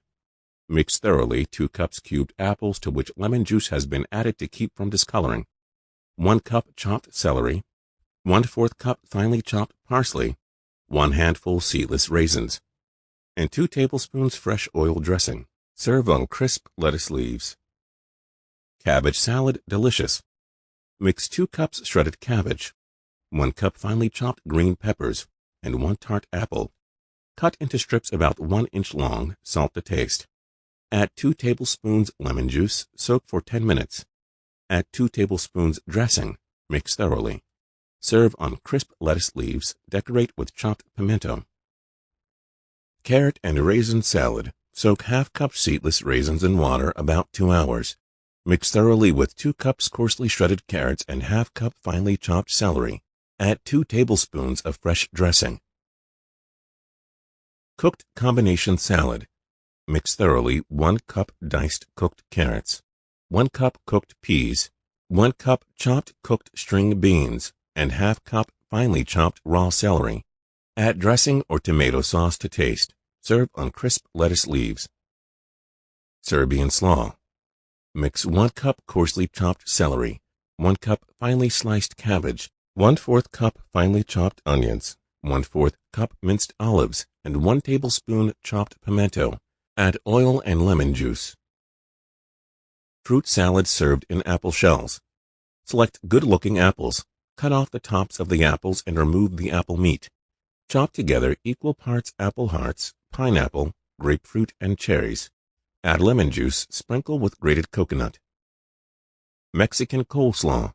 Mix 2 cups finely sliced red cabbage, ½ cup chopped celery, 1 cup red kidney beans, 1/4 cup chopped onions, and 1/4 cup chopped peppers. Add olive oil and lemon juice. Carrot and apple salad. Mix 1 cup chopped carrots, 1 cup cubed apples, soaked in lemon juice, ½ cup chopped celery, ½ cup finely sliced dates, and finely chopped onions to flavor. Add olive oil and lemon juice, soak for 15 minutes. Serve on crisp lettuce leaves. Summer salad. Mix 1 cup chopped watercress, ½ cup chopped tomatoes, ½ cup diced cucumbers, and ½ cup diced celery. Add olive oil and lemon juice. Mix thoroughly and serve on crisp lettuce leaves. Russian salad. Mix 2 diced ripe tomatoes, 4 medium-sized carrots, diced, ½ finely chopped onion, 2 sprigs chopped watercress, 2 stalks celery, cut in 1-inch lengths and split. Mix with dressing. Serve on bed of lettuce. Garnish with sliced tomatoes. Asparagus salad. Cook asparagus and cut into 3-inch lengths. Make a bed of finely sliced lettuce. Put asparagus on lettuce. Add dressing or tomato sauce if desired. Cauliflower and pea salad. Cook cauliflower and break into small pieces. To 2 cups cauliflower, add 1 cup cooked peas and 1 cup chopped parsley. Add tomato sauce or other dressing and serve on lettuce leaves. Asparagus and cauliflower salad. Boil asparagus and cut tips in 3-inch lengths. Boil cauliflower and break in small pieces. Mix together in equal portions. Add tomato sauce or other dressing. Serve on lettuce leaves. Brazilian salad. Mix 1 1/2 cups ripe strawberries, 1 1/2 cups cubed fresh pineapple. Add 2 blanched thinly sliced Brazil nuts. Marinate in 4 tablespoons lemon juice. Arrange lettuce on plates in a rose shape. Fill the crown with above mixture. Decorate with strawberries. Date and celery salad. Chop equal parts dates and celery. Serve on lettuce. Waldorf salad. Mix well 1 1/2 cups diced crisp tart apples. 1/2 cup lemon juice, 1 1/4 cups diced celery. Drain off lemon juice. Add strawberry sauce. Serve on crisp lettuce. Decorate with grated walnuts. Mock chicken salad. Mix 2 cups finely sliced cabbage, 1 cup celery, 2 tablespoons finely chopped onion, 1/2 cup finely chopped green peppers, and 1 cup cooked kidney beans, cold. Add 2 tablespoons tomato sauce dressing. Mix thoroughly. Serve on crisp lettuce leaves. Decorate with olives. Grated carrot and spinach salad. Add lemon juice to 1 cup chopped spinach and 1 cup coleslaw and soak 10 minutes. Prepare salad plates with leaves of crisp lettuce and arrange the bottom layer coleslaw, the second layer chopped spinach, and the top layer 1 cup grated carrots. Drizzle with 1 spoonful dressing and garnish with a ripe olive in the center. Elimination salad. Mix thoroughly 2 cups chopped spinach, 2 cups coleslaw, 1 cup fresh green peas, and 1 cup chopped celery. Add lemon juice and oil. Serve as desired. Watercress salad. Serve chopped watercress and 2 sliced tomatoes on a bed of lettuce. Mixed salad. Chop 1 large bowl lettuce leaves. Mix thoroughly with 2 cups chopped tomatoes, 1 cup chopped celery, 1 cup chopped onions, and 1/2 cup chopped parsley.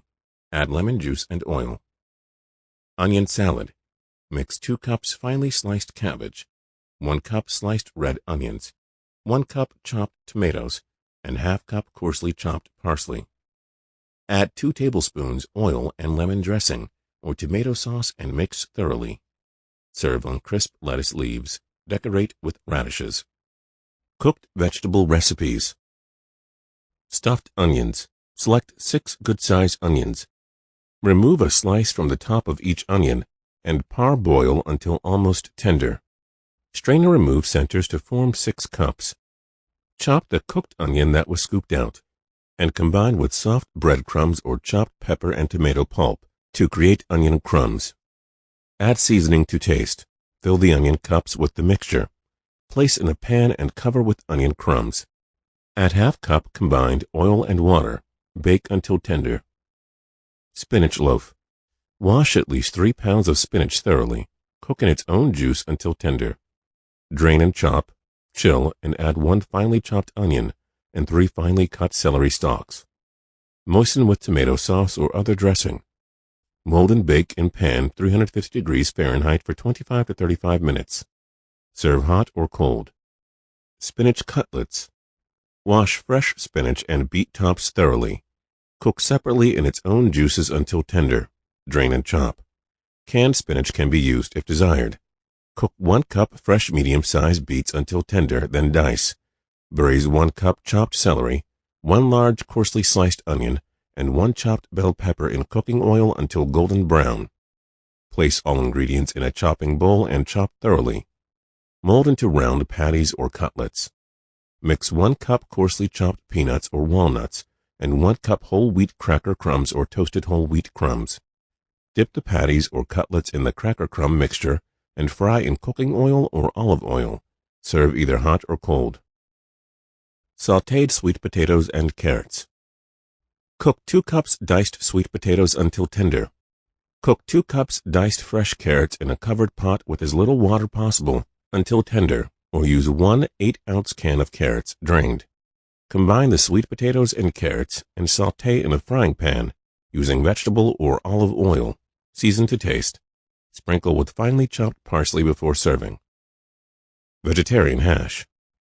Half cup cooked lima beans, half cup cooked peas, half cup chopped celery, half cup toasted bread crumbs, 2 cups boiled or baked sweet potatoes diced, half cup diced beets cooked, 4 tablespoons cooking oil, 2 boiled onions chopped, 2 tablespoons whole wheat flour, brown onions and flour in oil. Add 2 cups hot water, cook until done. Add rest of ingredients and bake until brown. Lima beans and cabbage casserole.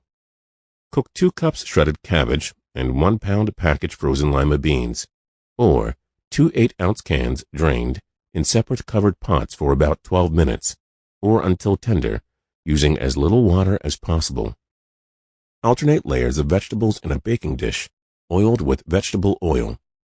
Dot with vegetable margarine. Sprinkle with toasted bread crumbs and bake in moderate oven 15 to 20 minutes. Serves 6. New England boiled dinner. Cut 4 half cups sweet potatoes, 1 cup carrots, and 1 cup turnips into 3/4 inch tubes. Slice 2 cups onions. Cut 2 cups cabbage into pieces about 1 1/2 inch square. Boil sweet potatoes and onions together. Cabbage may be either cooked separately or added to carrots and turnips when they are partially cooked. When all are done, mix together and serve with 100% grain toast. Baked artichokes. Boil until done. Remove from water. Spread open a few of the outside leaves and add garlic cloves. Place in pan. Pour olive oil over it and bake in oven at 425 degrees Fahrenheit for about 25 minutes. Eggplant hash. Cut an eggplant in half lengthwise. Place in oven until baked to a mushy pulp. Remove the peel. Mash. Add fried onion. Season to taste. Tomato sauce optional. Baked beet tops. Boil separately equal amounts of beet tops and spinach. Drain and chop. Braise onions. Add chopped celery. Mix all together. Put in pan. Cover with breadcrumbs and bake. Vegetable chicken a la king. Mix 2 stalks celery, sliced, 2 cups chopped bell peppers, 1/4 cup pimento, 1/2 cup green peas, and 1/2 cup cubed carrots. Add sliced onion. Make gravy out of tomato sauce. Serve on whole wheat toast or patties. Mock chicken croquettes. Make a base of braised onions, bell peppers, and celery. Add mashed baked sweet potatoes, carrots, peas, or other cooked vegetables if preferred, and toasted bread crumbs. Mold and bake in olive oil until golden brown. Vegetable chop suey. Braise coarsely chopped onions. Put in pan to sauté. Add chopped celery, bean sprouts, chopped bell peppers, water chestnuts, tomatoes to flavor. Sauté in oil until golden brown. Vegetable hamburger. Braise onions with bell peppers. Add garlic to taste. Cook together. Add toasted bread crumbs, celery, walnuts, and hominy. Mold and sauté in oiled pan. Serve with onions. Baked tomatoes. Cut and retain tops from tomatoes and scoop out pulp. Season pulp with grated onions and parsley. Stuff mixture into tomato shells and put tops back on. Cover and bake at 400 degrees Fahrenheit for 25 minutes, basting with good salad oil. Arrange on bed of watercress or lettuce, surrounded by sliced cooked beets. Use dressing as desired. Carrot nut loaf. Mix together 2 cups coarsely chopped carrots, 3 cups toasted crumbs, 1 cup chopped celery, 1 cup chopped walnuts, 1 cup mashed potatoes, and 3 cups braised sliced onions. Add 2 tablespoons of melted vegetable or soy margarine. Place in loaf pan and bake at 350 degrees Fahrenheit for 1 hour. Zucchini Italiano. Slice in about 1/2 inch thickness 2 good-sized zucchini and 1 good-sized tomato. Baked zucchini with half red onion sliced. 1 small clove of garlic if desired. And basil and oregano to taste for about 25 minutes at 400 degrees Fahrenheit. Add tomatoes and cook an additional 10 minutes or until tender. New sweet potatoes and string beans. Steam sweet potatoes and peel. Cook string beans with as little water as possible. Place both in a baking pan and add chopped parsley. Pour Italian olive oil over them and warm in oven for 15 minutes. Serve. Vegetarian corned beef. Steam 1 cup each cubed carrots, coarsely chopped cabbage, sweet potatoes, and chopped celery. Fill in a baking pan with brown gravy. Add steamed vegetables. Brush lightly with vegetable margarine or olive oil, and bake 10 minutes at 400 degrees Fahrenheit. Italian meatballs. Cook 2 cups whole wheat spaghetti in boiling water until tender.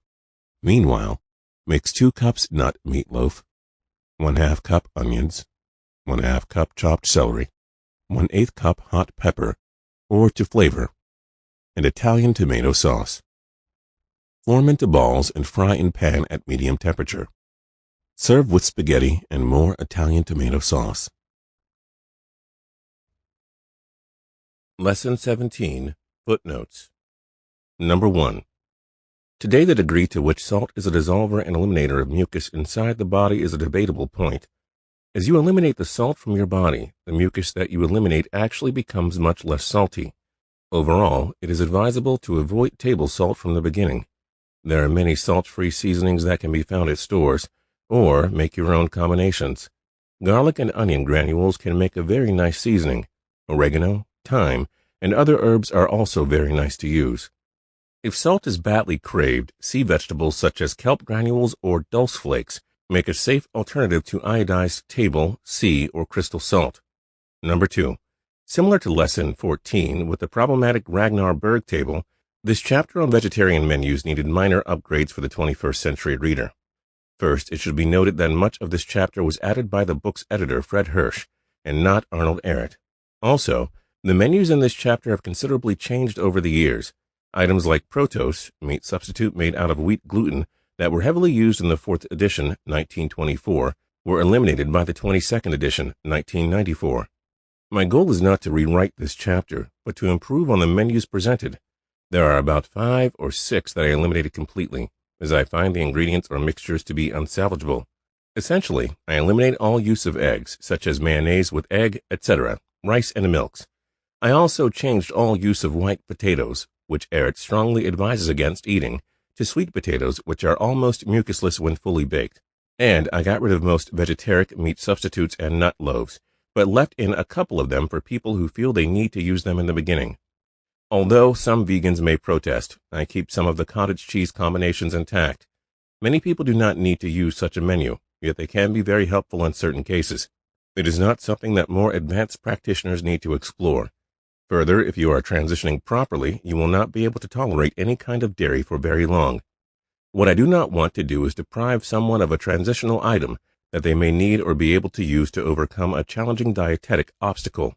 Since transitional thinking is not finite, but ever-changing, the practitioner should know that such items cannot be eaten for extended periods. Those that only want to use the diet for a short period to heal will now have some things to fall back on that are better than a standard pus and mucus-forming diet. Overall, for every bad item, there must be an item of lesser evil that is only a step away. Eating the baked banana, applesauce, and chopped dates meal helped me get off of cottage cheese almost immediately. Wheat/grain toast, wheat spaghetti, etc. were all areas that I visited for varying periods of time to overcome hurdles.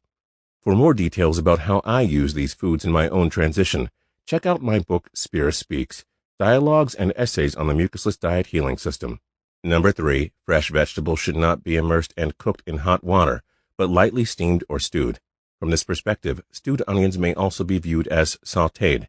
An onion sauté is a great way to make the standard cooked mixture taste great. To create a sauté, heat some olive oil or grapeseed oil in a pan, and add chopped onions and optionally chopped garlic, and periodically move with the spatula until tender and slightly browned. Chopped celery and carrots may also make a nice addition to the sauté. Number 4. This is an editorial note added by Ehret's original editor, most trusted student, and former owner of Ehret's Literature Publishing Company, Fred S. Hirsch, 1888 through 1979.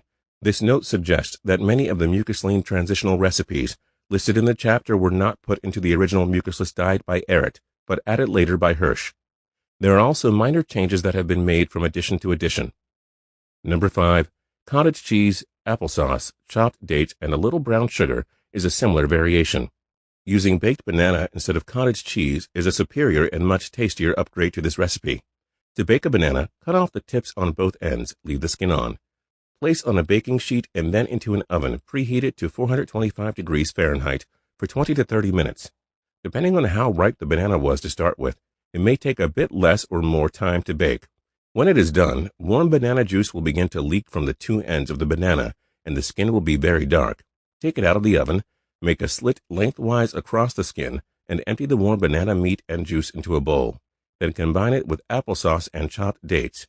This baked banana menu may easily quench cravings for sweets such as cakes or pies and is almost mucusless. Fasting. Lesson 18. It is significant for our time of degeneration that fasting, by which I mean living without solid and liquid food, is still a problem as a healing factor for the average man or woman, as well as for the orthodox medical doctor. Even naturopathy required a few decades in its development to take up nature's only universal and omnipotent remedy of healing. It is further significant that fasting is still considered as a special kind of cure, and due to some truly marvelous results here and there, it has quite recently become a worldwide fad. Some expert nature cure advocators plan out general prescriptions of fasting and how to break a fast regardless of your condition or the cause from which you are a sufferer. On the other hand, fasting is so feared and misrepresented that the average person actually considers you a fool if you miss a few meals when sick, thinking you will starve to death, when in reality you are being cured. They fail to understand the difference between fasting and starvation. The medical doctor in general endorses and, in fact, teaches such foolish beliefs regarding nature's only foundational law of healing and curing. Whatever has been designed and formulated to eliminate the disease matters, and designed as natural treatments without having at least some restriction or change in diet or fasting, is a fundamental disregard of the truth concerning the cause of disease. Have you ever thought what the lack of appetite means when sick? And those animals have no doctors, and no drugstores, and no sanitariums, and no machinery to heal them. Nature demonstrates and teaches, by that example, that there is only one disease, and that one is caused through eating, and therefore every disease whatsoever it may be named by humans is and can be healed by one remedy only, by doing the direct opposite of the cause, by the compensation of the wrong, i.e., reducing the quantity of food or fasting.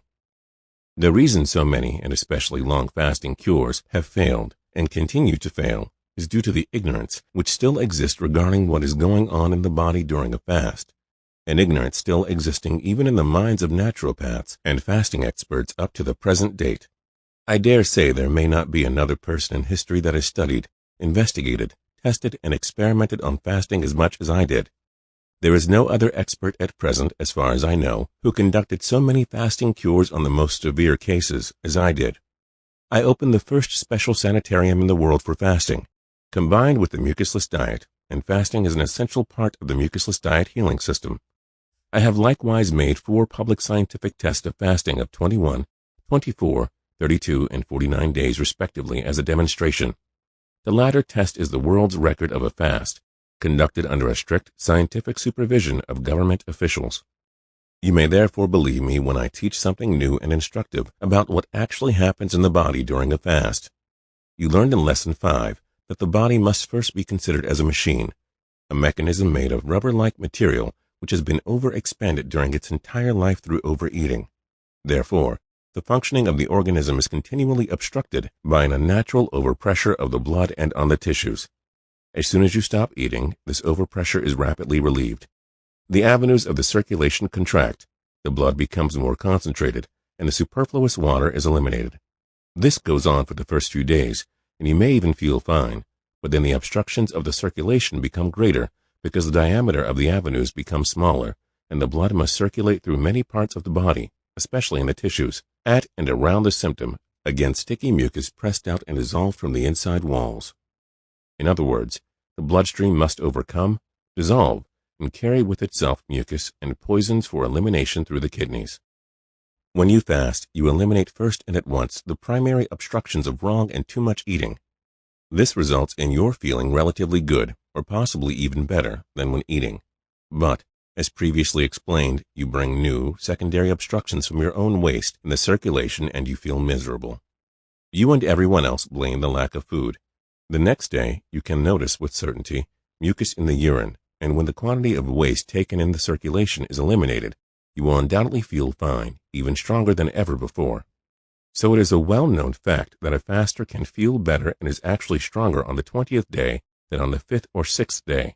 Certainly a tremendous proof that vitality does not depend primarily on food, but rather from an unobstructed circulation. See Lesson 5. The smaller the amount of O, obstruction, the greater P, air pressure, and therefore V, vitality. Through the above enlightening explanation, you see that fasting is first, a negative proposition to relieve the body from direct obstructions of solid, most unnatural foods. Second, that it is a mechanical process of elimination by contracting tissues pressing out mucus, causing friction and obstruction in the circulation. The following are examples of vitality from P. Power, air pressure alone. One of my first fasters, a relatively healthy vegetarian, walked 45 miles in the mountains on his 24th fasting day. A friend, 15 years younger, and I walked 56 hours continually after a 10-day fast. A German physician, a specialist in fasting cures, published a pamphlet entitled Fasting, the Increase of Vitality. He learned the same fact that I did, but he does not know why and how, and vitality therefore remained mysterious for him. If you drink only water during a fast, the human mechanism cleanses itself, the same as though you would press out a dirty, watery sponge. But the dirt in this instance is sticky mucus, and in many cases pus and drugs, which must pass through the circulation until it is so thoroughly dissolved that it can pass through the fine structure of the physiological sieve called kidneys. Fasting, Part 2, Lesson 19. As long as the waste is in the circulation, you feel miserable during a fast. As soon as it is through the kidneys, you feel fine. 2 or 3 days later, and the same process repeats itself. It must now be clear to you why conditions change so often during a fast. It must now be clear to you why it is possible for you to feel unusually better and stronger on the 20th fast day than on the 5th, for instance. But this entire cleansing work, through continued contracting of the tissues, becoming lean, must be done by and with the original old blood composition of the patient, and consequently a long fast, especially a too long fast, may become in fact a crime if the sick organism is too greatly clogged up by waste. Fasters who died from too long a fast did not die from lack of food, but actually suffocated in and with their own waste. I made this statement years ago. More clearly expressed, the immediate cause of death is not a poverty of the blood in the vital substances, but from too much obstruction. O, obstruction, becomes as great as even or greater than P, air pressure, and the body mechanism is at its death point. I gave all of my fasters lemonade with a trace of honey or brown sugar for loosening and thinning the mucus in the circulation. Lemon juice and fruit acids of all kinds neutralize the stickiness of mucus and pus. Acid paste cannot be used for sticking purposes. If a patient has ever taken drugs over their entire life period, which are stored up in the body like the waste from food, their condition might easily become serious or even dangerous when these poisons enter the circulation, when they take their first fast. Palpitation of the heart, headaches, nervousness may set in, and especially insomnia. I saw patients eliminate drugs they had taken as long as 40 years before. Symptoms such as described above are blamed on the fast by everybody, and especially doctors.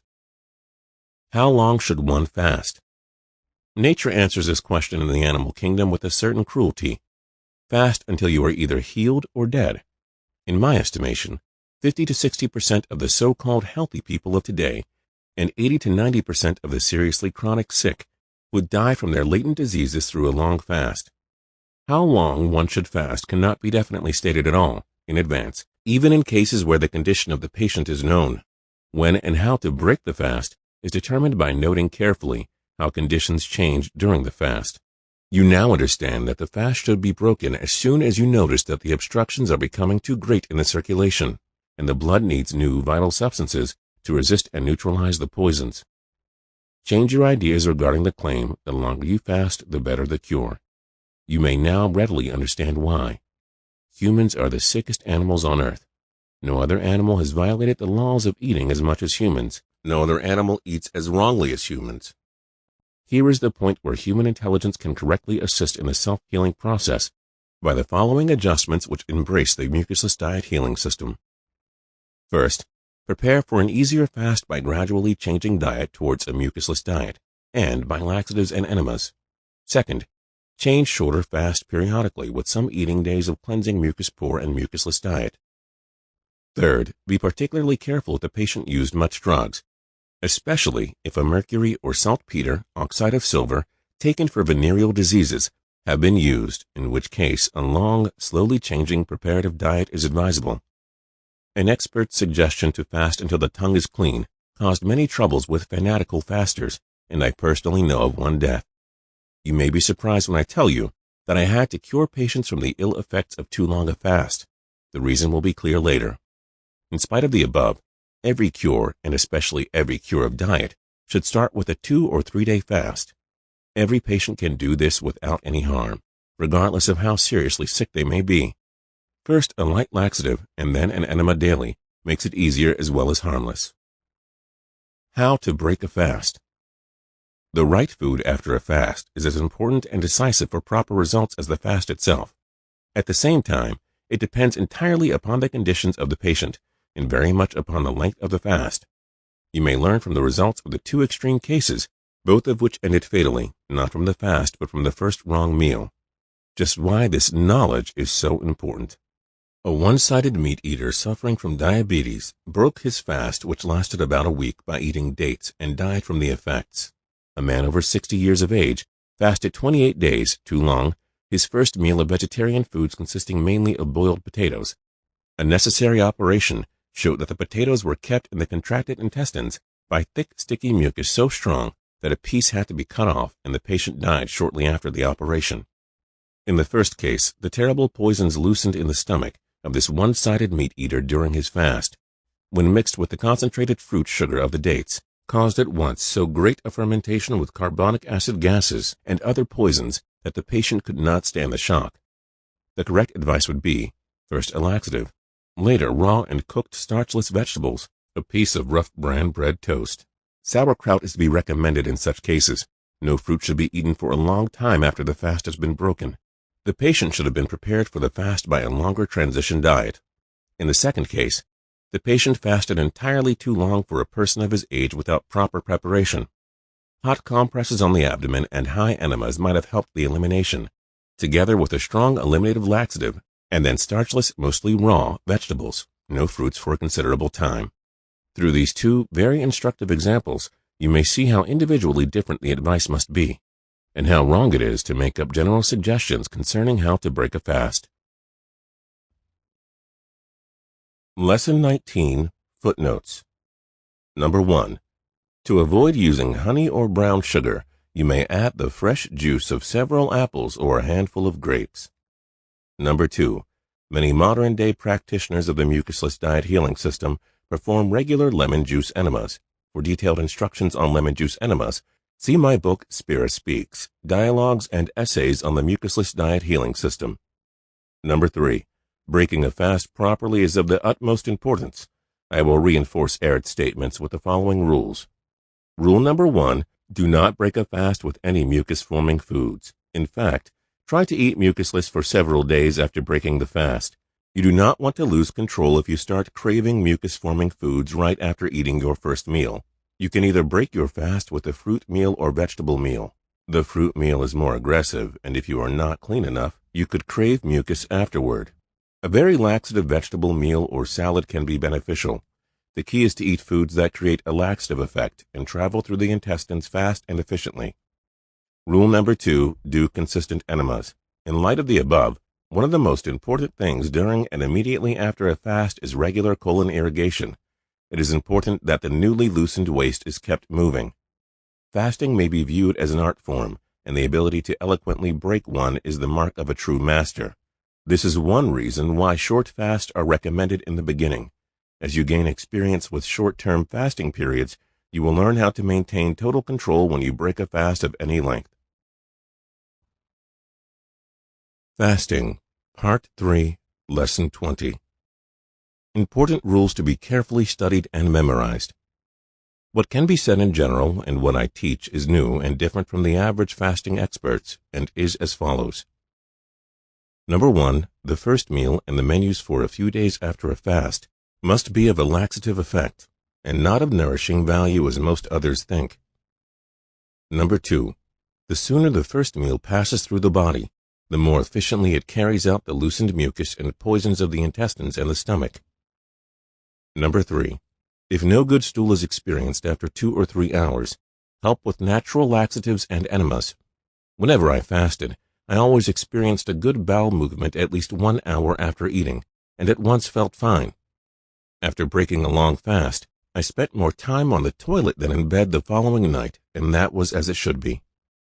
While sojourning in Italy many years ago, I drank about 2 quarts of fresh grape juice after a fast. At once I experienced a watery diarrhea set in foaming mucus. Almost immediately after, I experienced a feeling of such unusual strength that I easily performed the knee-bending and arm-stretching exercise 352 times. This removal so thoroughly of obstructions taking place after a fast of a few days increased P, vitality at once. You will have to experience a similar sensation to believe me, and then you will agree with my formula, V equals P minus O, and you will realize the absurdity of making up scientific, nourishing menus for health and efficiency. Number 4, the longer the fast, the more efficiently the bowels perform after it is over. Number 5, the best laxative foods after a fast are fresh sweet fruits. The best of all are cherries and grapes. Soaked or stewed prunes are good too. These fruits must not be used after a meat eater's first fast, but only for people who have lived for a certain time on mucusless, or at least mucus-poor foods, the transition diet. Number 6, in the average case, it is advisable to break the fast with raw and cooked starchless vegetables. Stewed spinach has an especially good effect. Number 7, if the first meal foods do not cause any unpleasantness, you may eat as much as you can, eating only a small quantity of food for the first 2 or 3 days without experiencing a bowel movement, owing to the small amount of food taken. Another wrong advice given by experts is dangerous. Number 8, if you are in the proper condition so that you can start eating with fruits, and you have no bowel movement after about an hour, then eat more or eat a vegetable meal as suggested above. Eat until you bring out the waste accumulated during the fast with your stool after eating the first meal. Rules during the fast. Number 1, clean the lower intestines as well as you can with enemas at least every other day. Number 2, before starting a longer fast, take a laxative occasionally, and by all means the day before you start the fast. Number 3, if possible, remain in the fresh air day and night. Number 4, take a walk, exercise, or some other physical work only when you feel strong enough to do it. If tired and weak, rest and sleep as much as you can. Number 5, on days that you feel weak, and you will experience such days when the waste is in the circulation, you will find that your sleep is restless and disturbed, and you may experience bad dreams. This is caused through the poisons passing through the brain. Doubt, loss of faith will arise in your mind. Then take this lesson and read it over and over, as well as the other fasting chapters and especially Lesson 5. Don't forget that you are, parenthetically speaking, lying on nature's operating table, the most wonderful of all operations that could be performed, and without the use of a knife. If any extraordinary sensation occurs due to the drugs that are now in the circulation, take an enema at once, lie down, and if necessary, break the fast, but not with fruits. Number 6, whenever you arise after lying down, do it slowly, otherwise you may become dizzy. The latter condition is not serious, but you had better avoid it in this manner. It caused me considerable fear in the beginning, and I know a number of fasters and strict eaters who gave up when they experienced the sensation, lost their faith forever. Fasting drinks. The fanatic fasting enthusiast drinks only water. They think it best to avoid any trace of food whatsoever. I consider light lemonade with a little honey or brown sugar, or a little fruit juice the best. Drink as often as you care to during the day, but in general, not more than 2 or 3 quarts a day. The less you drink, the more aggressive the fast works. As a change, vegetable juices made from cooked starchless vegetables are very good during a longer fast. Raw tomato juice, etc. are also good. But if fruit juice, for example, orange juice, is used during a longer fast, be extremely careful because the fruit juices may cause the poisons to become loosened too rapidly without causing a bowel movement. I know a number of such fruit or fruit juice fasts which failed completely because all mucus and poisons, if loosened too fast and too much at one time, disturbs all organs too greatly when in the circulation. This waste can only be eliminated through the circulation and without the aid of bowel movements. Morning fast or non-breakfast plan. The worst of all eating habits nowadays is to stuff the stomach with food early in the morning.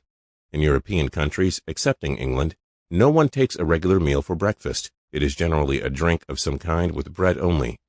The only time that humans do not eat for 10 to 12 hours is during the night while they are asleep.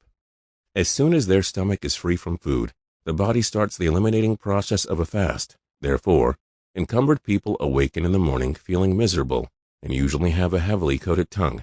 They have no appetite at all, yet they demand food, eat it, and feel better. Why? Another mystery revealed.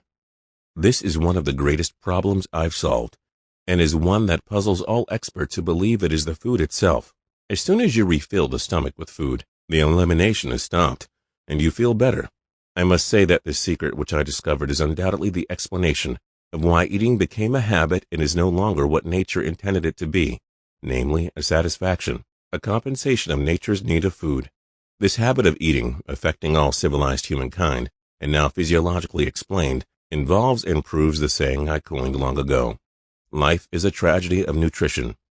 The more waste humans accumulate, the more they must eat to stop the elimination. I had patients who had to eat several times during the night to be able to sleep again. In other words, they had to put food in the stomach to avoid the digestion of mucus and poisons accumulated there. Lesson 20. Footnotes. Number 1. It must be understood that Ehret does not have a strict or dogmatic definition of what is and is not fasting. In his book, Rational Fasting, as well as the Mucusless Diet Healing System, Ehret discusses a spectrum of fasting experiences from water to juice fasting to all fruit dieting. First, he explains, we need only to give a patient of any kind nothing but mucusless food, for instance, fruit or even nothing but water or lemonade. We then find that the entire digestive energy, freed for the first time, throws itself upon the mucus matters accumulated since childhood and frequently hardened, as well as on the pathological beds formed therefrom, rational fasting.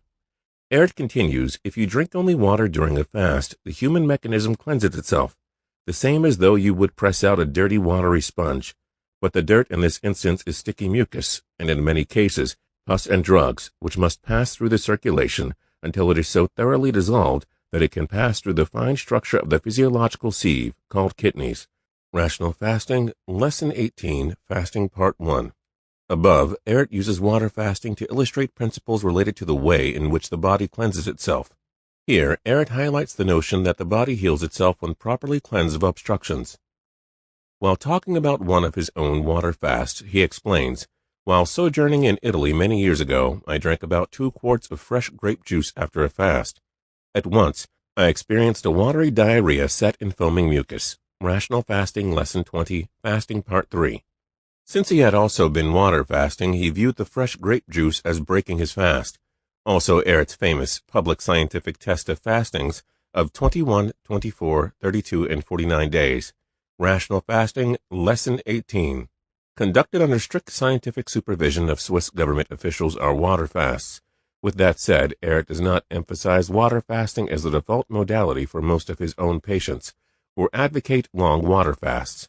He explains, as I have stated before, I am no longer in favor of long fasts. In fact, it may become criminal to let a patient fast for 30 or 40 days on water, contracting the avenues of circulation, which are continually filling up more and more with mucus, and by dangerous old drugs and poisons, and at the same time, rotten blood from his old stock, in fact, actually starving from necessary vital food elements.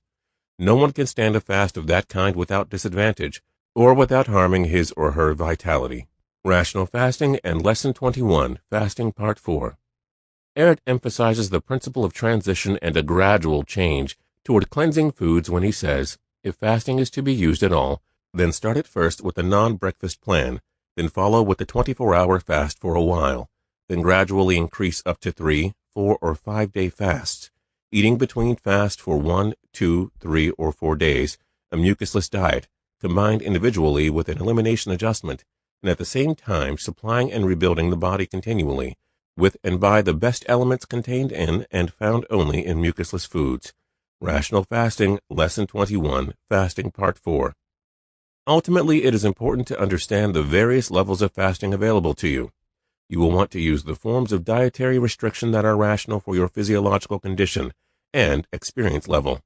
Through Ehret's transitional ethos, fasting for humans in their current pathological conditions is a relative proposition. What may be fasting for my body may not be for yours. As Ehret implies, for some, just eating mucusless or a fruit-only diet could be a certain level of fasting. If you have questions or concerns about the type of fast that you should do, it may be advantageous to consult with a mucusless diet professional who can help you make the right fasting decisions. Number 2, be careful not to crave and then uncontrollably eat the cooked vegetables used to make the broth.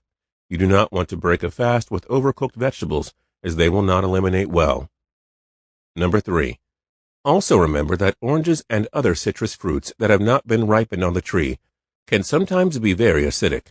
If it is not possible to find tree-ripened citrus fruits, be sure that the ones you use are as sweet as possible. Fasting Part 4, Lesson 21. You have just read in Lesson 20 about patients eating several times during the night in order to sleep again. You have been taught why this happens. Upon awakening, you may perhaps feel fine, but instead of getting up, you remain in bed and fall asleep again, have a bad dream, and actually feel miserable upon awakening the second time.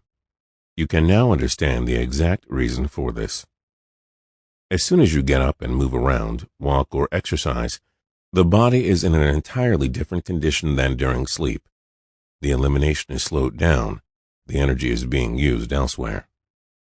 If eating breakfast is eliminated from your daily menus, you will probably experience some harmless sensations, such as headaches for the first 1 or 2 days. After that, you will feel much better and enjoy your luncheon better than ever. Hundreds of severe cases have been cured by the non-breakfast fast alone, without important changes in diet, proving that the habit of a full breakfast meal is the worst of all and most injurious. It is advisable and really of great advantage to allow the patient to have the same drink for breakfast that they are accustomed to. If they crave coffee, let them continue to drink coffee, but absolutely no solid food. Later on, replace the coffee with a warm vegetable juice, and still later, change to fruit juice or lemonade. This change should be made gradually for the average mixed eater. The 24-hour fast or 1 meal a day plan. As with the breakfast fast, you can heal more severe cases with a 24-hour fast, or in cases of deep chronic encumbrance and drugs, it is a careful preliminary step to the necessary longer fasts. The best time to eat is in the afternoon, say 3 or 4 o'clock p.m. If the patient is on the mucusless or transition diet, let him eat the fruits first. Fruit should always be eaten first. And after a lapse of 15 to 20 minutes, eat the vegetables. But all should be eaten within an hour, so that it is, so to say, 1 meal. Fasting when used in connection with the mucusless diet healing system. As I have stated before, I am no longer in favor of long fasts. In fact, it may become criminal to let a patient fast for 30 or 40 days on water, contracting the avenues of circulation, which are continually filled up more and more with mucus, and by dangerous old drugs and poisons, and at the same time rotten blood from their old stock, in fact, actually starving from necessary vital food elements. No one can stand a fast of that kind without disadvantage or without harming his or her vitality. If fasting is to be used at all, then start at first with a non-breakfast plan, then follow with a 24-hour fast for a while. Then gradually increase up to 3, 4, or 5-day fasts, eating between fast for 1, 2, 3, or 4 days a mucusless diet, combined individually as an elimination adjustment, and at the same time supplying and rebuilding the body continually with and by the best elements contained in and found only in mucusless foods. Through such an intermittent fast, the blood is gradually improved, regenerated, can more easily stand the poisons and waste, and is able at the same time to dissolve and eliminate disease deposits from the deepest tissues of the body, deposits that no doctor ever dreamed existed, and that no other method of healing has ever discovered or can ever remove. This, then, is the mucusless diet healing system, with fasting as an essential part of it. Fasting in cases of acute disease. Hunger Cures, Wonder Cures was the title of the first fasting book I ever read. It gave the experiences of a country doctor in which he said, no feverish acute disease must nor can end with death if nature's instinctive command to stop eating through lack of appetite is followed. It is insanity to give food to a pneumonia patient with a high fever, for instance. Having had an unusual contraction of the lung tissues by a cold, the pressed out mucus goes into the circulation and produces an unusual heat fever. The human engine, already at the bursting point through heat, becomes more heated through partaking of solid food, meat broth, etc., good nourishing food so-called. Air baths taken in the room, enemas, natural laxatives, and cool lemonade would save the lives of thousands of young men and women who are now daily permitted to die, the innocent victims of pneumonia or other acute diseases, due to the stubborn ignorance of doctors and so-called highly civilized people. The Superior Fast. Please try and memorize the lesson on metabolism, Lesson 6, because it is the most important truth of my new physiology. You should also memorize Lesson 5, and then you will clearly understand fasting with all its possible sensations. All experts, excepting myself, believe that you live from your own flesh during a fast. You know now that what they call metabolism, metabolize your own flesh when you fast, is simply the elimination of waste. The Indian fakir, the greatest faster in the world today, is nothing but skin and bones. I learned that the cleaner you are, the easier it is to fast, and the longer you can stand it. In other words, in a body free from all waste and poisons, and when no solid foods are taken, the human body functions for the first time in its life without obstructions. The elasticity of the entire tissue system and of the internal organs, especially the spongy lungs, work with an entirely different vibration. They become more efficient than ever before. They work by air alone and without the slightest obstruction.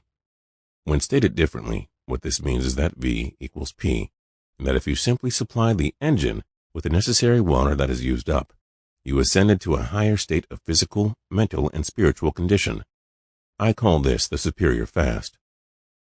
If your bloodstock is formed from eating the foods I teach, your brain will function in a manner that will surprise you.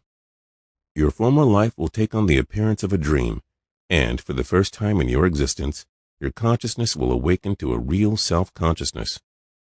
Your mind, your thinking, your ideals, your aspirations, and your philosophy will change fundamentally in such a way so as to beggar description. Your soul will shout for joy and triumph over all misery of life, leaving it all behind you. For the first time, you will feel a vibration of vitality through your body, like a slight electric current that shakes you delightfully.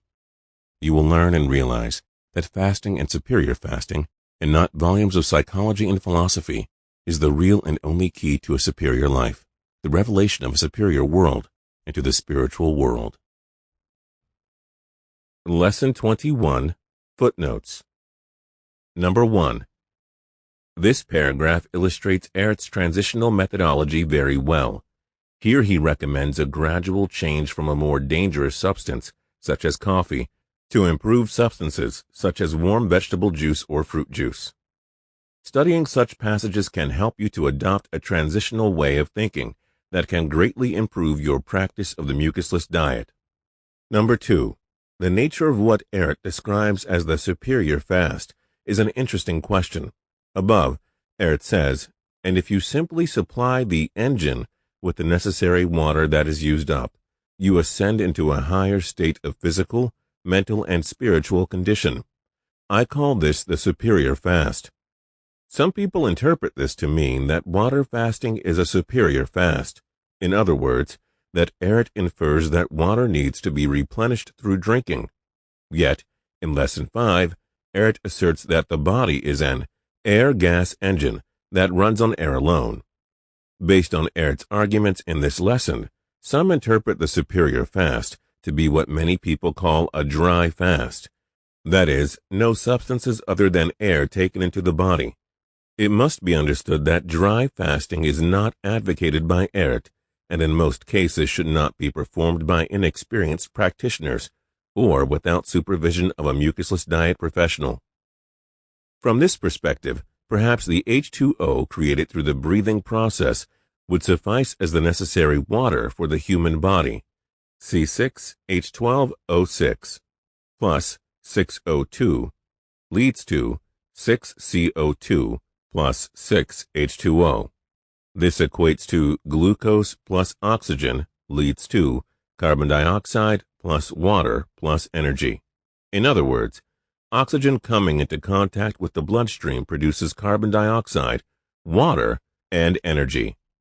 As Ehret asserts, the cleaner, the freer from obstructions, from waste the body is, the easier and the longer you can fast with water and air alone. MDHS. Ehret always makes careful distinction between the ideal theory and practical applications of fasting and the mucusless diet. This often causes people to misinterpret Ehret's work, because the idealistic theory of fasting is seemingly different from the prescribed practical application. This also occurred when Ehret asserts that humans are by nature fruit eaters, and that the ideal menu for humans is the mono diet, consisting of one kind of fruit in season. Yet, Ehret does not suggest that we can go from our current diets to an all-fruit diet overnight, as many readers have grievously misunderstood. Essentially, I find the ideal and superior theorized modalities for humans to be the destination that may one day be reached after the dedicated and effective practice of the mucusless diet healing system. Destructive diet of civilization and the mucusless diet, the natural food of humans. Lesson 22. You have now learned that total abstinence from food, fasting, is the best and most effective method of healing. This proves with logical consequence how only a small quantity is in fact necessary to sustain life, and it justifies my oft-repeated statement. The wonder is that we live in spite of our excessive eating, in spite of our eating such wrong, destructive foods. In the light of this truth, it almost appears ridiculous to take note the endless fight and confusion regarding dietetics, protein, mineral salts, vitamins, etc. The potential food value is not the first question at all. You cannot heal drunkenness by water without stopping the intake of alcohol. You cannot heal disease through any kind of adjustments, treatments, or diets without stopping the eating of the foods which produce disease, the latter being 90% of the present-day destructive diet of civilization. I name the natural food of humans, fruits, and starchless green leafy vegetables, as it is said in Genesis, fruits and herbs, mucusless diet, because mucus is the main and important and significant substance, while the other, wrong foods, contain, produce, and encumber the human body with matter of disease. The entire trash of scientific dietetics, food values, statistics, etc., is useless and in vain so long as the first step is not taken, and that is to see the foods and their value from a principally different angle. Number 1. How far and how much it produces and leaves disease matter, mucus, in the body. Number 2. Their dissolving, eliminating, healing properties. For this purpose, I give you a special critique of the different foods, wrong foods especially, and you can see at once why they are destructive, with no positive food value at all, but producing and leaving stored up waste in the body.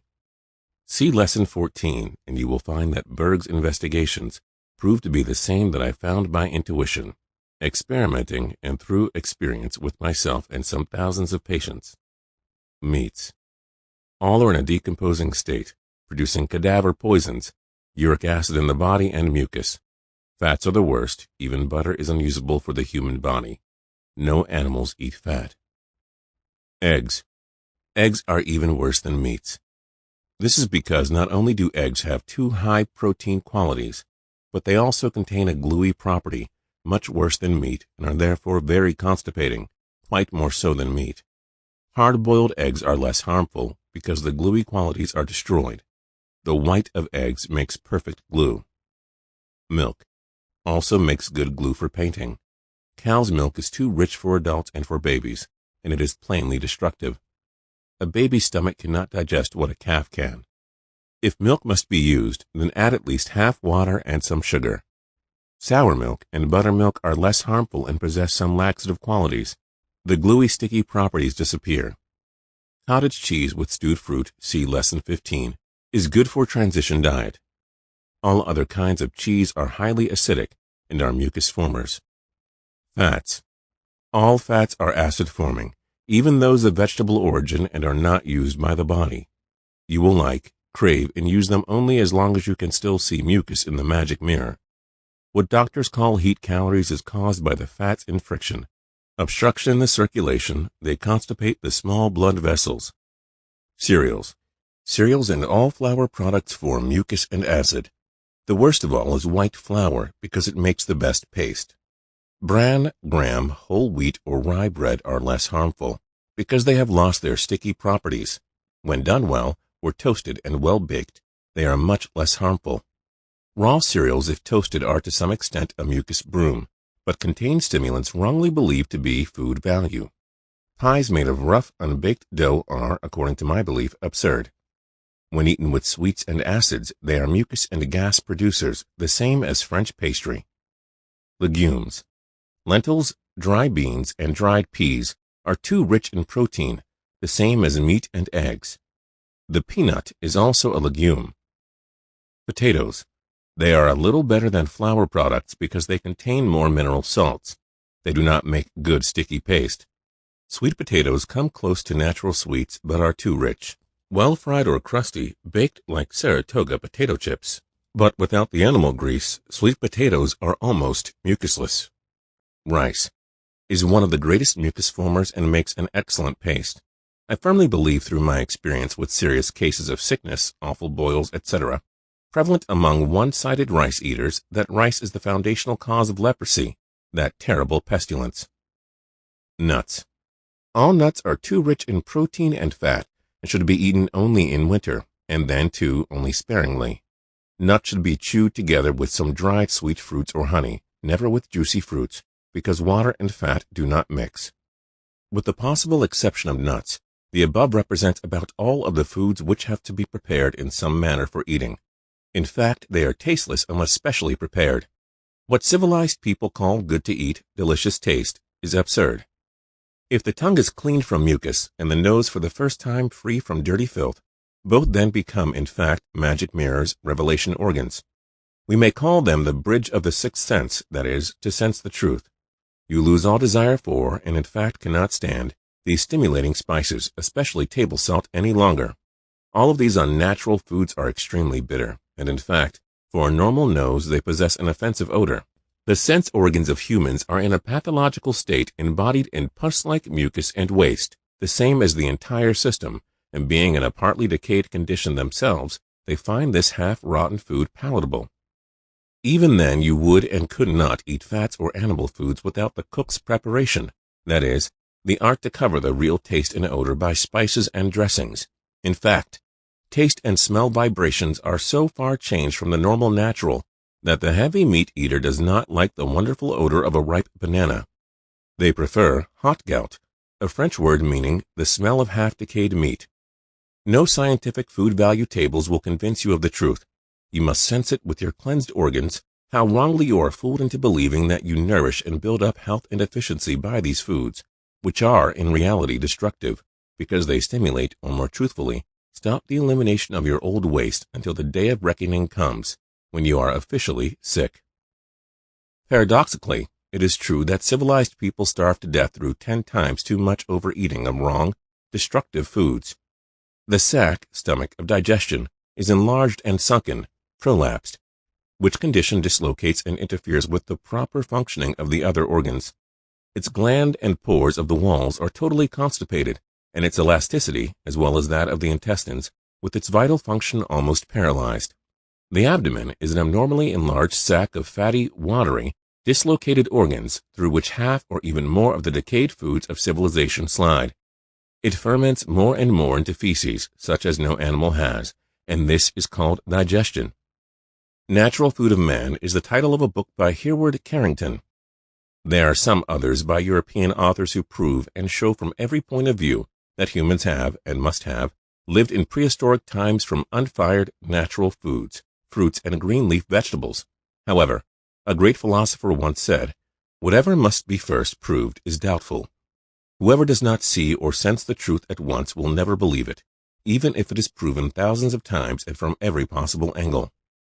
Even experts of fruit diet and raw food advocates have doubts that the degenerate humans of today can live the paradisiacal life. It took me a few years of continual testing and experimenting until I was thoroughly convinced in spite of the fact that I believed at once. Now, memorize what I teach in Lesson 5 and in the lessons on the new physiology. All others are on the wrong track, misled by the protein fad, as well as through ignorance of how it looks inside of the body, what disease is, etc. But especially obstructive to recognition of the truth is the ignorance as to what happens in the body if you eat fruits, fast, or live on a mucusless diet. This fact that the interpretation of all and every sensation, which becomes more and more strange and new, the more and deeper healing process goes on, is based on the old physiology, and is therefore and must be consequently wrong.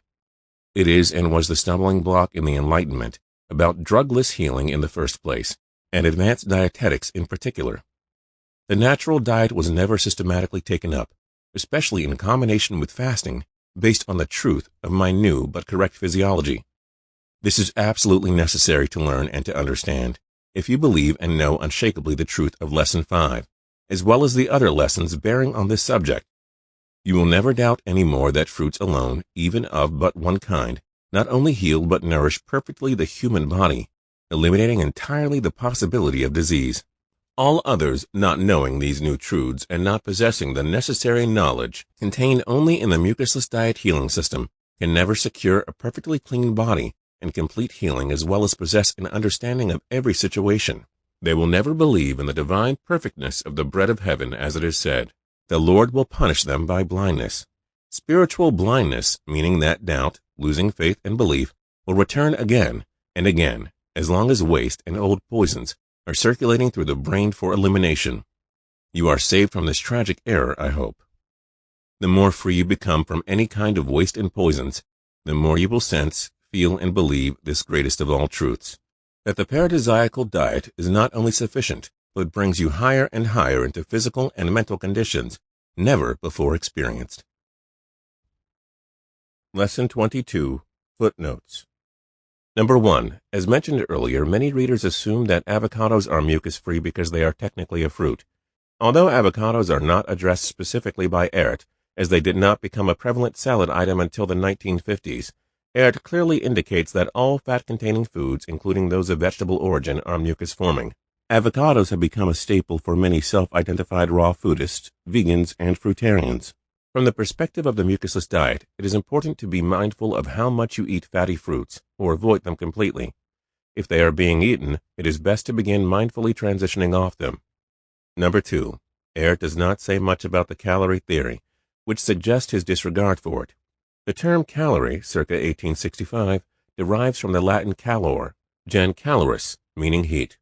The large calorie, also called the dietary or nutritional calorie, is the amount of energy needed to raise the temperature of 1 kilogram of water by 1 degree Celsius.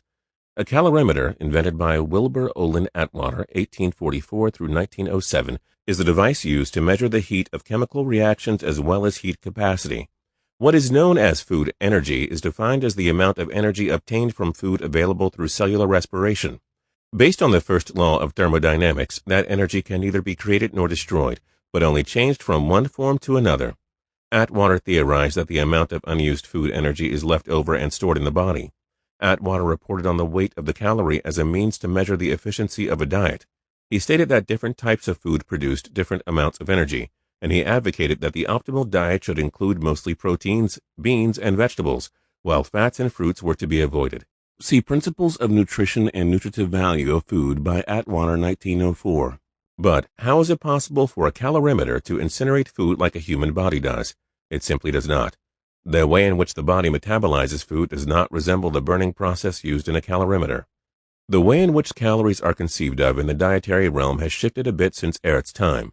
Although fats are still estimated to represent 9 calories per gram, carbohydrates and proteins, flour, and fiber, sometimes counted separately, 2.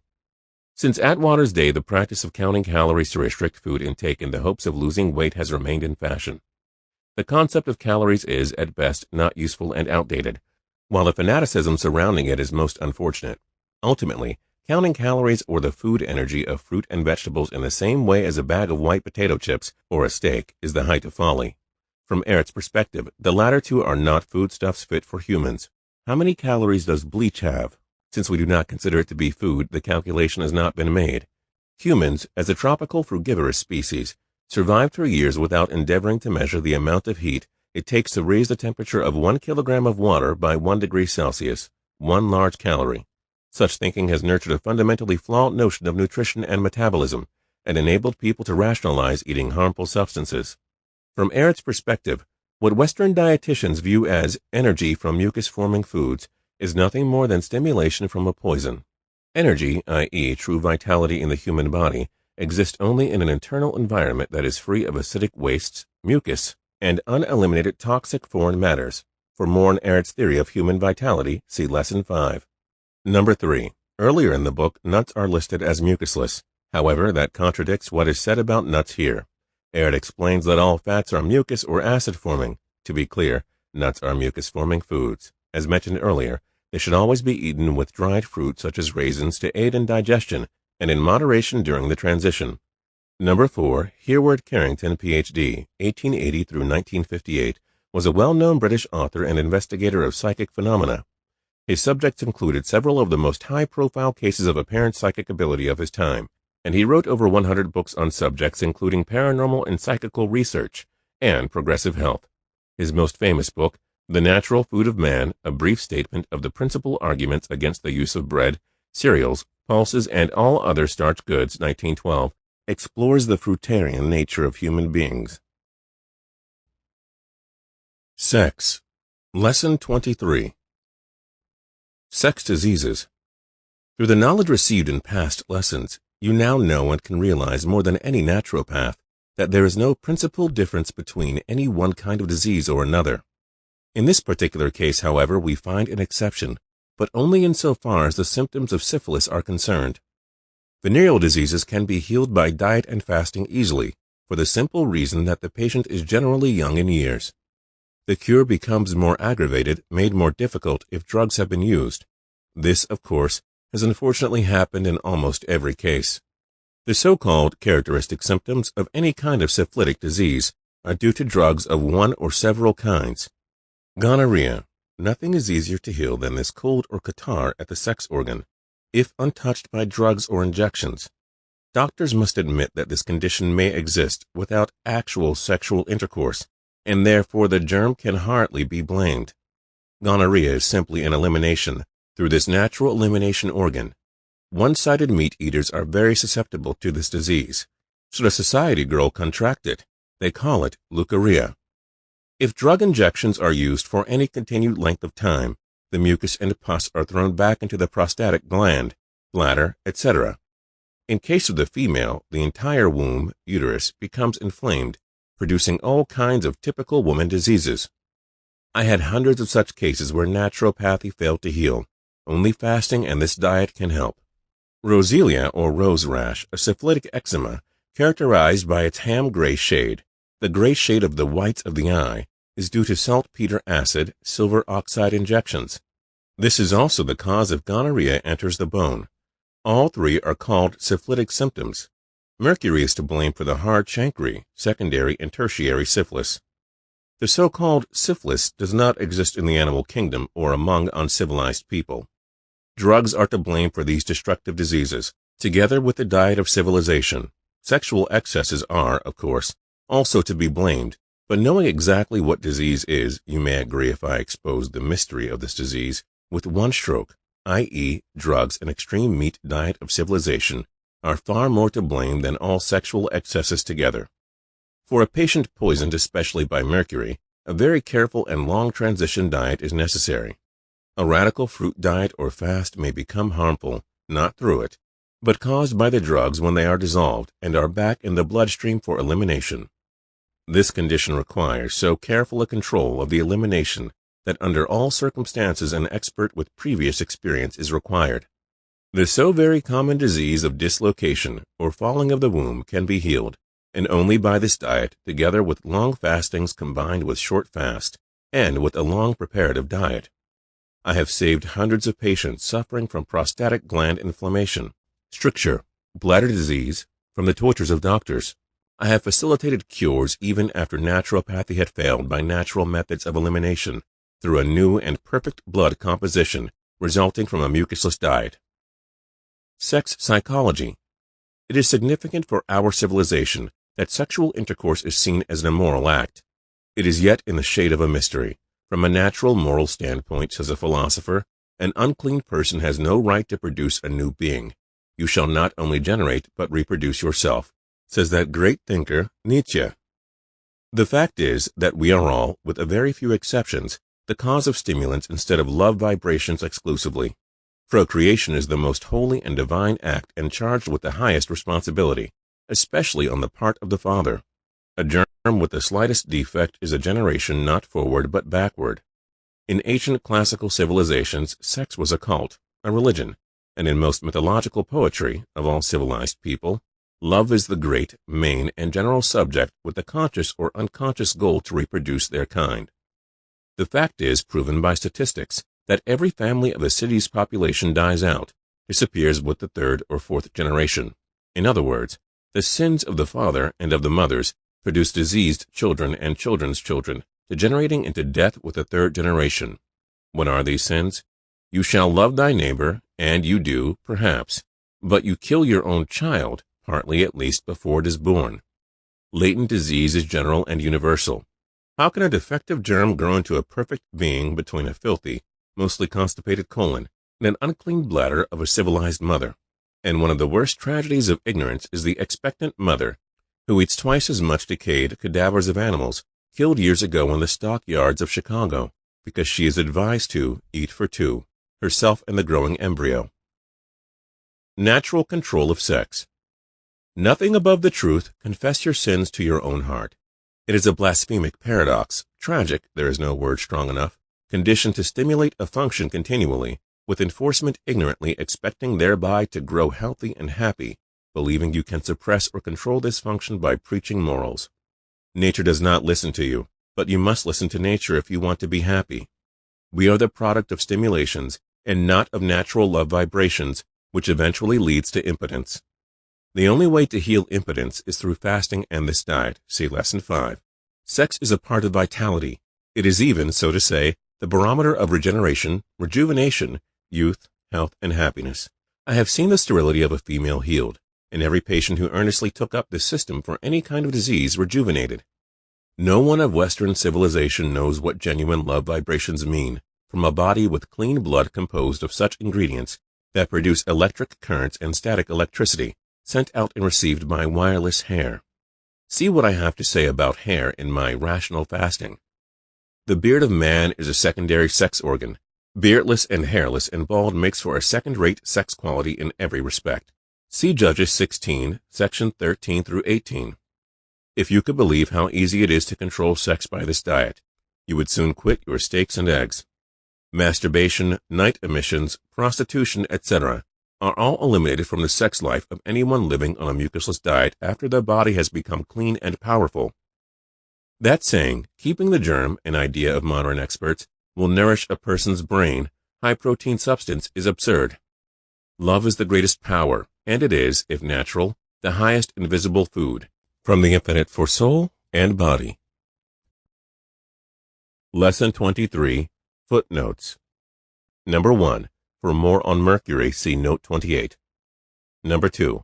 In the Hebrew Bible, Samson, meaning man of the sun, is granted supernatural strength by God in order to combat his enemies and perform heroic feats. His two fatal flaws, however, are his attraction to deceptive women and his hair, without the latter of which he would lose his power and vitality. In these verses, Delilah is trying to discover what gives Samson his great strength so that she may find a way to subdue him. He finally admits that his hair had never been cut, and that is the source of his great strength. Verses 13 through 20 are included to provide greater context. Judges 16, section 13 through 20, New American Bible. So Delilah took new ropes and bound him with them, and said to him, The Philistines are upon you, Samson. For the men were lying in wait in the inner room. But he snapped the ropes from his arms like a thread. Then Delilah said to Samson, Up to now you have deceived me and told me lies. Tell me how you may be bound. And he said to her, If you weave the 7 locks of my hair with the web, and fasten it with a pin, then I will become weak and be like any other man. So while he slept, Delilah took the 7 locks of his hair, and wove them into a web. And she fastened it with the pin, and said to him, The Philistines are upon you, Samson. But he awoke from his sleep, and pulled out the pin of the loom and the web. Then she said to him, How can you say that you love me when you do not confide in me? 3 times already you have mocked me, and not told me the secret of your great strength. She importuned him continually, and vexed him with her complaints, till he was deathly weary of them. So he took her completely into his confidence, and told her, No razor has touched my head, for I have been consecrated to God from my mother's womb. If I am shaven, my strength will leave me, and I shall be as weak as any other man. When Delilah saw that he had given her completely into his confidence, she summoned the lords of the Philistines, saying, Come up this time, for he has opened his heart to me. So the lords of the Philistines came and brought up the money with them. She had him sleep on her lap, and called for a man who shaved off his 7 locks of hair. Then she began to mistreat him, for his strength had left him. When she said, The Philistines are upon you, Samson, and he awoke from his sleep, he thought he could make good his escape as he had done time and again, for he did not realize that the Lord had left him. Ehret points our attention to these Bible verses, for they show how the power and vitality of a strong human was lost as soon as they shaved or cut their hair. For Ehret and many of his back-to-naturist peers, the shaving and cutting of one's hair is not only unnatural, but debilitating and unhealthy. From this perspective, the ability to grow one's hair is a sign of cleanliness and superior health. On this page in the book copy, you will see a sketch of Ehret taken after a 40-day fast that shows a great amount of facial and longer head hair. Sex, Part 2, Lesson 24. Motherhood and Eugenics. Motherhood with a mucusless diet before, during, and after pregnancy is a development towards the Madonna-like holy purity principle different from the dangerous so-called ordinary childbirth, with its ever-present risk of life known in our present civilization. If the female body is perfectly clean through this diet, the menstruation disappears. In scriptures, it is called by the significant word purification, which it is in fact. It is clean and no longer polluted by the monthly flow of impure blood and other wastes. This is the ideal condition of an inside purity capable of immaculate conception. When seen in the light of this truth, the entire Madonna mystery is easily understood. Every one of my female patients reported their menses as becoming less and less, then a 2, 3, and 4-month intermission, and finally entirely disappearing. The latter condition was experienced by those who went through a perfect cleansing process by this diet. Headaches, toothaches, vomiting, and all other so-called diseases of pregnancy disappear. This leads to painless childbirth, an ample sufficiency of very sweet milk, babies that never cry, babies who are very differently clean as compared with others, are the wonderful facts I have learned from every woman becoming a mother after having lived on this diet. It is not advisable to start a radical change in diet during pregnancy or while nursing. This should be done at least 2 or 3 months before conception. Eating for 2 with a special diet is unnecessary if the body is clean.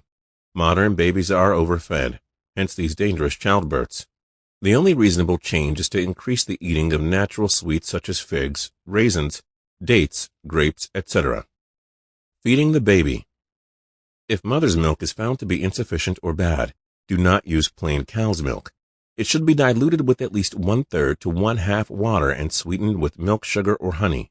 Start feeding the baby as soon as possible with a teaspoon of good fruit juices. Juice from stewed beets is also good, and honey diluted in water between meals. The baby's craving is sweet and proves that fruit sugar is the essence of all dietetics. What is considered a well-fed and healthy-looking baby of average normal weight is in fact pounds of waste or decayed milk.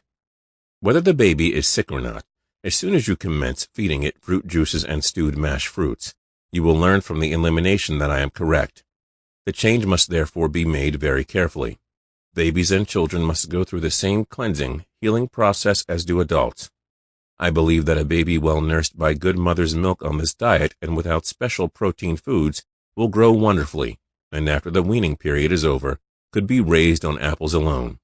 As stated before, if a change of this kind in the baby's diet is made, they must be healed first, whether sick or not, cleansed from the waste of their latent disease. This is the point that everyone refuses to believe, realize, or understand. Natural sweets are necessary for the growing child for building a strong skeleton. Lime is also important. I learned through the few examples that we had in Europe that the character, the mind in general of the growing child, is greatly and beneficially influenced by this diet. With the progress of the purity of the body, the troubles of raising children from which you can be saved are enormous. No more children's diseases. Thousands of mothers, unconsciously through overeating, practically kill their children before they are born. Here, then, is the only and correct way to fight infantile mortality. There is no higher moral duty of any kind than to produce a perfect being.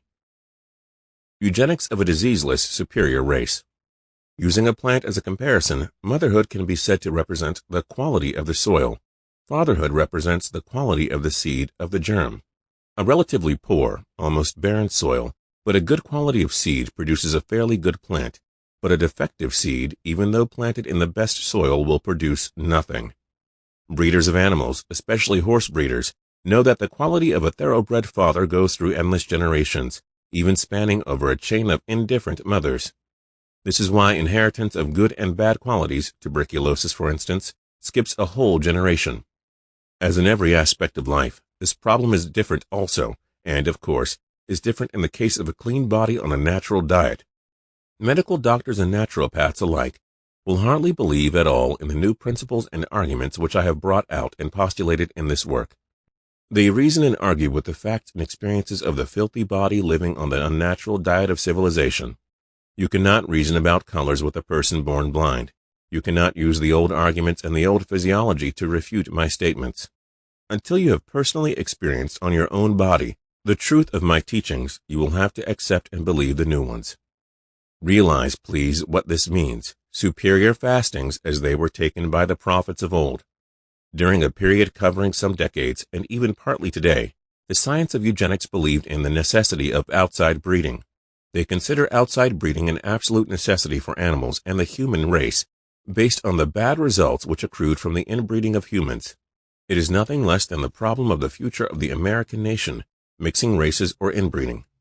The Jewish race is the answer. It is the only in existence where inbreeding is natural and perfect.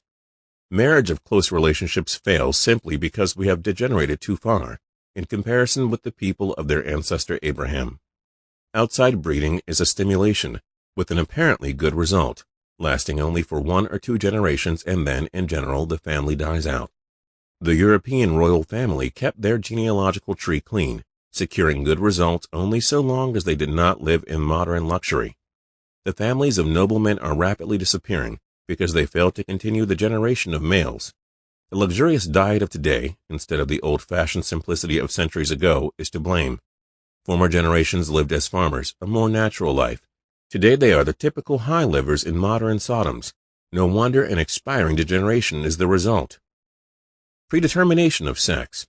What I will endeavor to show here is how to produce a genius, and this will prove at the same time that the predetermination of the sex is based on a higher principle than on the time of conception only.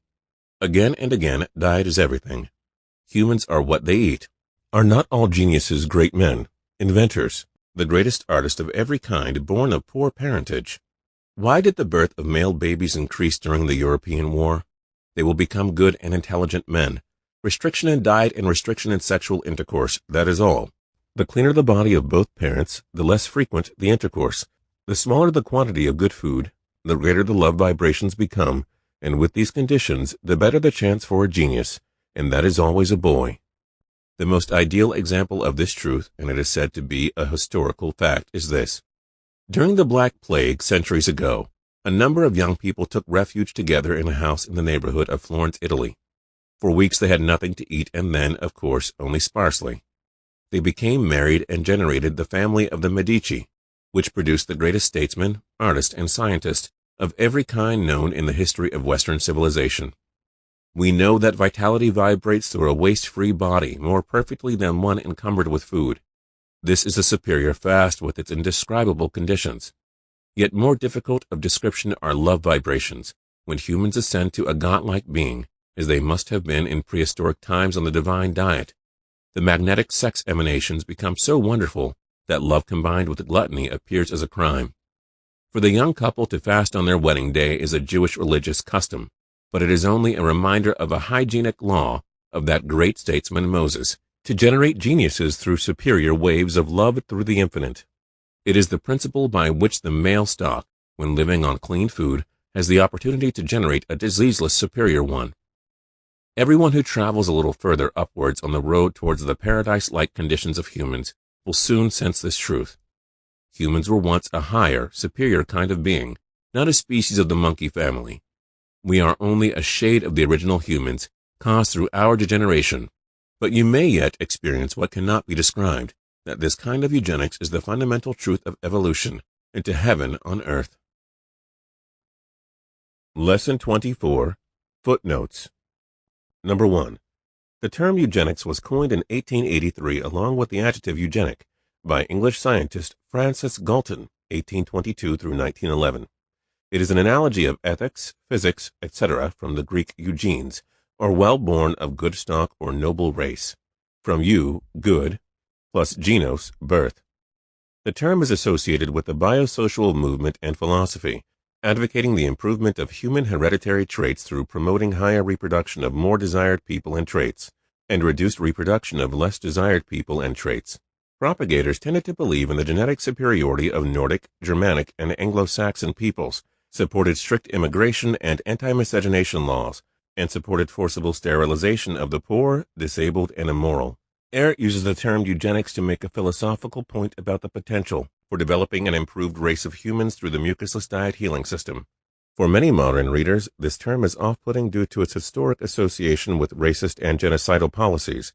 Of course, Ehret wrote this text well before the climax of the radical eugenic policies in the United States and by Adolf Hitler in Germany. Yet, Ehret's beliefs about a so-called superior race of people are diametrically opposed to the white supremacist mentality that was the foundation of most eugenic programs.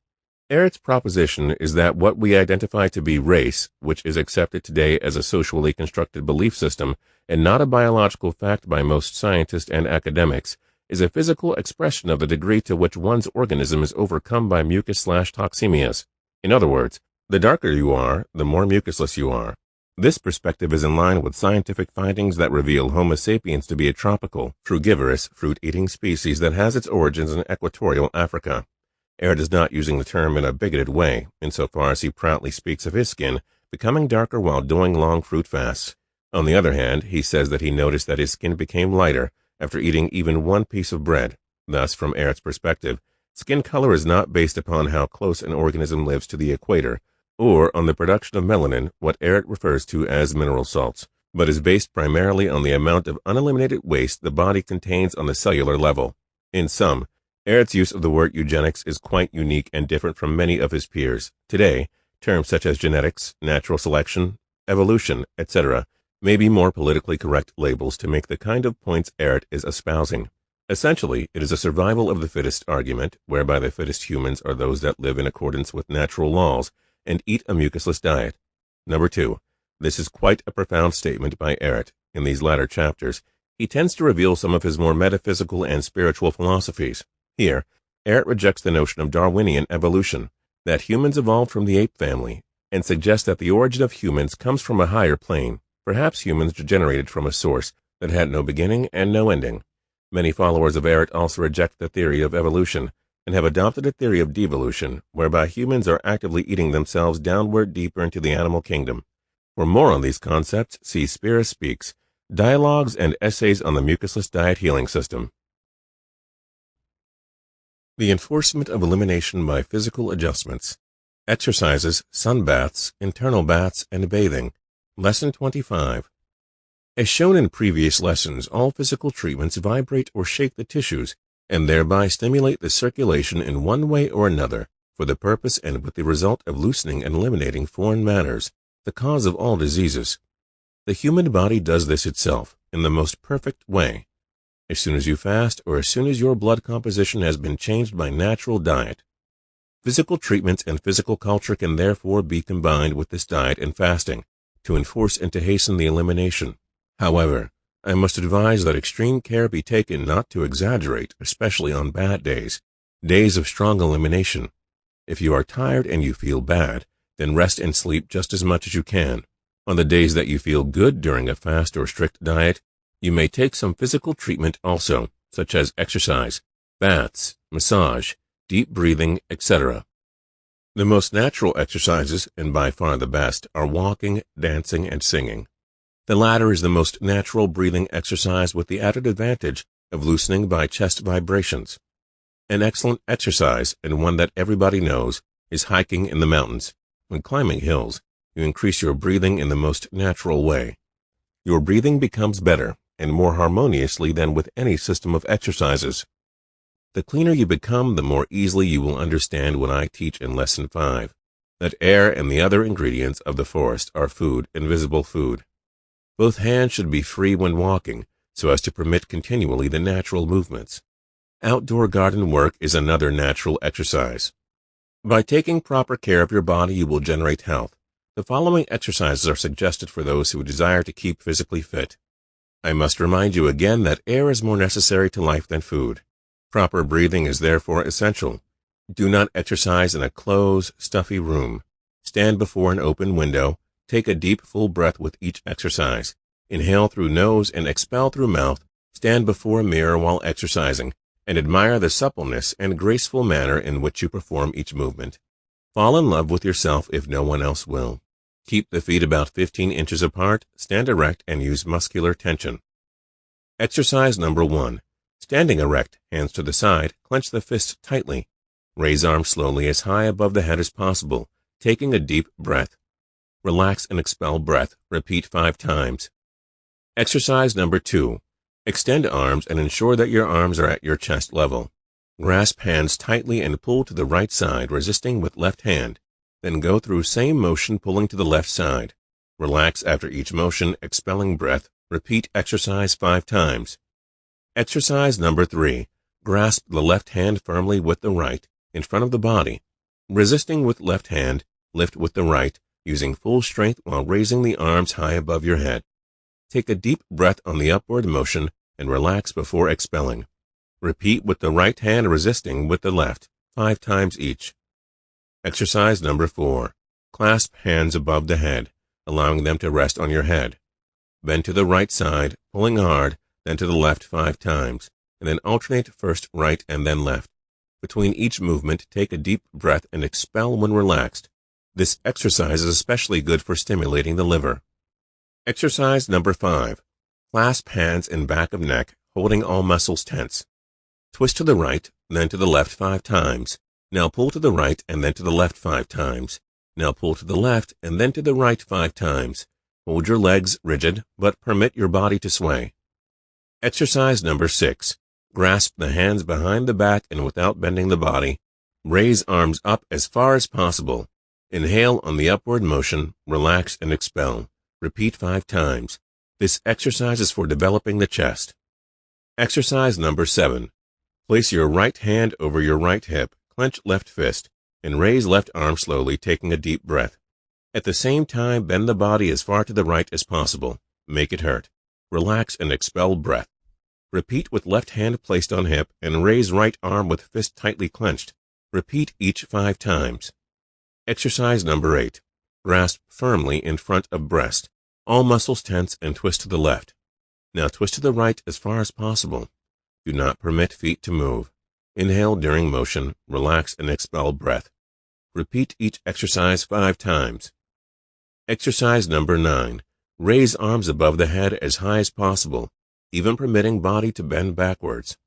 Now bend body forwards and without bending the knees, try to touch the floor with your fingers. Exhale breath when relaxed. Repeat this exercise slowly 5 times and gradually increase to 20 times. Do not exhaust yourself in any of the exercises. If the exercises make you feel stiff at first, it is a sure sign that you needed them, and that they are doing you good. The soreness will soon wear off if you continue the exercises persistently. You may add other exercises to these, but be sure they have the deep breathing. Play your favorite music when exercising. Any snappy march piece will do. The vibrations from the music are wonderful. It is preferable to exercise the first thing in the morning, immediately upon arising. If clothing is worn, it should be loose. Start with a few exercises at first, and then increase gradually. Above all things, do not consider it a duty, but put fun into them. Dancing alone and bending movements to the accompaniment of music will prove very beneficial. Sunbaths. Whenever you have an opportunity of doing so, take a sunbath. In the beginning, do not exceed 20 to 30 minutes and keep the head covered. On bad days, days of great elimination, stay cool. The cleaner you become, the more you will enjoy the sunbath and the longer you will remain. You will also find that you can stand it much warmer. A short cool shower or cool rub with a towel dampened in cold water immediately after the sunbath is good. The sunbath is an excellent invisible waste eliminator, and it rejuvenates the skin, causing it to become silk-like and coloring it a natural brown. Civilized men and women of our race show by their white skin that they are sick from birth on. They inherit the mucus white blood corpuscles, the sign of death. As all of the clothing should be removed during a sunbath, a small enclosure just long enough to lie in should be built in your backyard or even on the roof, away from prying, inquisitive eyes. The clothing of civilization has made it impossible for humans to secure their proper quota of the life-giving power of fresh air and sunshine, so essential to health and happiness. The direct rays of the sun on the naked body supply the electricity, energy, and vitality to the human storage battery, renewing it in vigor, strength, and virility. Internal baths. During the transition period, even though you have regular bowel movements, it is advisable to wash out the lower colon. The sticky waste, slimy mucus, and various poisons, which nature is attempting to eject, should be helped along as much as possible. A small bulb infant syringe can be used after the regular bowel movement, but for a thorough cleansing, 2 to 3 quarts of water should be used. Try to have a natural bowel movement before injecting the water. The body should be in a reclining position, lying on the right side. The syringe must not be higher than 3 or 4 feet above the patient. Water should be warm, not hot, and it should be tested on your elbow. Should any discomfort be felt, stop the flow until the discomfort passes, as the entire 2 or 3 quarts should be retained at one time. If the cramp or pain becomes too great, allow the water to pass from the colon and repeat the operation. The water should remain in the intestines for about 15 or 20 minutes, or as long as it is comfortable.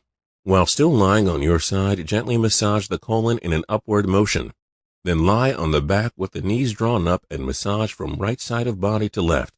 Now turn over, lying on the left side, and massage the left side with a downward motion. You should now be ready for ejecting the water. The best time to take an enema is just before retiring. Bathing.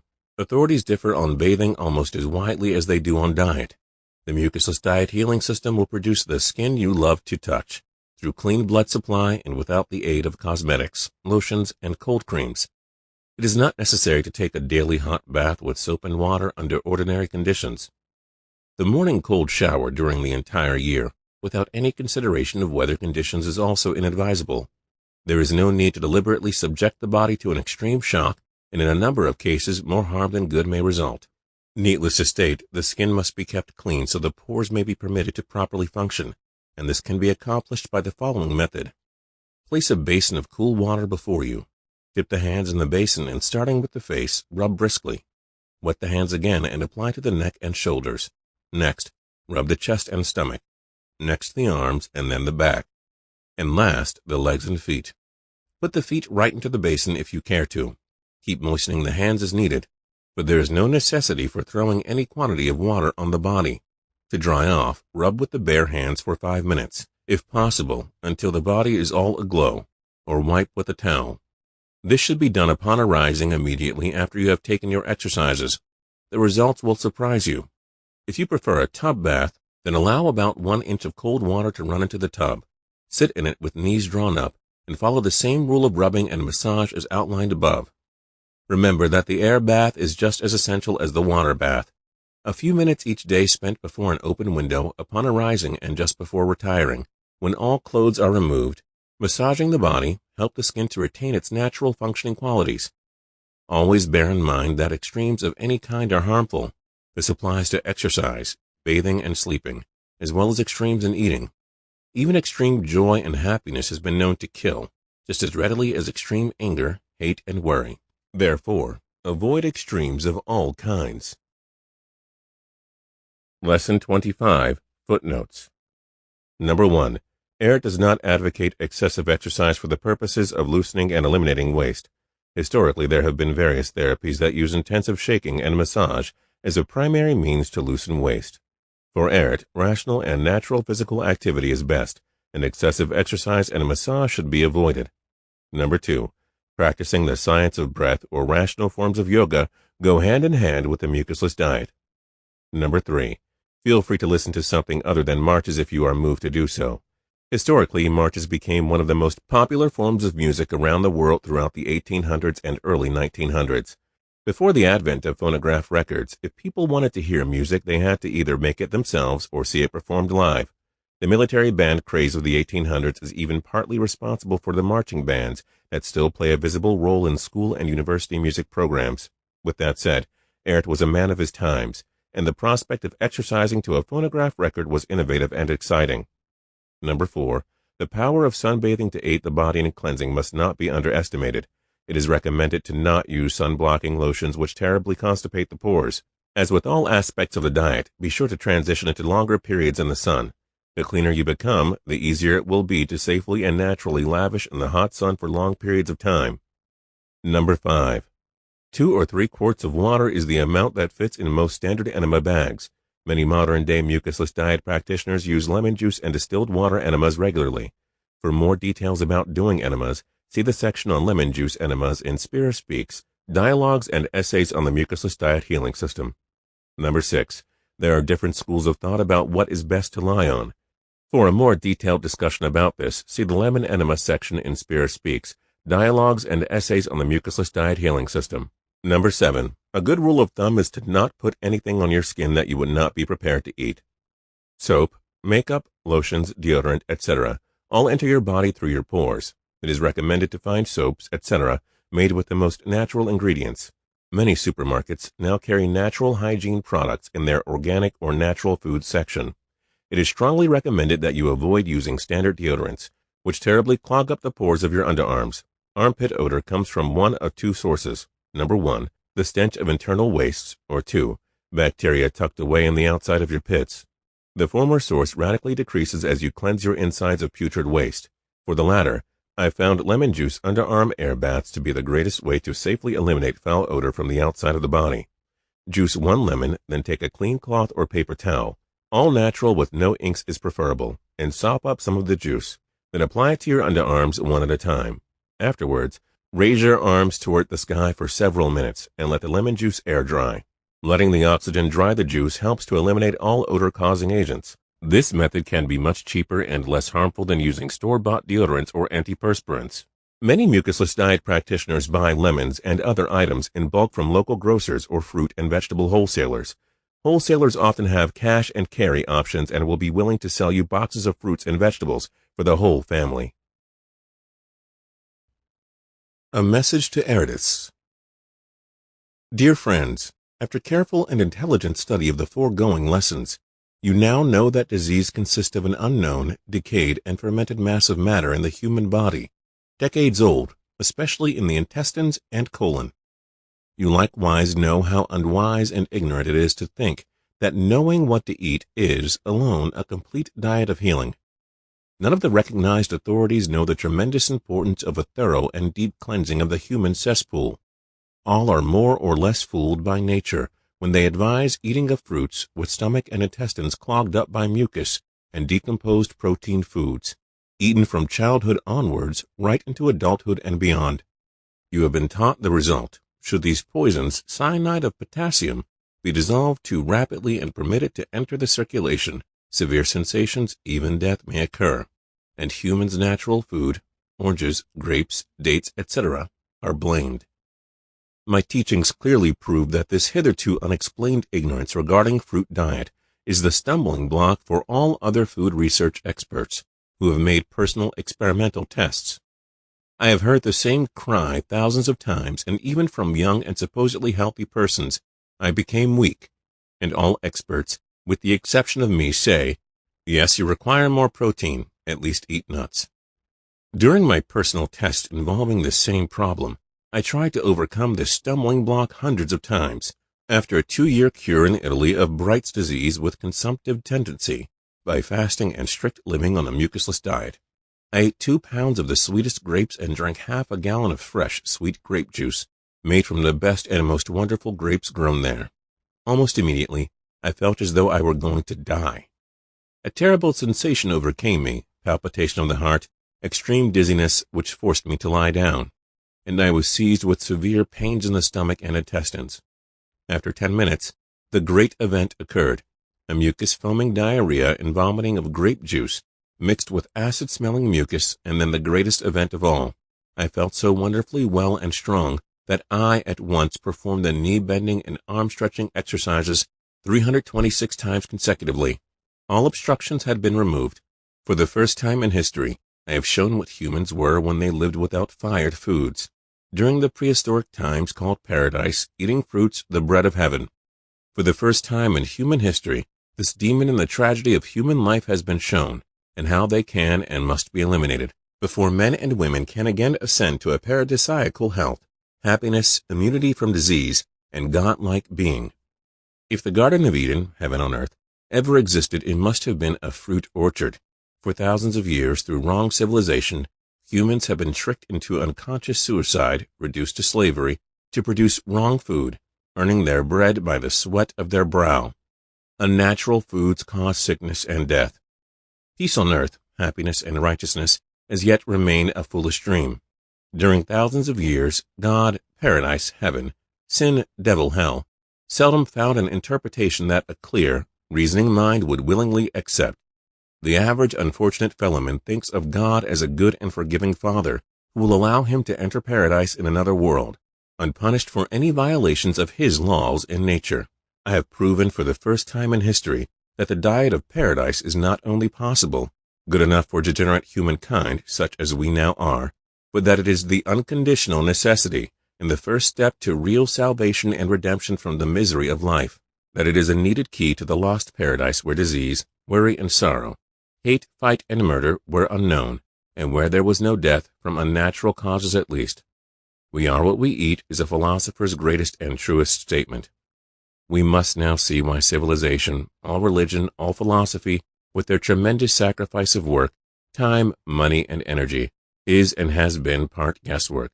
The magic formula for heaven on earth of the paradise must read like this.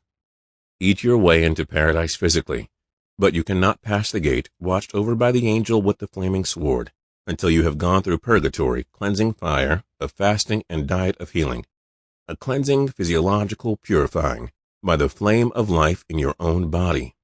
For thousands of years, no one has escaped the struggle of death caused by an unnatural life, and you will have to face it someday. But you, I, and others who have learned the greatest and most important truth of life are the only ones in existence today who are in fact, and not by mind only, out of the road of darkness and unconscious suicide, and into the light of the new civilization. The light of a physical regeneration is the foundation of mental and spiritual revelation-like progress to the light of a superior, that is to say, a spiritual world. This book represents an outline of the serious nature of my work, and it also appeals to you for help in carrying it through, as the greatest deed you can perform, upon which depends not only your future destiny, but that of a suffering, unhappy humankind, on the verge of physical and mental collapse. Arnold Ehret.